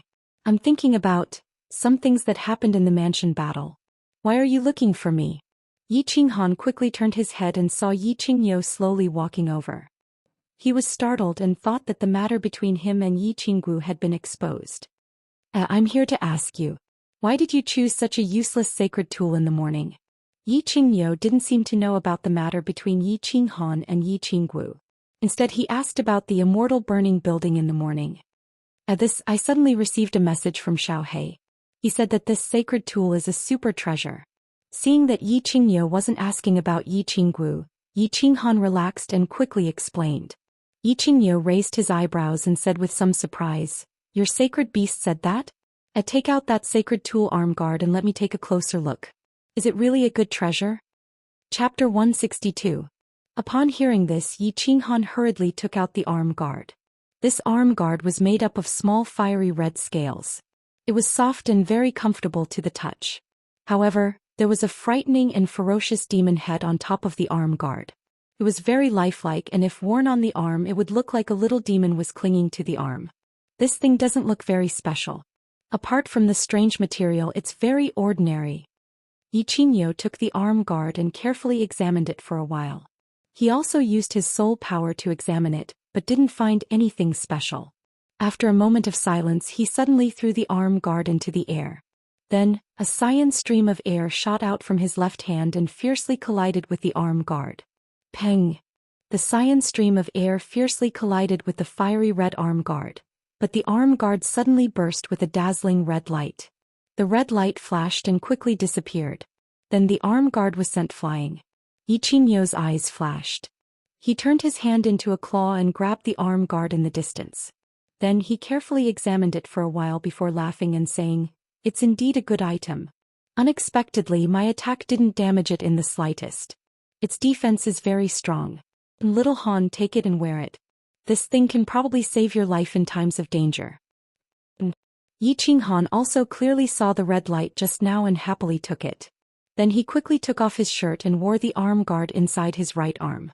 This thing was unexpectedly undamaged by the attack of a Saint Realm martial artist. Although Yi Qingyo probably hadn't used his full strength, its defense was still very strong.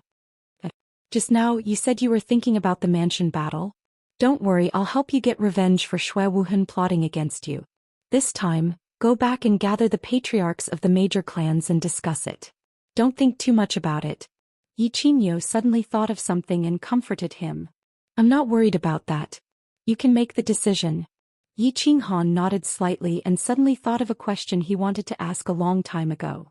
Grand Elder, I want to ask you a question. You must answer me truthfully. Is there A god in this world? This question had been bothering Yi Qinghan for a long time. He had heard the legend of the God City since he was young. The legendary god of the God City, too, was actually a god. Furthermore, according to the legends of the Yi family, the disciples of the 5 great clans were all descendants of God. They had the blood essence of God, the mysterious summoning space, and the mysterious techniques of the 5 great clans. Once again he saw the power of God. There were teleportation portals all over the continent, the wonders of Nether Island and the mysteries of God City. Everything made Yi Qinghan very puzzled. Was there really a god in this world? If there was a god, then what did he look like? What kind of power did he have? Could he split the heavens and earth? Could it stop the flow of the river? Could he escape to the heavens and enter the earth? Or omnipotent? God? Yi Qinghan frowned and looked at the joyful Yi Qinghan. He knew that Yi Qinghan was also very curious about the legendary god when he was Yi Qinghan's age. He was filled with all kinds of fantasies and longings. After a moment of silence he said, "Originally I wouldn't tell you these things before you reach the Emperor realm. I don't want to affect your state of mind and cultivation. Since you asked, I will tell you. This world has a god, and there is more than one. There are 3. This news shocked Yi Qinghan to the point where his whole body trembled. There were really gods in this world, and there were 3 of them? Yes. Actually, you all think too highly of gods. You must think that gods are omnipotent, right? Actually, gods are also a type of martial artist. However, they are just the most powerful martial artist. They are just one realm higher than the saint realm. We call this realm the god realm. I believe you also know that when a martial artist reaches the emperor realm, they need to start comprehending the laws of heaven and earth. The more laws they comprehend, the higher their realm will be. When you completely comprehend a law of heaven and earth to perfection, you will become a god. You will break through the saint realm and reach the god realm. Yi Qinghan spoke slowly and introduced the cultivation direction of the emperor realm to Yi Qinghan in advance. Although Yi Qinghan was only at the first level of the martial realm, and there was still a long distance between the Divine City and Dragon City to reach the Emperor realm, Yi Qinghan's cultivation speed was indeed rare. However, Yi Qinghan's speed of advancement was indeed something that could only be seen once every 10,000 years. His comprehension ability was probably also very heaven-defying. Otherwise, it would be impossible for him to jump so many realms in just a short period of a year just by relying on luck and hard work. His overall strength had also reached the peak of the Duke realm. Therefore he broke the rules and explained to Yi Qinghan in advance. Yi Qinghan nodded in satisfaction when he saw that Yi Qinghan seemed to understand. He continued. As for the god of this world, the master god of the Divine City is undoubtedly one. Another one lives on the East Sea called the Hidden Island. He also calls himself the Island Master of the Hidden Island. In order to save your sister, the chief went to the Hidden Island and successfully exchanged for a spirit pill. There is also the most mysterious one. He lives in the Dark Forest, one of the 3 forbidden lands in the north. He has no name. We all call him Lord Devour. He is the king of the Dark Forest. As for the god that you think is omnipotent and can create the world, it is all fake. You know, the saint realm in the House of Aries has the saint realm, and the demon saint has the demon shadow. You also saw the lion behind Xianxia that day. The barbarian saint has the power of the barbarian god. Above the saint realm is the heavenly god realm. The most common and special skills of the heavenly god realm have 2 obvious points. First, they have an extremely long life force. Normally, a saint realm warrior can live up to 300 years, but if you break through to the heavenly god realm, you will have at least 10,000 years of life. Second, a heavenly god realm warrior can teleport. As for the other skills, it depends on the laws of heaven and earth that you have comprehended. 10,000 years of life. This is almost equivalent to immortality. Who can dodge teleportation? Who can kill it? Yi Qingyou's words and explanation had brought Yi Qinghan to a whole new level, a completely new realm, a realm that had never been known before and was incomparably mystical. Work hard. When you enter the Emperor realm, I will explain everything to you. You know too much now, so it is useless for you. What I want to tell you is that as long as you work hard, anyone can become a heavenly god realm warrior, a god. Yi Qinghan looked at Yi Qinghan, his eyes sparkling. He knew that his words had touched Yi Qinghan, so he didn't say anything more. He patted Yi Qinghan's shoulder and left. Immortality, teleportation, and invincible existence. The God Lord of the Divine City, the Island Master of the Hidden Island, Lord Devour? Yi Qinghan stood in the garden with a silly look for a long time. His mind was filled with the longing and fantasies of becoming a God Realm warrior. It turned out that a god wasn't a god, but a powerful heavenly God Realm warrior. Not everyone could succeed with their hard work. Although no one had ever become a god in the past several thousand years, it still gave Yi Qinghan a strong motivation. Work hard. As long as he worked hard, he could become a god in the legends. Although this path was vague and far, at least it was a hope, a peak that he could surpass. Chapter 163. Yi Tianlong was very excited. This kind of excitement caused his soul to tremble slightly. It was just like a year ago when he first learned that Yi Qinghan had a holy beast. Ever since Yi Dao died over a decade ago, he had been cold-hearted and went into seclusion. He no longer cared about the matters of the Yi family. He had not been excited or happy for over a decade. But a year ago, Yi Qinggu had resolutely crushed the communication jade token that Yi Qingyo had given him, alarming him. In the end, he had come to the enchanted garden and seen Yi Rong's corpse, the unconscious Yi Qingyu who had been sacrificed, and that unyielding youth standing in the middle of the field. At that time he had been so excited that his soul had trembled. Thus he had acted decisively. He had imprisoned Yi Jian, banished Yi Qingquang, and sent all the young elites of the family to Nether Island. He had even disgraced himself and gone to the East Sea to beg for a spirit pill. Everything had been for the sake of that youth, that grandson who had resolutely said that he would never call him grandfather again. Today he had finally received a piece of news. It was an urgent letter from Yi Qingyo. He had received a letter that made his soul tremble with excitement once again. Yi Qinghan had broken through to the martial realm, and his body fusion technique had advanced. His current overall strength was invincible under the Emperor realm, absolutely invincible. He had slaughtered thousands of Yao and barbarians alone and had even killed Yao Kaka. This was because his House of Aries had obtained an unprecedented victory in history. The hand holding the letter trembled slightly. It was not because he was crazy but because he was too excited. The smile on his lips slowly widened until it turned into a wild laugh. "Family head, what great news is there?" The laughter startled Yi Baihu, who was outside the loft.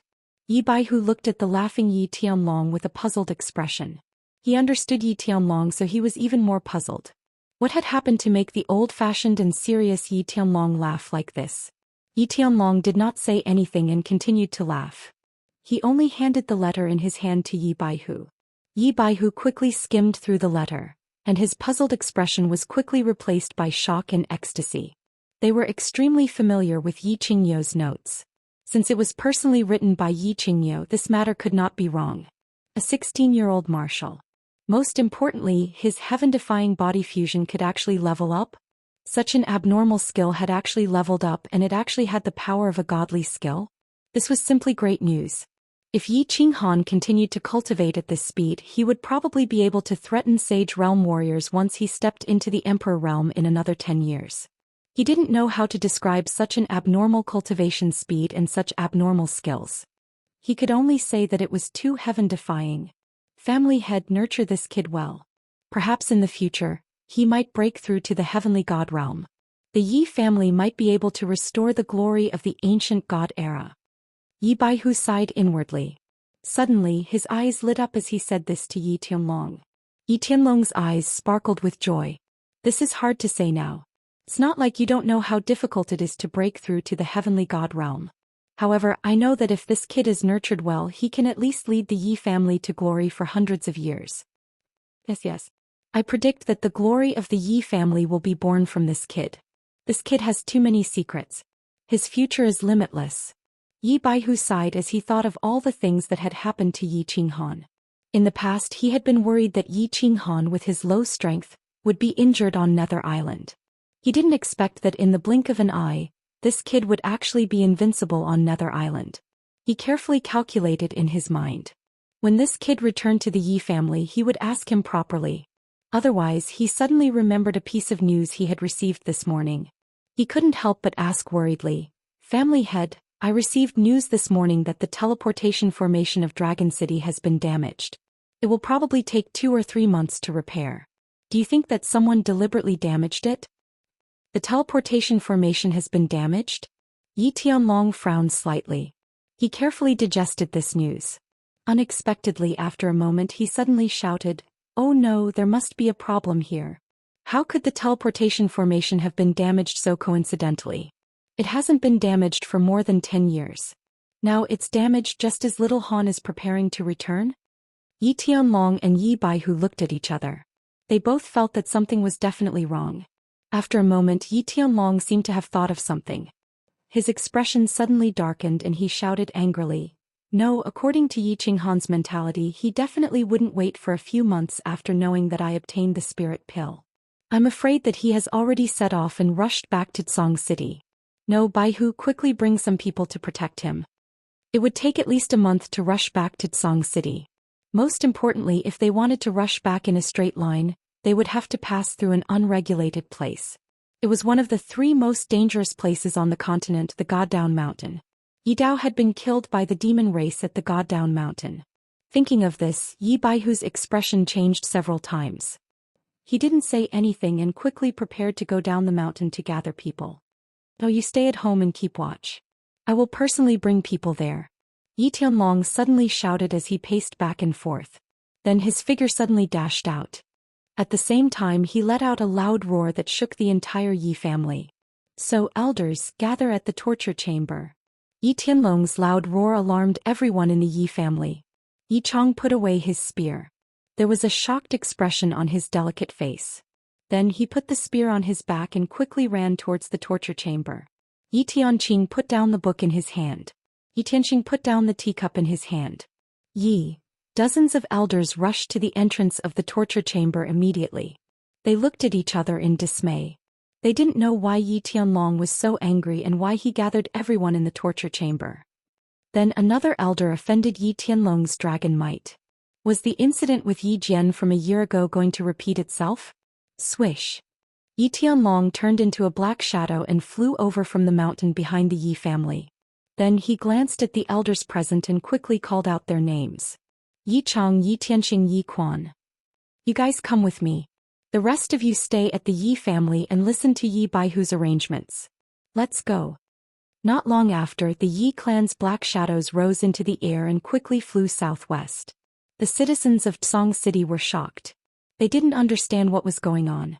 Why did the Yi family send out so many experts? Were they going to slaughter the holy beast Blue Dragon in the dense fog forest? Yi Qinghan had indeed left the Divine City. On the 3rd day he received news from the Divine City that the teleportation portal in Dragon City would need another 2 to 3 months to be repaired. Yi Qinghan found Yi Qingyou and requested to rush back. The Divine City was located in the center of the 3 residences. If Yi Qinghan rushed back in a straight line, it would only take him 5 days to reach the House of Aries. Then it would take him another half a month to reach Tsong City. Of course, if Yi Qingyou directly flew back with Yi Qinghan, it would only take 7 to 8 days. However, when she heard that Yi Qinghan wanted to go back, Yi Qinggu also hurriedly wanted to go back. When Yi Qinghan went back, Yu Qingqing definitely had to follow him to the Yi family and watch as Yi Qinghan woke up Yi Qingyu. Then she could marry Yi Qinghan. Yi Qinghan, Yu Qingqing and Yi Qinggu had all gone back. Fengzi and Huazi also lost interest in staying. Yu Qingqing had promised to give each of them 2 tranquil lake girls. Of course they also wanted to go back. Emperors could fly, so the elders could fly as well. Originally, Yi Qinghan wanted to ask Yi Qingyou and the elders to fly everyone back to Tsong City. However, Yi Qingyou immediately rejected this childish idea. Of course, Yi Qingyou, a sage, had no problem flying with a person. The elders also had no problem carrying people, but the young masters and young mistresses were the ones who had a problem. One had to know that flying at high speed in the air would cause them to suffer from strong air pressure. At their realm they couldn't withstand it for a long time. Emperors could use their battle chi to protect themselves, but they couldn't protect the people they brought with them. If they flew slowly they might as well take a carriage back. Therefore, after some discussion, they decided that Yi Qingyou would lead the team and the elders of the major clans in Dragon City would protect them together. They would first escort the young masters and young mistresses to Tsong City and wake up Yi Qinghan's sister. Then they would gather the patriarchs of the major clans to discuss the Shui family. As for Yi Shisan and the elite disciples of the major clans, they were allowed to follow slowly back to the House of Aries. On the fourth day after the battle, 6 or 7 super luxurious and fast carriages drove out of Divine City and headed straight for the House of Aries. Inside the carriage, Yi Qingyo looked at Yi Qinghan and Yi Qinggu with a big smile. He looked outside and began to introduce the surrounding terrain to them. Little Han, in another day we will arrive at the number 1 forbidden ground, the Goddown Mountain. This is the birthplace of all the precious and saint artifacts on the continent. It is said that there are even divine artifacts there, but no one has been able to obtain them. The Goddown Mountain will open the heavenly path again in 5 years. If you become an emperor by then, I can let you go in to broaden your horizons and search for treasures. Chapter 164. God-Slaying Mountain? Yi Qinghan was sitting cross-legged in the carriage, pretending to be asleep with his eyes half closed. In fact, it was a little awkward to sit in the same carriage with Yi Qinggu and Yi Qingyo. He had secretly slept with their granddaughter, and now that the 3 of them were in the same carriage, he felt awkward no matter what he did. Therefore, apart from cultivating, he closed his eyes and remained silent. At this time he heard Yi Qingyo mention God-Slaying Mountain and say that they would pass by God-Slaying Mountain tomorrow. Yi Qinghan opened her eyes in astonishment and listened attentively to his explanation. God-Slaying Mountain. This place was both familiar and strange to Yi Qinghan. It was familiar because this place was where Jiang Yi's father died. Back then Yi Dao came to the fallen god mountain alone and was killed by 4 upper-tier demon thearchs. By the time the Yi clan's rescue team arrived, Yi Dao was already on the verge of death. After being rescued and brought back to the Yi clan, Yi Dao left behind a few words and passed away. Therefore he was very familiar with this place since he was a child. Of course he didn't understand the specific situation of God-Slaying Mountain at all. Hearing Yi Qingyo's explanation, he hurriedly asked with great interest, "Supreme Elder, why does God-Slaying Mountain have treasured weapons and sacred weapons? And there are even divine weapons? What's so special about divine weapons? And why can't we go there until 5 years later?" "Yes, Grandpa, can't you take us in to play tomorrow? I heard that God-Slaying Mountain is the cave residence of an ancient giant god, and there are countless treasures inside. Grandpa, tell us quickly, I'm about to die of boredom." Next to him, Yi Qinggu also hurriedly joined in the fun. She had been bored for the past few days. With her grandfather next to her, she certainly wouldn't drink Yi Qinghan and talk too much. She couldn't even be too intimate with him, so she was a little bored. "Since I have nothing to do, I'll tell you. Anyway, you'll have to go in to search for treasures in the future.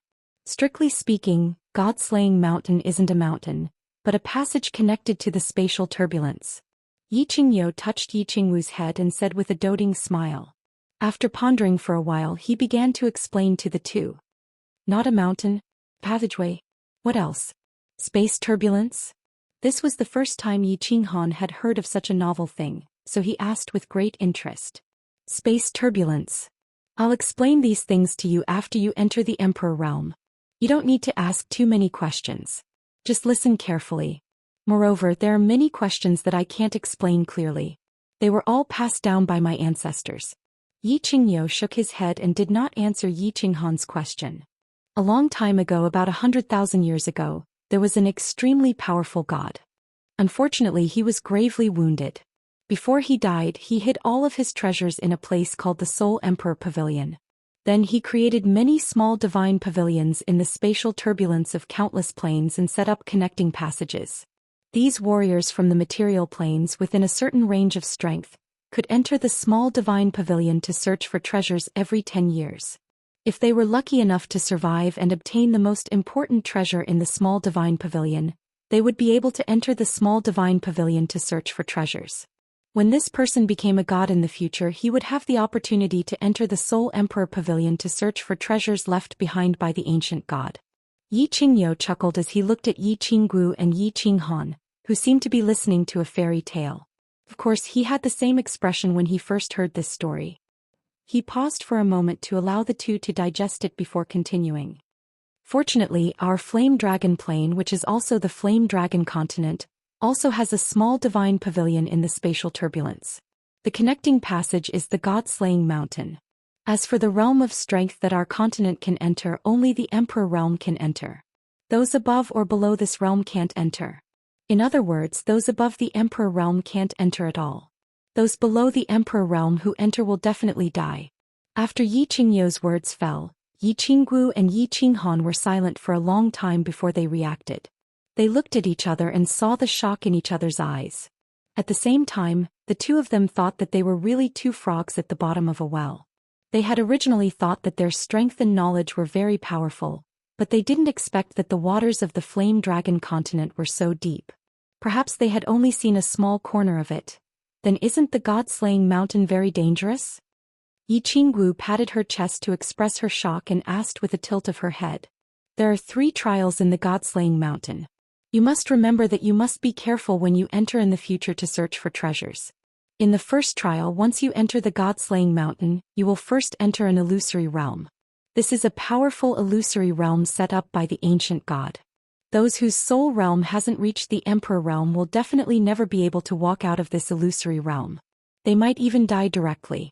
That's why I said that martial artists below the emperor realm will definitely die if they enter. In the second trial, you will encounter puppets with the same strength as you. You can't use any skills inside because they are puppets without souls. Skills will be ineffective. Unless you comprehend the laws of heaven and earth, you will never be able to defeat them in your lifetime. If you can't defeat them, you can forget about passing the second trial. In the third trial, I don't know what it's like because everyone who enters has died. So fierce that no one has succeeded in passing the third trial? Then how did the Flame Dragon continent obtain so many precious and sacred weapons? Yi Qinghan asked angrily.